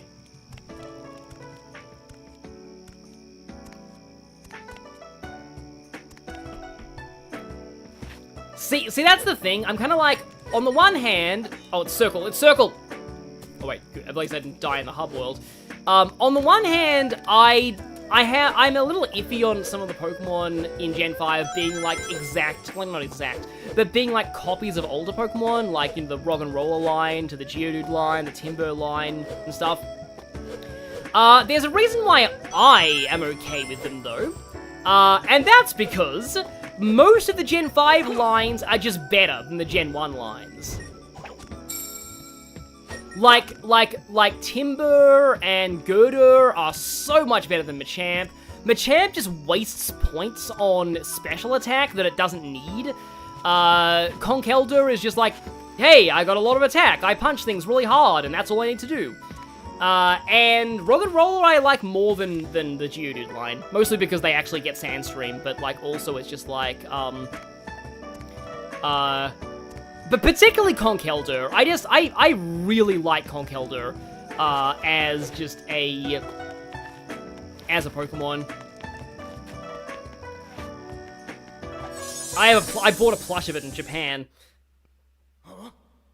That's how much I like Conkeldurr. I've also used, and the other thing that I love about Conkeldurr is that it has, oh right, we need to, that's a Light Dash trail. Oh, but there are some... Oh, no, they go the other way.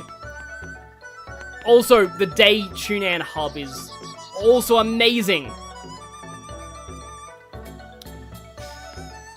Oh, wait. I think you actually find the Light Dash here. Oh, okay, that's a... I think I do have level 3 medals.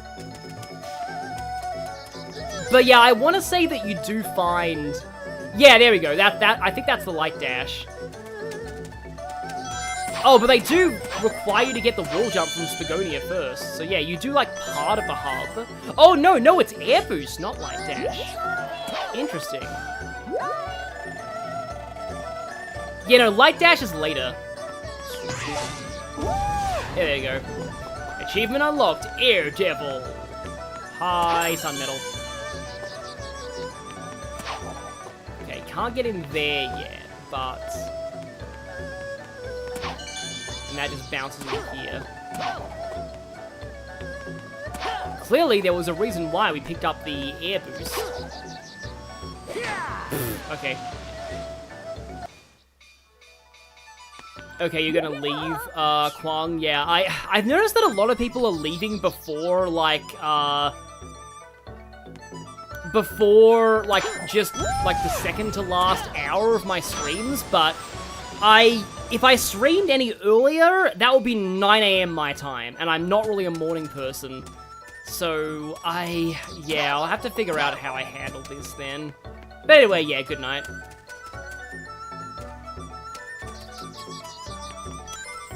Yeah, surely we can actually do stuff in this hub.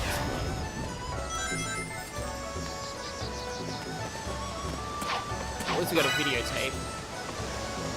Still awake even though it's 12 AM for you? Yeah, I guess that's, also a thing.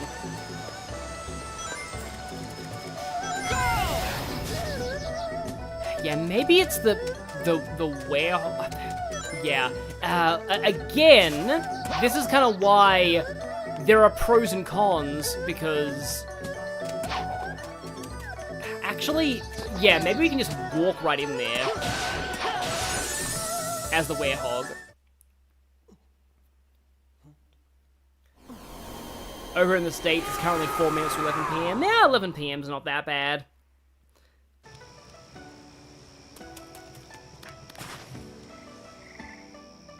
And yes, now they're going, hey idiot, it's over here!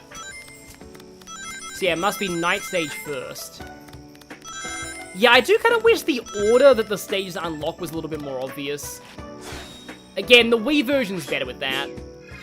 I remember Wii Dragon Road Night was a lot of acts, and some of them were like almost entirely like walking on, also always check behind you. I knew it, I knew that would pay off. Like a lot of them were like, some of them were just entirely walking on like buildings and stuff. This is a pretty nice looking level though. Oh, it's this version of the night theme. Oh, version. It's this night theme specifically. This one's okay. I like Tunan's Day theme more. Is this the first stage where those elemental wizards show up? I don't think the elemental wizards do show up eventually.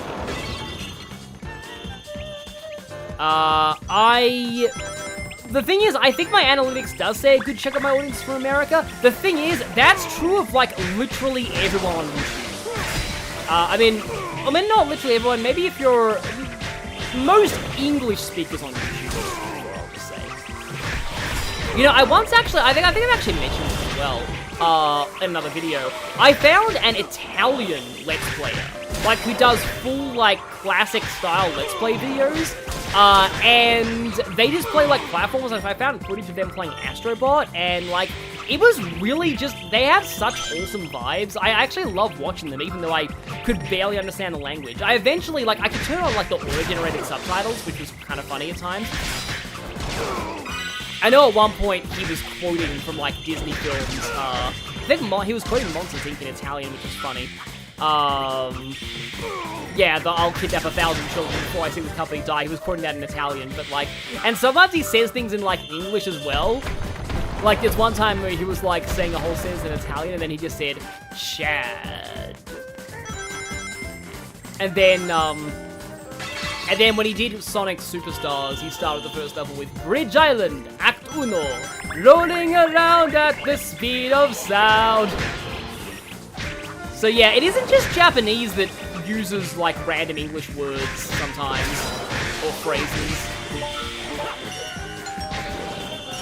The question, can I finally finish a werehog stage without dying? Let's see. Oh yeah, I guess because it's Sunday, most people need to wake up early to go to work. Like, it's really funny. So my stream day used to be my Sunday, so American Saturday. And then I changed it to my Monday because, I think it's probably because, like, Monday's a work day for my mom, so sometimes on Sunday it's nice to have the weekend free so I can do stuff with her. But also, like, one time I just changed my stream day to my Monday, and I just never changed it back. And nobody complained, so I guess it's fine by most people, but it does make sense. Somebody said there's a sun medal back there. Oh, there it is, thank you.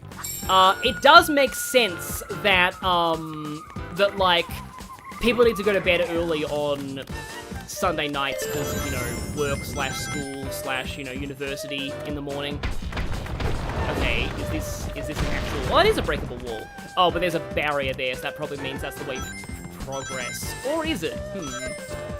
I was watching people try and speedrun that other Sega game. I keep wanting to call it Ninja Gaiden, but no, it's Shinobi. Shinobi Art of Vengeance. That looks really good, that game.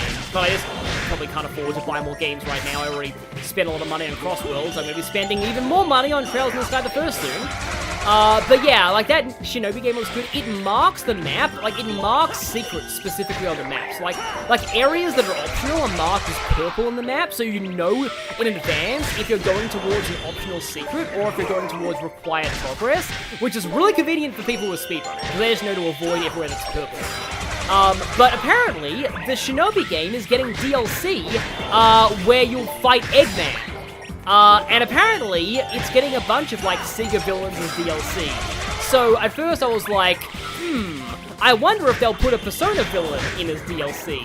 And so I was joking about, like, maybe Shido, I guess? And then somebody in the chat said something even better. The Subway Slammer! Subway Slammer for Shinobi DLC when? That is the one time I would approve of the Subway Slammer meme. Because, like, I still think it's kind of a forced meme, personally. But yeah, everyone's getting crossovers. You get a crossover, you get a crossover. Like, in general, like, Sega? Oh no, that doesn't look good! Oh, at least it put me back on dry land, but wow. That was something. But yeah, anyway, like Sega is doing, like, while Nintendo's controversial at the moment, I still like Bonanza a lot, but, like, yeah. Sega is, I don't want to speak too soon, but Sega is, oh, hi, bees. Hello, bees. Again, I don't want to speak too soon, but Sega is doing very well these days. Like, Yakuza is going great, Sonic is in a good place now for the first time in a long time. Like, the Sonic game, like, say what you will about Superstars, but at least it's not, like, a bad Sonic game. Like, it might be a mid-game to a lot of people, but it's not terrible. And, like, the Sonic games have much more consistent quality these days, and, yeah. I'm not making it this far, only to die to bees. Oh, I may still end up dying to bees, because... I did, because I didn't press the shield button in time.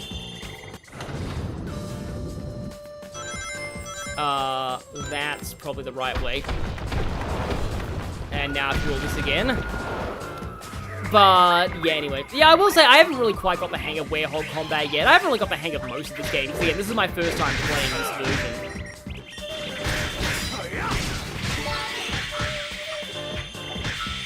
But yeah, Sonic games are consistently good. CrossWorlds has been getting amazing press. Like CrossWorlds is even, like people are even, even Japan is getting interested in CrossWorlds at this point, which is incredible. Like, Japan typically, like, I was recently looking at a video game sales wiki and realizing, like, I had heard that Sonic games don't do as well in Japan. Holy crap, are the Japanese sales numbers for most Sonic games low. Even since the Genesis, like, they are absolute bombs in Japan. But yeah, so the fact that they're doing well now, like, even having scenes in Tokyo in the third Sonic movie didn't stop it from bombing in Japan. Because, like, you go to Japan now, there's, like, barely any Sonic merch. There's Kirby merch. Like Japan really loves Kirby. But, I mean, I guess that makes sense, but still.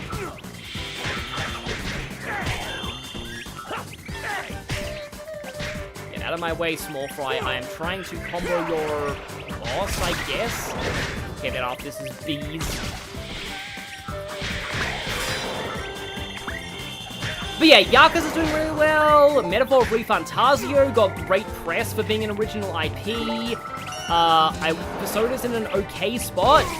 I say okay spot because, like, the global launch of Phantom X wasn't really that well received. like, my whole thing with Phantom X is, I think it would have been better received if it had come out earlier.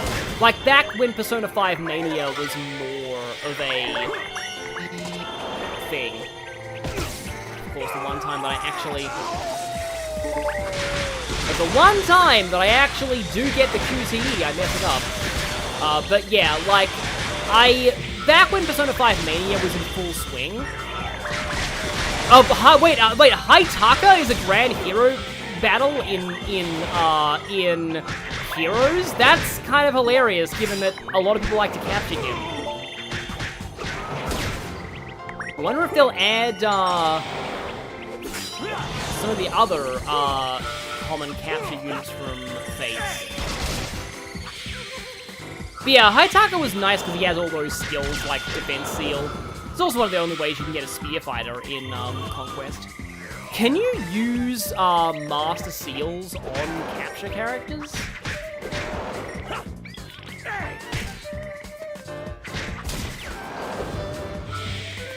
That was, like, literally the last one.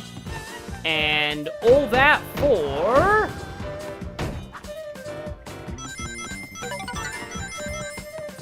Was that seriously just for a ring? Oh no, there's a medal here.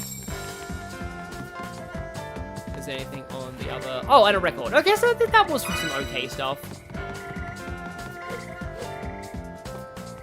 Pretty sure you can. Okay, that makes sense. So yeah, Funka's alright. Oh, hi, Sub Medal, just sitting there in the open.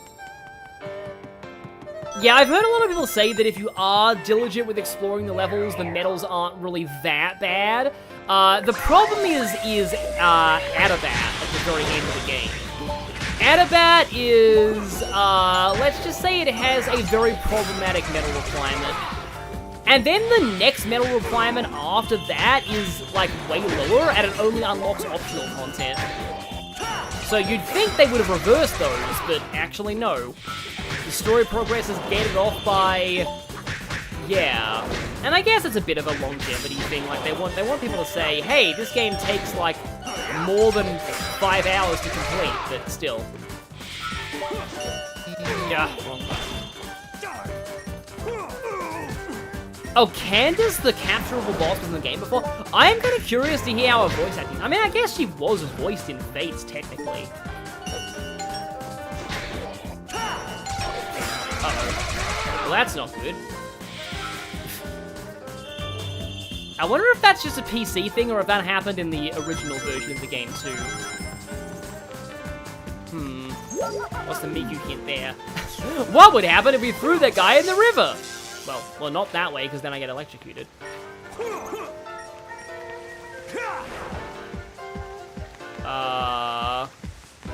Something happened. I think something happened. But, like, also that is... Where was my last checkpoint? I want to say I haven't hit a checkpoint since that big battle. So I am not going to take my chances there. Even though you need all the moon medals you can get for, like, later in the game again, because, like I said, Adabat.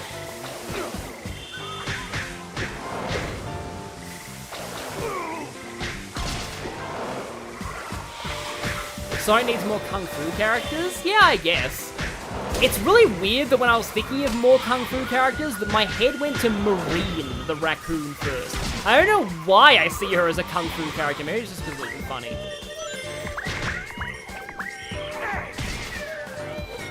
And yeah, I think the Bs are a little easier if you throw things at them. Like that. B. Also, yeah, camera's a little bit iffy here, but we shall endure.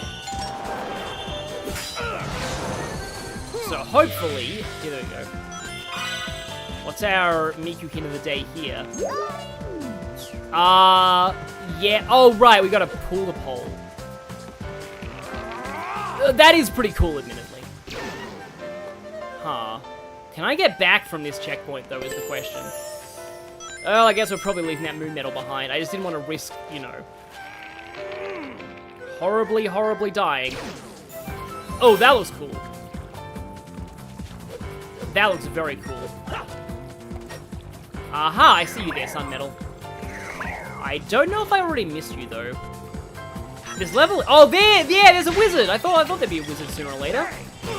Yeah, these wizards use, like, fire and, like, elements in the Wii version. I forget if they do anything like that here.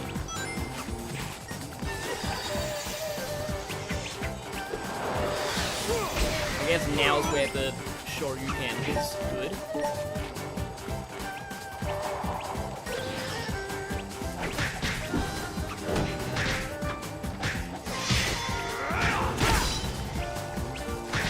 Anyway, yeah, apologies, I'm being a little quiet here, but I just need to not die here, because I want to at least get to Tunan Day. I'm kind of hoping that we see Spagonia Day at this point. That would mean we get the next, like, Gia Temple, and yeah, I feel like Dark Gaia Phoenix is the next major thing in the game.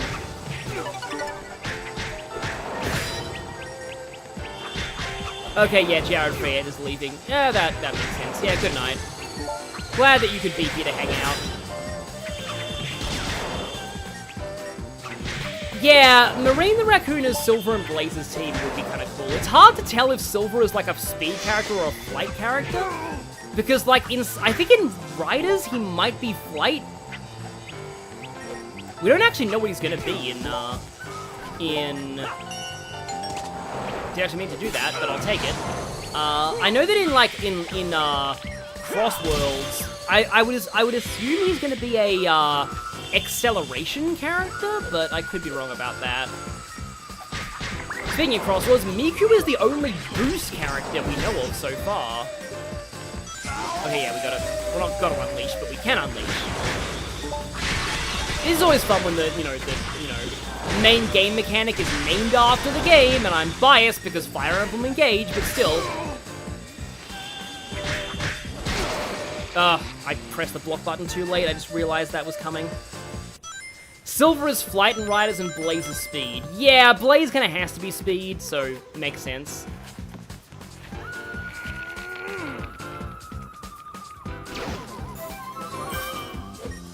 Oh, that's circle, right, okay. You know, I'm just gonna drop in the water just to be able to get that. Yeah, I guess Silver has consistently been flight. I mean, because he is slow in 06. He's not a particularly fast character. There we go. Game? There we go. Okay. So, circle to grapple. Oh, there's an electric-y guy. There we go.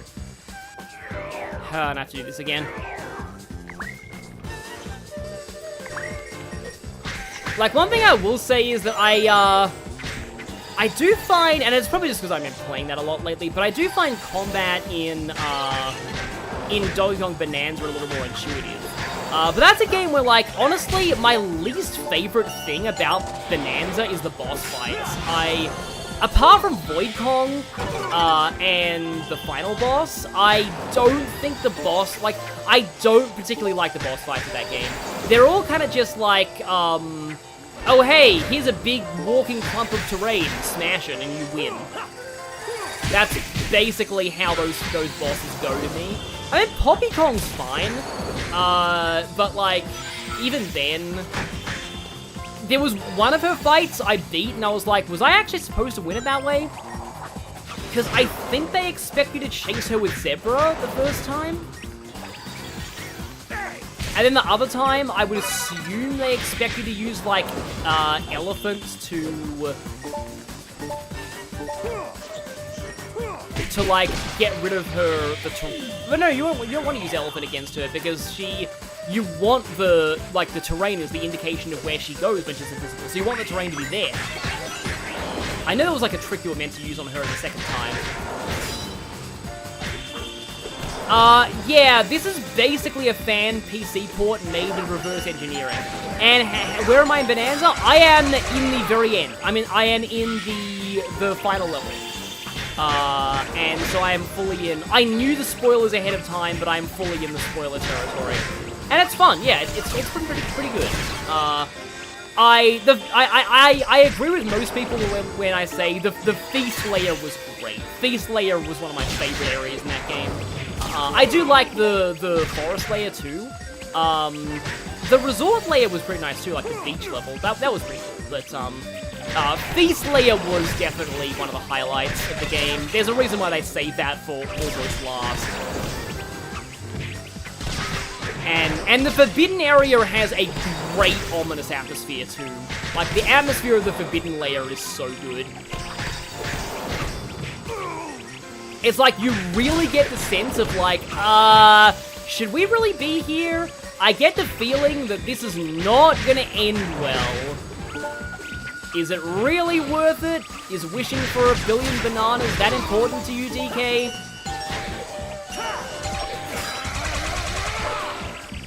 But yeah, I won't spoil why the Forbidden area is forbidden, but it's, yeah, it's pretty cool.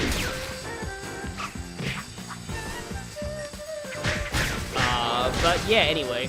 Yeah, exactly. I often end the boss fights in Bonanza, but right, like, before they get fun, too. Are you dead yet? Or are you just, like... Yeah, there we go. I was kicking them while they were down, so they weren't despawning. So... okay, yeah, that's where we... Okay, that's probably the next location. I like the sort of the giant pagoda over there in the background, but that's gonna... Oh, no! Oh, wow. That almost ended horrendously. Like, on the one hand, it does suck when you have to lose progress. On the other hand, I appreciate it when games actually make, like... I thought I'd go off the edge there.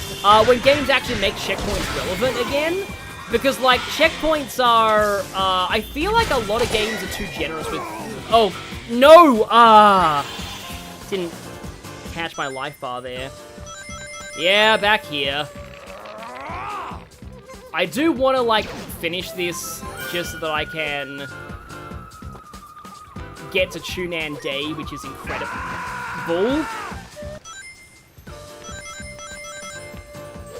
Oh, no, wait, no, you have to pull that. Oh, yeah, the whole, original, not original, the, yeah, Doggone Country Returns, the ending of that game is amazing. Like, I think DK is, like, canonically one of the strongest Mario Universe characters. And, like, of course, the moment that we get a new Smash Bros. Game, like, Kong Bonanza is absolutely going to be his final Smash now. Like, there's no way it's going to be any different. Yeah, didn't they, like, get rid of the bongos? Isn't Donkey Kong's final Smash in, like, Ultimate just he beats you up a lot? Or something boring like that? Like, it is, like, his final Smash is absolutely going to be Kong Bonanza in the next Smash game. Of course, you know, Sakurai's probably focused on, Kirby Air Riders now. So, probably not going to be any new Smash game for a while. Yeah, no, like, Werewolf Bonanza game, that's one thing. You know who would be great in a Bonanza-style game? Knuckles. Like, that game as like, Knuckles would make so much sense. Oh, the wizard's healing them. That's why their health bars suddenly, go all the way back up to full. Okay. So yeah, even the bees become durable. Interesting gimmick. Just eat that guy. Yeah, it's his rush from Jungle Beat, which, I mean, it's good they're giving Jungle Beat some screen time, but it's just like, I would rather have something a little bit more characterful than just, again, he beats you up, the end. Aww. Oh, I guess we have to wait for them to attack. Wow, yeah, these bees are being really annoying.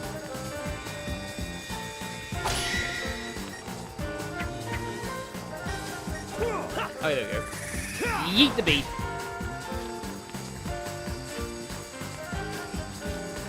And yeah, more people saying the current final Smash is Jungle Beat. It's funny how they have exclamation marks above their head almost as if it's Metal Gear Solid, even though it's not. So, that, the purple wizard's able to heal. This one, oh yeah, my life bar is lower than I would have hoped. I was going to hear more of this music, and less of the, you know, the you like jazz. Nope. Just want to kind of kill the wizard first. Sure you can! And yeah, the slam afterwards is satisfying too. Okay, Okay, now I can get you with this. I kind of wish that these finishes restored your health a little bit. Like, I feel like in a lot of, like, beat-em-up games, you do get your health restored slightly for using these kind of, like, stylish finishes. Like, I think in Space Marine, Warhammer 40,000 Space Marine, that is the only way you restore health. So it's like, instead of, like, picking up, like, health packs, like, it's like Gretchen. You see a bunch, which are, like, the lowest level of, like, orc. Like, you see, like, a bunch of, like, Gretchen, and it's just like, oh, yeah, I can just slaughter them for a heal. Which is mean, but, like, everyone's evil in Warhammer 40k, so you are technically the bad guy. It's just that you're fighting worse guys. Unless it's Tau, who are marginally less bad. Yeah, Dolyong Jungle Beat is such an anomaly in the wider Dolyong mythos. Yeah, I would agree with that. It's interesting. Like, there's a lot about it that's kind of cool, and I like the elephant turret bosses, but still.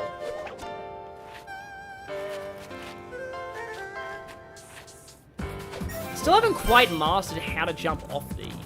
I think you just go to the direction you want, just don't press anything, and then jump.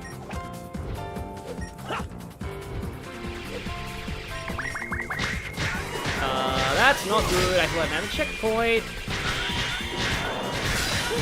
I mean, I hope there's a checkpoint after this. Okay, yeah, we have the annoying grapple ones, except these grapple things shoot. Do you like his like werehog damage sound though? Ow, yeah. Gotta be okay. Well, at least some of them died. Like the fact that the small guys don't have health bars is a problematic thing. Please die, B. Please die, B. Thank you. There you go.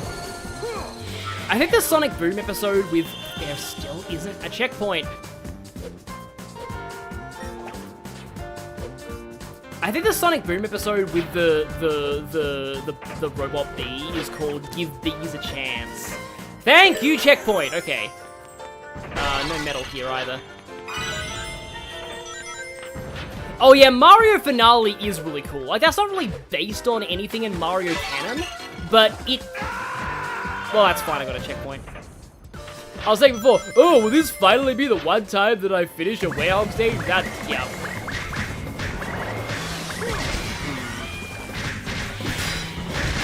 Yeah, I like that actual attack for crowd control.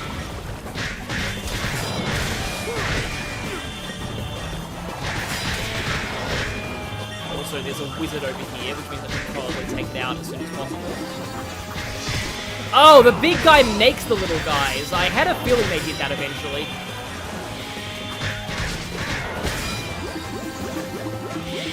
Hang on, do we even need to do this fight? I want to say there's probably a barrier behind that. Or... no, we can just walk on by. We're probably going to get an E rank, but we can just say no. Oh, interesting. Huh. That's not suspicious at all. Or that's death, okay. Well, yeah, it's fine. Now we know we don't even have to do this fight at all. Like, it's harder when the guys are here to pull that switch, but still. That is actually kind of funny. Oh.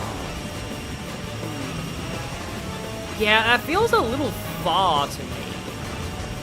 Like, you can grapple off there and there, but like... I guess I'll just finish the stage. 0 points! Yay! That's gonna be an E rank. No! Not so bad. That was a C. Somehow that was a C. Because I could tell, because I was like, wait, no, the fail music isn't playing. Why is the fail music not playing? Because apparently that was still a C, because the werehog rankings are a little generous.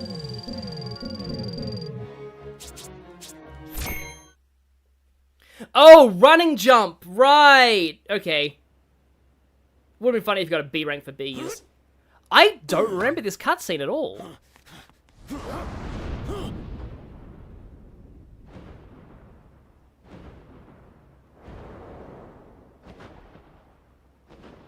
Like, we're not... Oh, wait, we do fight this now. I like that they, you know, work this into CrossWorlds. Yeah, C for just participating. One of my favorite participation award jokes I've ever seen in anything is in Critical Role. So Grog is basically the barbarian of the team, and he basically had like he entered an arena fight, and it was a very close match, but he ended up losing. He ended up losing, and when he lost, a fan sent him, like, sent Travis Willingham, his player, a card, or like a medal that said, like, if you had fun, you won, participation award, and it was addressed in character to Grog by his opponent in that arena, and like Matthew Mercer, the Dungeon Master, was like, it's canon now. Yeah. It's like the one time that he made, like, a fan gift canon.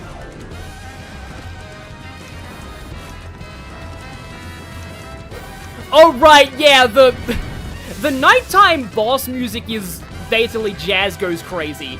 Like, this is very big band. Uh-oh. Oh, you didn't actually break my jar somehow. Yeah, I've only fought this thing in the Wii version, and I think the fight went a little differently. I remember the eel, the moray, was a little bit similar in the Wii version. Oh, yeah. Wait, oh, he heals, huh? Okay. It's still really weird to me that these stages have medals in them. Also, what is that instrument that's doing all those trills in this song? Also, yeah, sinister version of the World Adventure theme playing. I can press the wrong button there.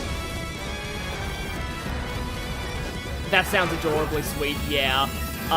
Like in canon, Grog was not happy about that participation medal. Like that was like adding salt to the wound. But yeah, that was fun. So you have to get him down to the... Oh, there we go, there's a QTE. Also, wow, that's brutal, grabbing the beak like that. Wait, wait, is it straight up dead now? Oh, no, it revived itself. Okay, it's a phoenix. Huh. I guess that makes sense, because it's a phoenix, but still. Again, I haven't seen this fight in ages. Here, Phoenix, Phoenix, Phoenix, Phoenix, Phoenix, come here, Mr. Big Phoenix. Come down here. I was writing, like, fan-made rival dialogue for the Werehog, because he's not going to get rival dialogue in CrossWorlds, and, for his one with Storm, I referenced Dark Gaia Phoenix, because I thought, hey, why, that's a decent opportunity for a reference. Yeah, you have to get the health bar down to that orange part. Oh, and now he's back in fire, so I guess I need 2 waters this time? Also, yeah, it's literal Ho-Oh.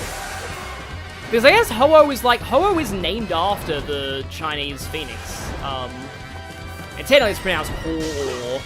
And it's like literally Fire King. Can I get him down to the orange part? One more smack, there we go.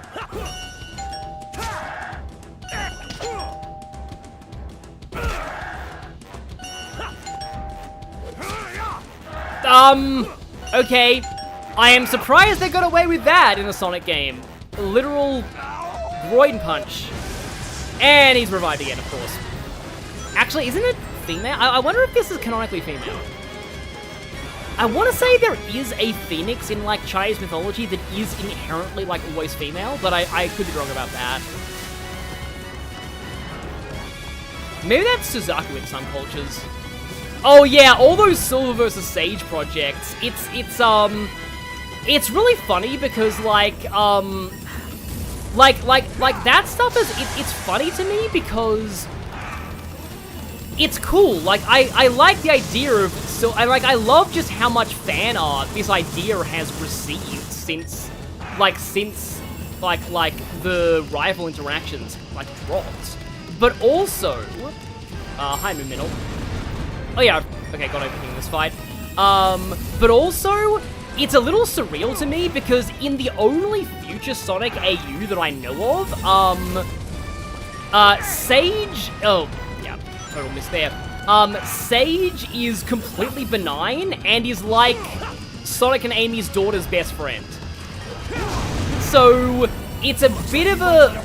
Eventually, that's my chance. It's a bit of a, like a bit of a jarring shift to me when it comes to future Sonic AUs that I've seen in fan art. Yeah. One thing that I actually kind of like as well is that, like, you might have noticed there that, like, Sonic kind of gave me a hint there, but he only does it if you've kind of taken a long time before you've hit the boss. I feel like a lot of Western games these days, it's really annoying, a lot of Western games these days, like I said, they just yell the solution at you if you've been stuck on a puzzle for, like, 10 seconds. It just, like, I feel like that's, like, really, like, yeah, sure, I was stuck in the Hub World for a while earlier in the stream, but, like, I got through it eventually. I just feel like it just feels kind of insulting to your player base when you do that, when it's just, like... And, like, it's why I don't really have much desire to play God of War Ragnarok. I know it's, like, a really good game, and this is why I was kind of mad when, it beat Xenoblade 3 for Best Game of the Game Awards, because, like, JRPGs almost never get nominated there, let alone for Game of the Year. Like, I had a feeling Metaphor was gonna lose to Astrobot, because Astrobot was just that good, but, like, I really wish that, like, yeah. I know it's probably a good game, but I do feel like the majority of the people who do like, Groin Punch again, the majority of the people who do like, oh yeah, this. Oh, that! Yeah, that's gonna come back with a vengeance in the final boss fight. Strike 3, monster! That's enough out of you! Not so bad. Yeah, that is... So in the Wii version, the Werehog always says the same thing for the boss fights. I believe he has a unique line for every boss in this version. And that is pretty awesome, yeah. Here's one for the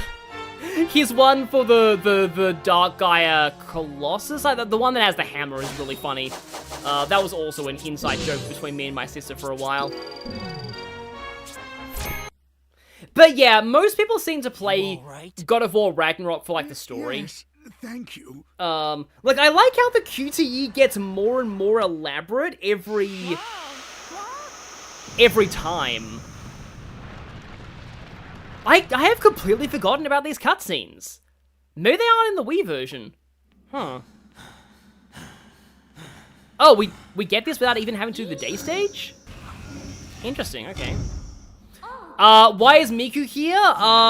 You know, it's a mod, and I'm only doing it because CrossWorlds. I've said that a lot of times in this stream, but yeah, CrossWorlds, because Miku's in CrossWorlds, yeah.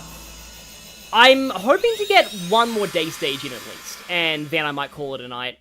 Because I usually stream for 5 hours, those of you who are new to this channel and, you know, are watching, this on a different channel, because yes, this isn't my main channel, but, like, I'm hoping to get more... you know, more people who like Sonic to, you know, watch this channel.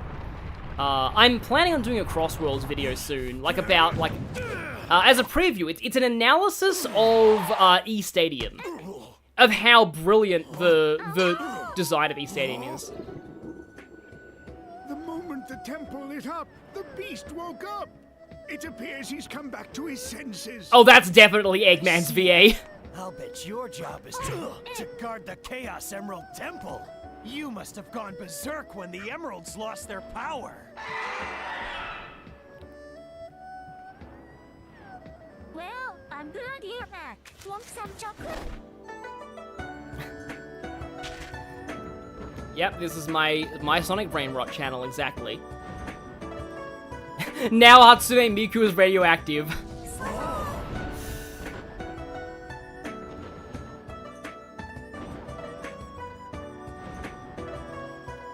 We've got Big Clingy, we've got Fast Clingy, when do we get Smart Clingy? Well, maybe that's like Psychonauts, I guess? I don't know. How does this fit into... Oh, this is the Ergo scene, isn't it?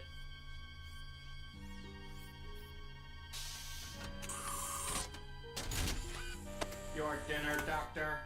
Ah, it's the photorealistic sandwich! By the way, this is in the Sonic Cookbook. What's the progress on the Dark Gaia-powered Eggman Land construction system? It's called, Villain Sub. Current status is 27% complete. Progress is significantly behind projected timetable. Presumed cause of delay is Dark Gaia's dispersion across the globe.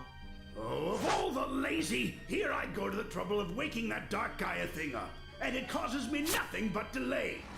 Dark Gaia had yet to reach maturity within the planet's core, ergo it was still incomplete at the time of its awakening, ergo it was unable to sustain its own weight upon its release, ergo it scattered around the world. Ugh. I don't want to hear about its weight issues. So what if I gave it a bit of a sudden awakening? This is unacceptable. Ergo, this is the repercussion of your hasty actions. What was that? Ugh. I'm having a bad enough day as it is. First that professor runs off with the Gaia manuscripts, and now the planet's coming back together.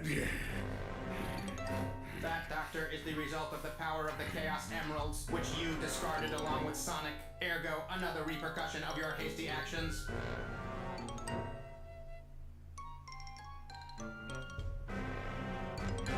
Quiet, you junk heap! That was all part of my plan, part of the big picture. Where's the fun in having my plans succeed without any challenge?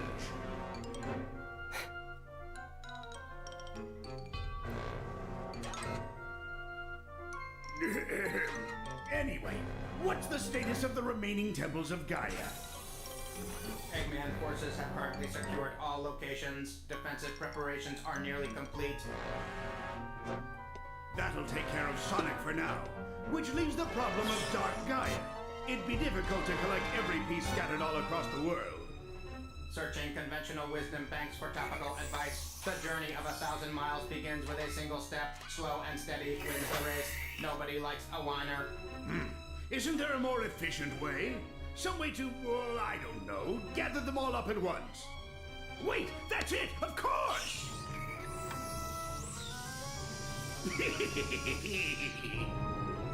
With this, all of my plans will be realized.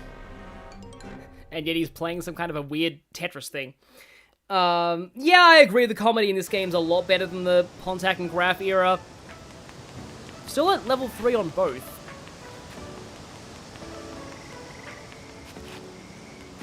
So I suppose we're meant to talk to, like,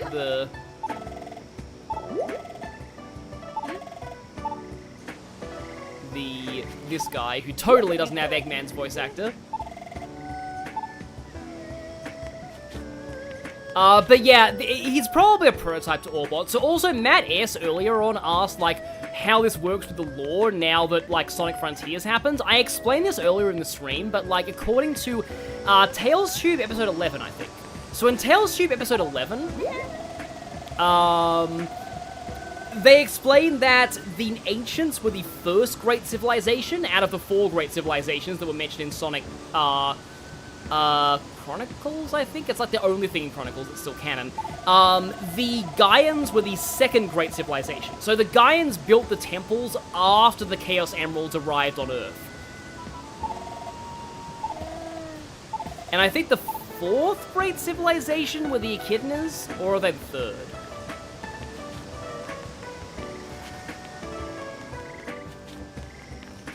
Chinese Phoenix doesn't have the revival ability, that's interesting. So usually whenever you're in trouble, not in trouble, whenever you don't know where to go next, the solution is, oh, there's a ... telling me to go next, right! How did I not notice that before? Yeah. That was there the whole time. So, okay. Right, I don't think we've actually spoken to... Because there is actually, like Amy updates her dialogue after every major plot milestone, and some of her dialogue updates are very interesting. In particular, though, you want to talk to her before going to, the final Gaia Temple. But that's only if you're a shipper, but yeah. Sonic! Yeah, she talks about the Phoenix, yeah. Divine Beast, though, so now Sonic is Reen. Yes, he was literally like that. But anyway, Yeah, speaking of which, I was watching somebody stream Dr. Robotnik's Ring Races, which is like a fan-made 16-bit Sonic racing game. Actually, I don't know if it's really 16-bit, but oh well. And one of the tracks was suddenly playing Tire Link of Arceus, and I was like, from Trails of Cold Steel? I was like, wait, what? Strange robot sightings here and Tunan. Okay.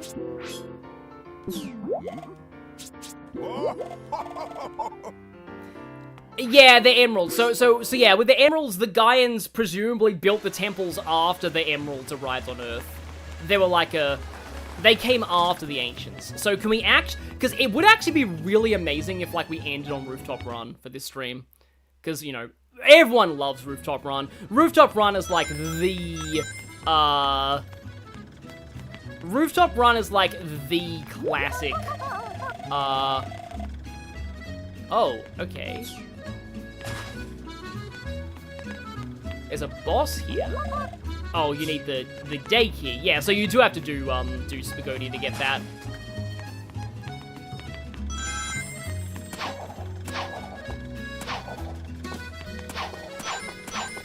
For some reason the wall jump wasn't working at that point, but... Oh, okay, I think I just saw something important. Oh, it's right there, okay. I think that's the day stage. It was used in gens for a reason. What was used in gens for a reason?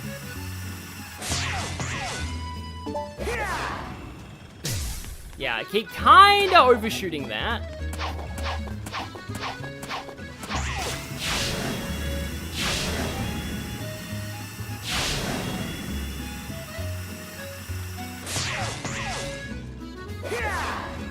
There we go. Okay. And we're at the right middle. Yes, it is Rooftop Run Day! Okay, and I'm probably gonna screw it up incredibly badly, but like this is everyone's this is most people's favorite level. And I've seen the Professor Pickle mod on this level, and it's incredible. It's something. Okay, this isn't the... I sort of want to see what it wants to do that, and I keep thinking this is Generations, and I can just air boost. I can just, like, air dash through there. Also, there is a Spagonia track in CrossWorlds. Unfortunately, it wasn't in the open beta, but there is going to be one. It's called Market Square. I think it's actually from Team Sonic Racing, but it's Spagonia, basically. Or as Fast Thing Alive would always say it in the Hellfire Comms Let's Play, Spagonia! Yeah, there's the wool feeling good. I think he says that a little bit more in the... Yeah, okay, there is a rail there. Yeah, that's also there in Generations. This area is also here in Generations, and I am messing it up. Oh, well, yeah. But still. Yeah, it's I've been wanting to get this level for a while, because, yeah, Rooftop Run is great. Also, the music is incredible. Like, whoever did the violin on this is a certified violin master. Ultimate violin champion of all time. The one who does the violin in Thailand of Arceus is good too, yeah. Oh, hi. No, I'm not meant to... I don't have a light dash, okay. Oh, I think this is our first Foley... I was about to call this, I just call this a Foley Downy section. Pretty sure, like, they would put a medal here, wouldn't they? Yeah, there's a tape here. There's gotta be a medal in this segment somewhere. There it is, yeah. There's no way they wouldn't put a medal there. I think they actually put a red star ring there in Generations at one point. Oh, this section is, like, straight up in Generations. Okay, yeah. You know, I just realized probably the reason why I don't want to say I'm doing so well at this, because the moment I say that, bad things are gonna happen. Yeah, I think like you'll get more points if you knock robots into these guys and destroy them, because it counts for your enemy count. But yeah, maybe it's because of playing Generations a lot, because the level, like, this level is very similar in Generations to here. Except in Generations, the flying battery zone is here. It's still here, even in So Sky Road, the CrossWorld in CrossWorlds, is canonically Spagonia as well, because it was part of the Spagonia track set in Team Sonic Racing. And you can see the flying battery there from Generations. Of course, back when I first played Generations, I didn't know what the flying battery was, because a bunch of people were like, oh, the flying battery zone is in this in Generations, and I'm like, what the heck is that? I have no idea what that is. Yeah, one of the most surreal things about going back to the old Sonic games, like playing Generations again after having played the older, like finally played the older Sonic games, is, like, I did not expect,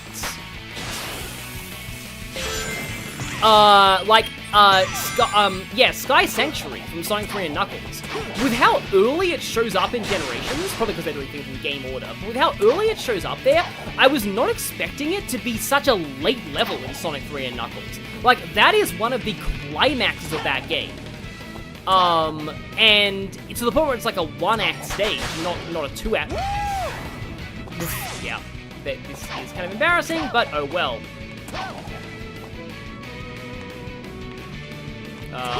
Balloons, could you respawn, please? Okay. The last one wasn't really properly, yeah. And of course, I died. Yeah, that was a good run, but yeah, should have expected it. Sonic is allergic to clock towers, clearly, and of course I get it first try after I die. But yeah, clearly Sonic is allergic to clock towers somehow.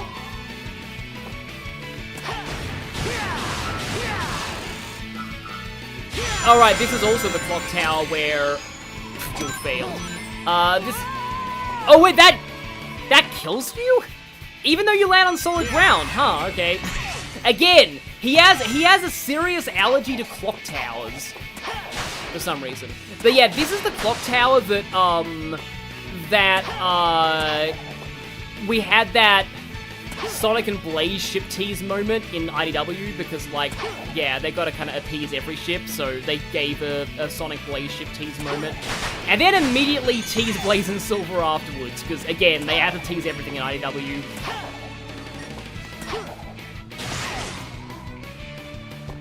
Okay. Here. And then press a button. Another button. Another button. Like, I feel like video games don't really do QTEs as much as they used to. Looks like you can't start a boost on a rail the way that you can in later games. I mean, this was the first game with the boost, so I suppose that makes sense, but yeah. I am just taking in the Rooftop Run, which is amazing. Yeah, this is still probably one of the best Sonic levels. Like, there's a reason they use these in Generations to represent the game. Even though Holoska and Tunan are good too, this is just, like... This is really good. Oh, hey, that gives you a medal. Also, welcome to Donkey Kong, except I am Sonic the Hedgehog, so I just outrun the barrels. And this is the end of the level, so yeah, pretty sure this is the end of the level. Yeah. Speaking of which, I am insanely glad that this game made rail switch the L and R buttons, rather than, like, having to rail switch by manually jumping, in Sonic Heroes especially, was rough.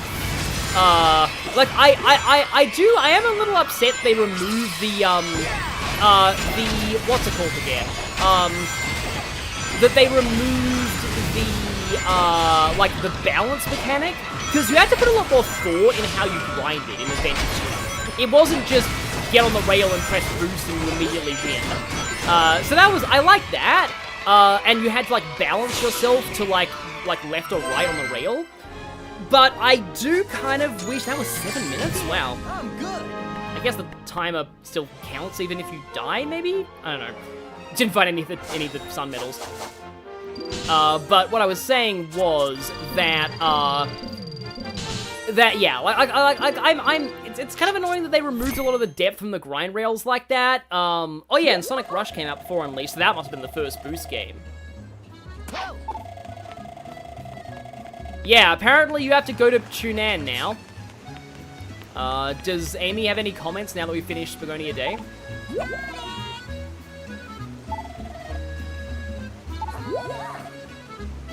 Yeah, this is weird. Like in the modern games, I don't think Sonic would turn down Amy coming with him on this trip, on this adventure, because like he could probably use her hammer help in the battle sections, of the night stages.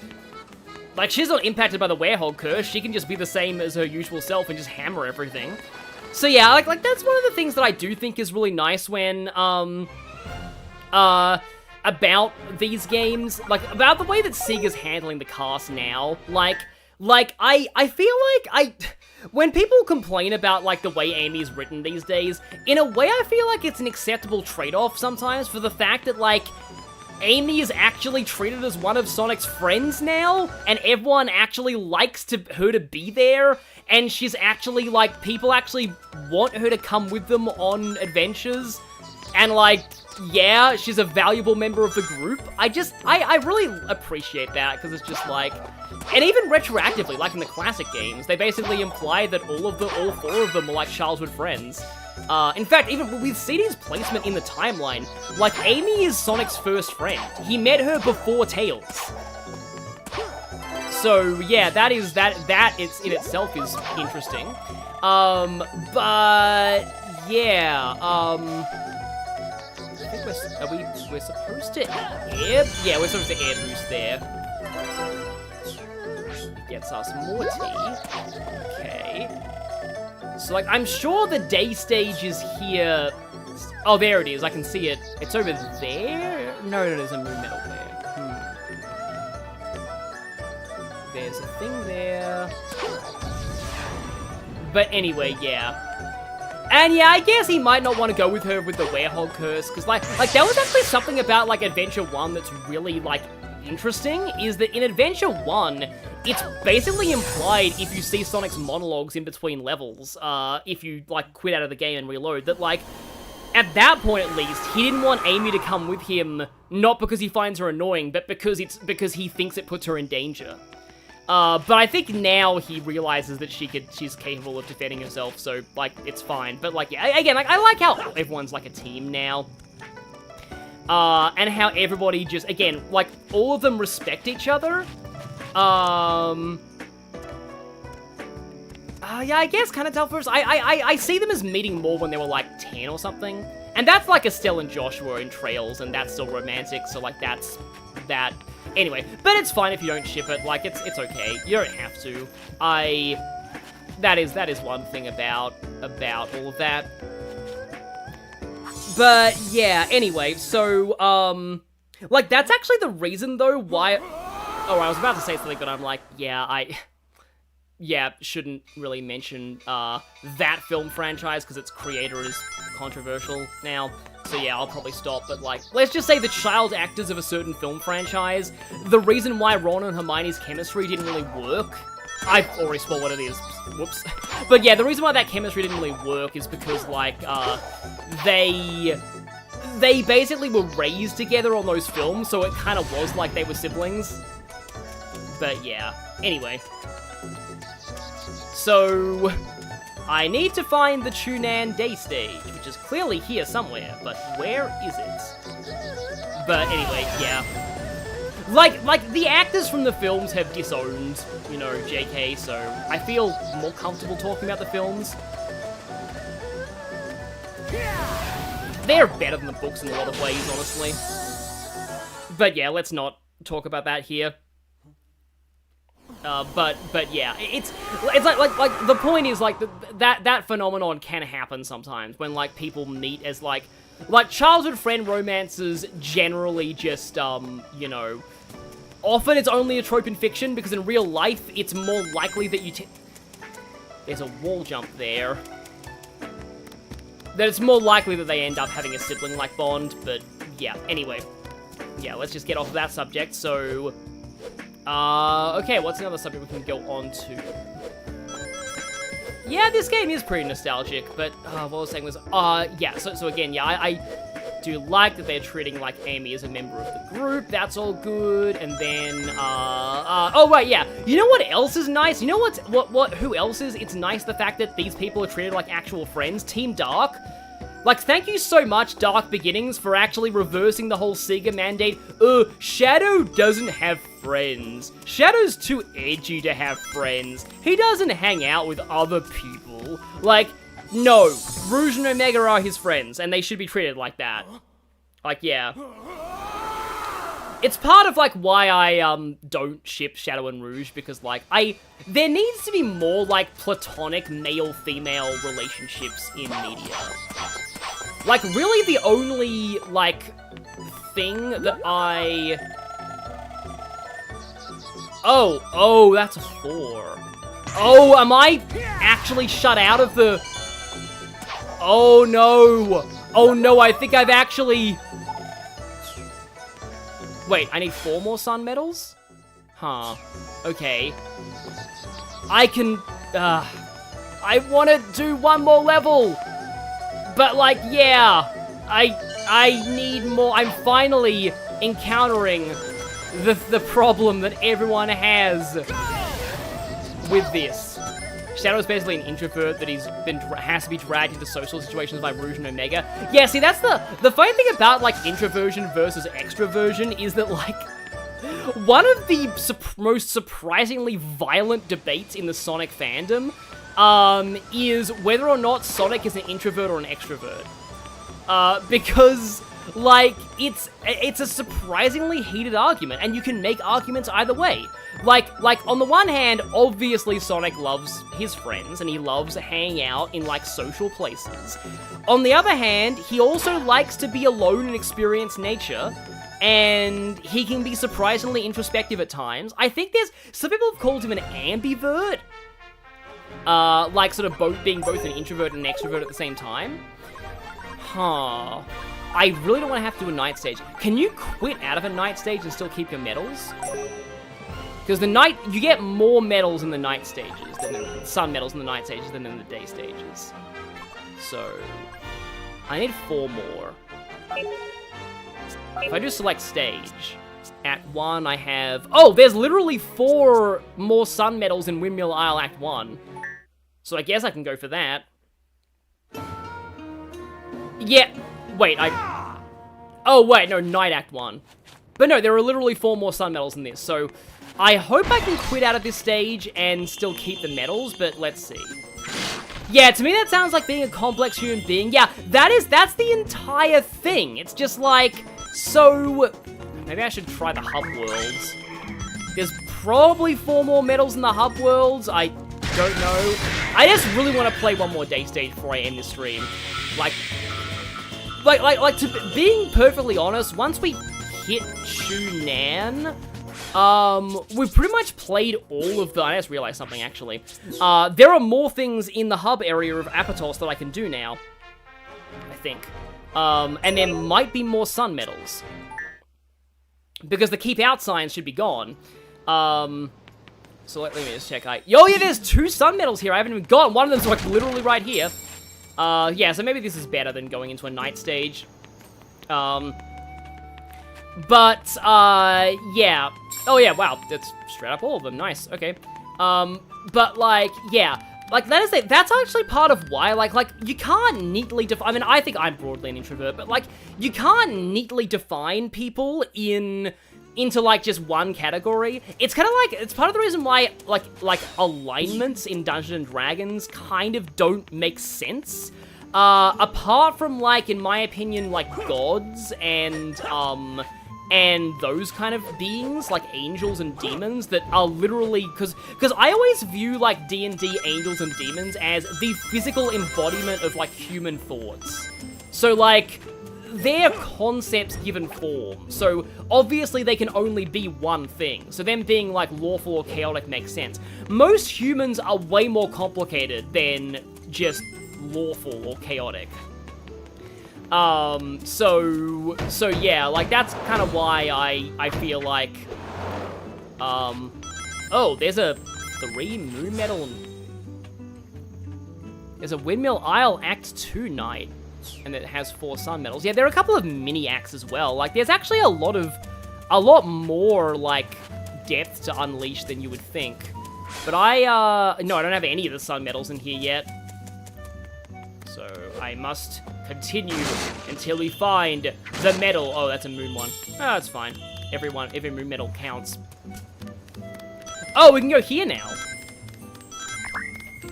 Also, I don't really care about you right now, Dark Gaia. Yeah, people don't exist in absolutes, exactly. So yeah, like, a lot of people say, yeah, Sonic being an ambivert makes sense.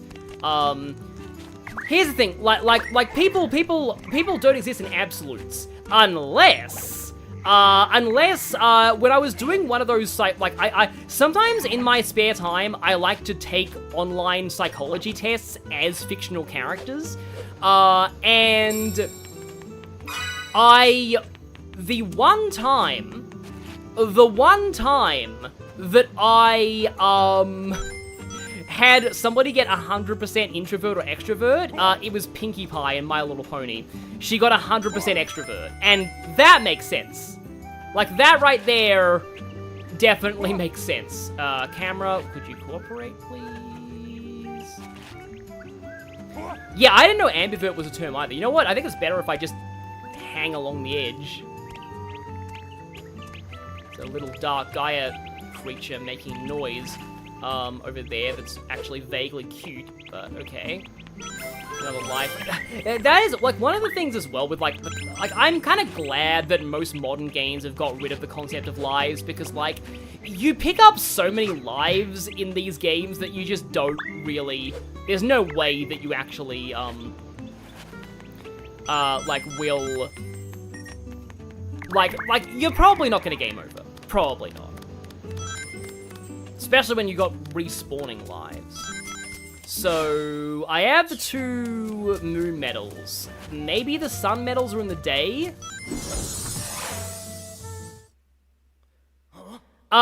This is, the only mod in this is Miku, Trey Figueroa. That is the only mod that I'm using. And yeah, I know that I've crossed the 5-hour mark, but I think I'll just do one more stage, and again, because, like, once we're done with Tunan, we've pretty much done all of the most famous day levels in this game.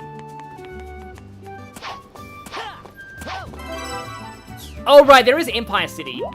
Yeah, the sad thing about Empire City is that, like, it's also not in the Wii version. That was the other level they cut out. They cut the, was that a medal? Nope. They cut the, Missouri, and they cut Empire City. So, no America for you in the Wii version. Why do I keep getting a homie attack? Oh. Oh! Well. If you want quick sun medals, Windmill Isle Act 2 Night. Thanks, Lenny, and I'm glad you're still watching, but I think I'm all... I just need one more. I just need one more. Oh, Pelican, that's nice. Camera? Okay. That's a lot. That was not a sun medal, but I just need one more. Oh, that's another... Windmill Isle Act 3. Oh yeah, there are a bunch of, like, optional acts in here. And there we go. So I think that's enough. Also, that wants me to have, Light Dash. These are, like, really short, aren't they? You know what, I'm gonna play this. And then we'll go to Tunan. What alignment would you consider your... Thank you! Oh, these are totally, these are in front, this feels like a cyberspace level from Frontiers. Also, boosting feels dangerous here, so I'm just gonna maybe avoid that unless I know that I can get away with it. Ow! Yeah? This very much feels like a Frontiers cyberspace stage. I mean, it's probably a Frontiers cyberspace. Oh, there's it. And I overshot the spring. Yep, I am. Okay, no, the time limit isn't resetting. well, not exactly a time limit, but just time. Might as well be a time limit if you're going for S ranks. Restarting now. Yeah, I had a feeling. Yeah, I think that explains why I didn't recognize, like, a lot of the cyberspace levels felt new to me in Frontiers, because I'm just like, oh, right, I never even played the HD version of Unleashed, so, yep, these levels are totally new to me, but, like, this level is very Frontiers cyberspace in terms of design. Ow? Yeah, this level is like, boost trap, yeah. Hey, do you like boosting? Maybe you won't after you're done with this level. I do like the way these, I like the way this level's, like, kind of set at dawn. But also I like that, like, I like that this level is like these grind rails just, like, kind of appear and disappear. I thought I had a double jump, speaking of Frontiers. That's a bit of a weak camera movement, but oh well. Oh, hi, thingamajigs. Here's one thing that I always thought was pretty cool. I like in Heroes when those rainbow rings actually gave you points. That was probably a terrible rank. How's that? B's not the worst in the world. I got 0 medals. I could see some of the medals, but yeah. Again, first time playing the HD version, so yeah. And I was doing Windmill Isle Act 3 before Act 2. Wait, that just sent me straight back. Hang on. Well, that's fine. I want to maybe do Act 2.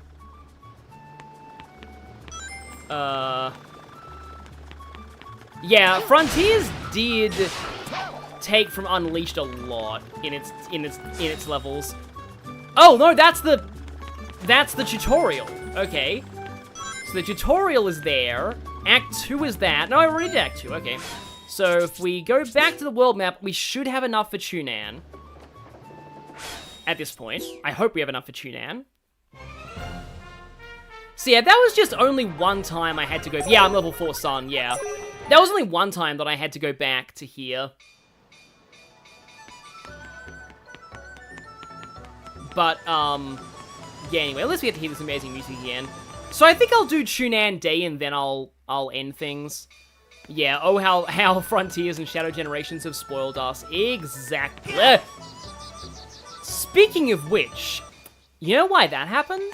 Because I instinctively tried to press R2 to boost, because that's how it worked in Frontiers and Shadow Generations. Okay, that time's on me. That time I had no boost energy at all. So regardless, it wouldn't have worked anyway, but still, I'm like, oh yeah, I need to... That's the button you press to boost in the other game, and it's not what you press to boost here, right? That was a fail. Yes, I know, Miku. Okay. Jump, air boost. One thing is that because air boost is like an unlocked ability in this game, it goes way further than it seems to go in other games. Okay, moon level 4. Okay, I think you actually do need to be getting up there from the top.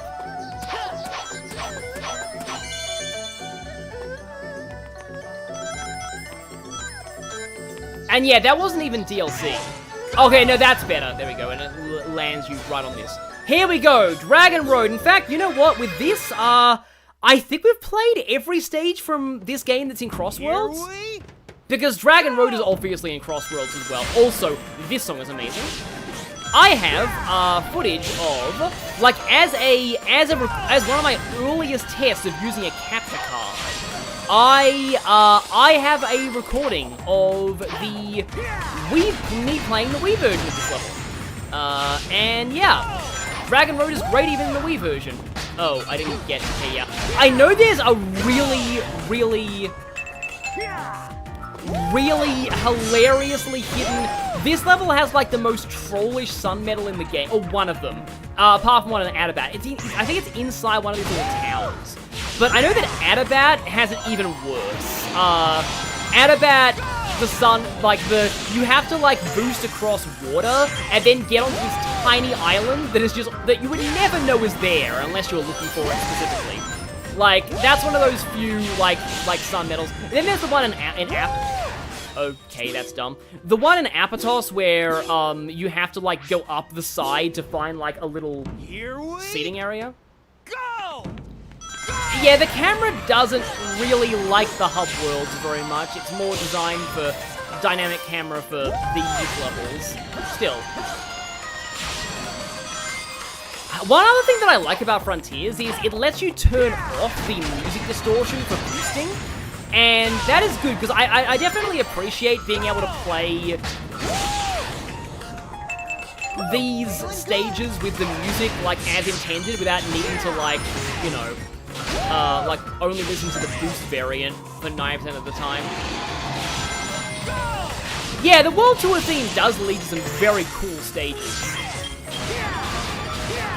Yeah, there's where you want to stomp, to kind of put yourself in a better position.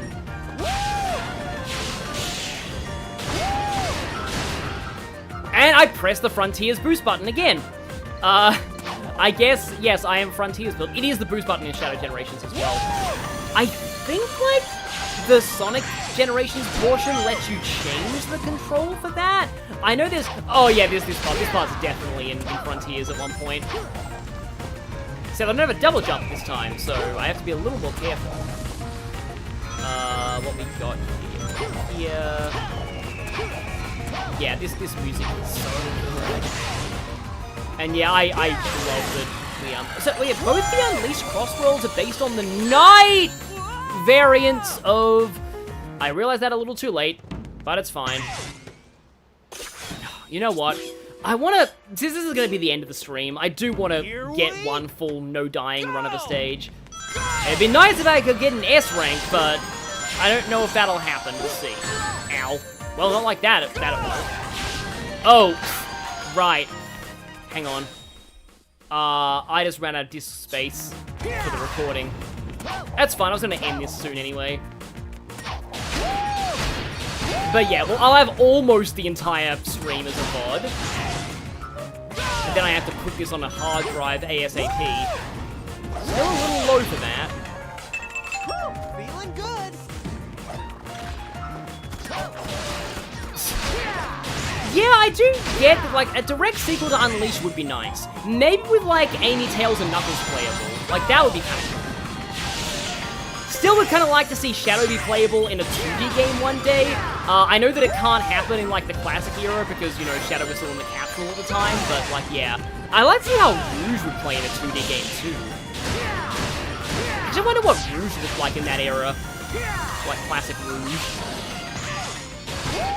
Because we do have, like, in IAW, we got the closest equivalent to, like, a classic Blaze. But it's based on her early concept art where she had a cape, so it's not entirely out of nowhere. But a lot of people use that as, like, fan-made classic Blaze designs. Oh, classic Silver, well, I mean, he's still in the future, it doesn't really matter whether he's, like, classic or modern. But, like, yeah, classic Silver would be... Really? Okay. Okay. Yeah, I think I will still restart. One more, though, then I'll just finish the stage normally. Go!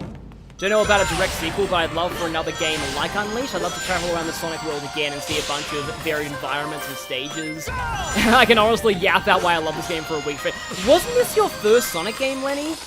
I want to say this was your first Sonic game.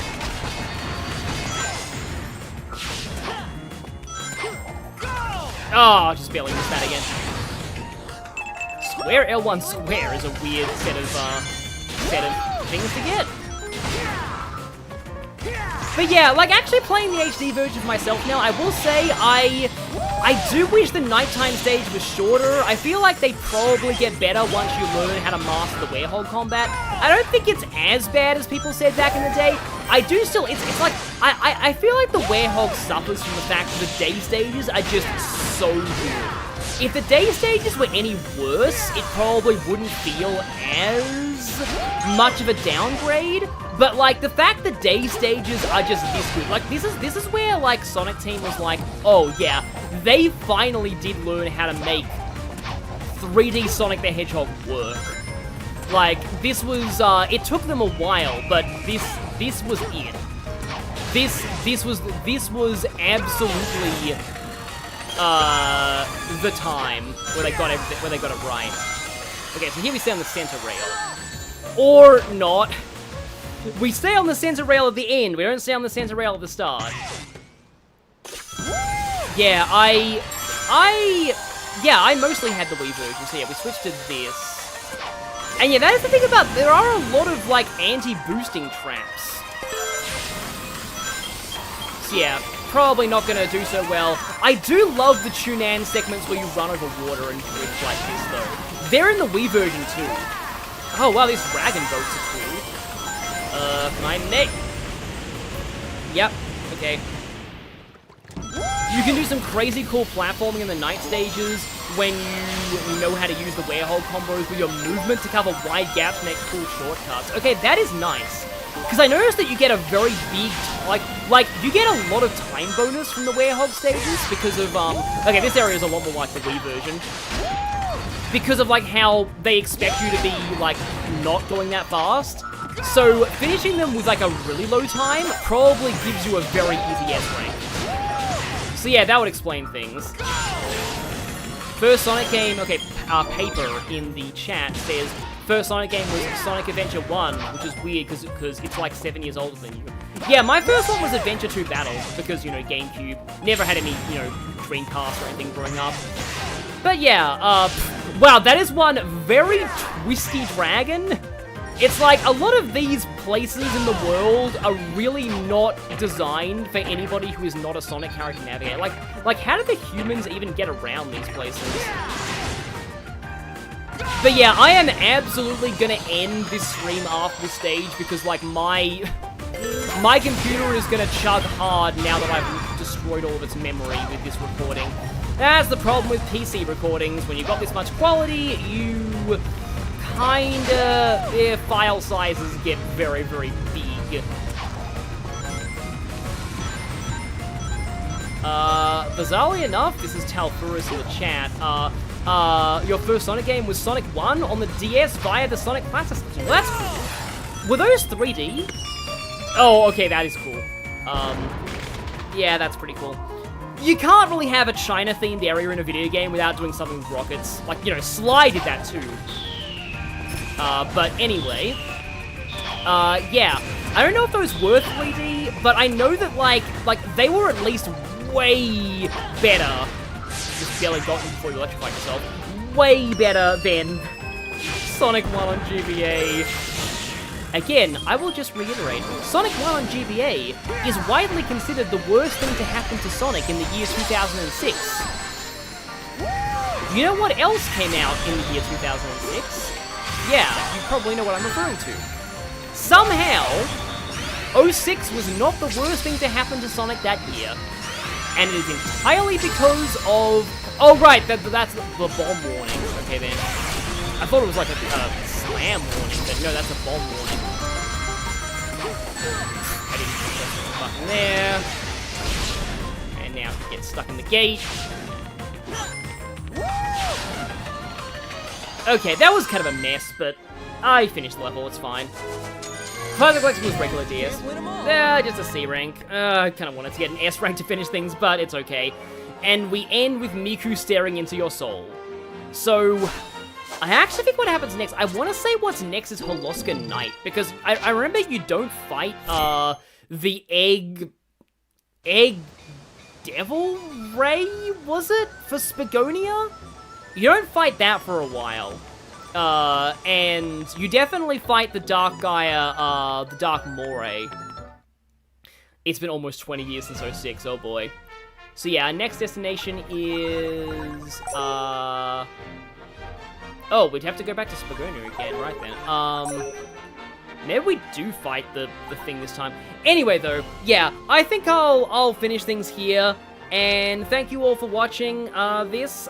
Thank you all for being here for my first stream on the other channel. I really want them to make us another Sonic RPG paper. I absolutely want them to make another Sonic RPG. But yeah, thank you for being here for this, and I'll see you hopefully in about 2 weeks for another CrossWorlds stream, because I really want to stream CrossWorlds when that comes out. That'll be close to my birthday too, so yeah. See you all then, and good night, everyone.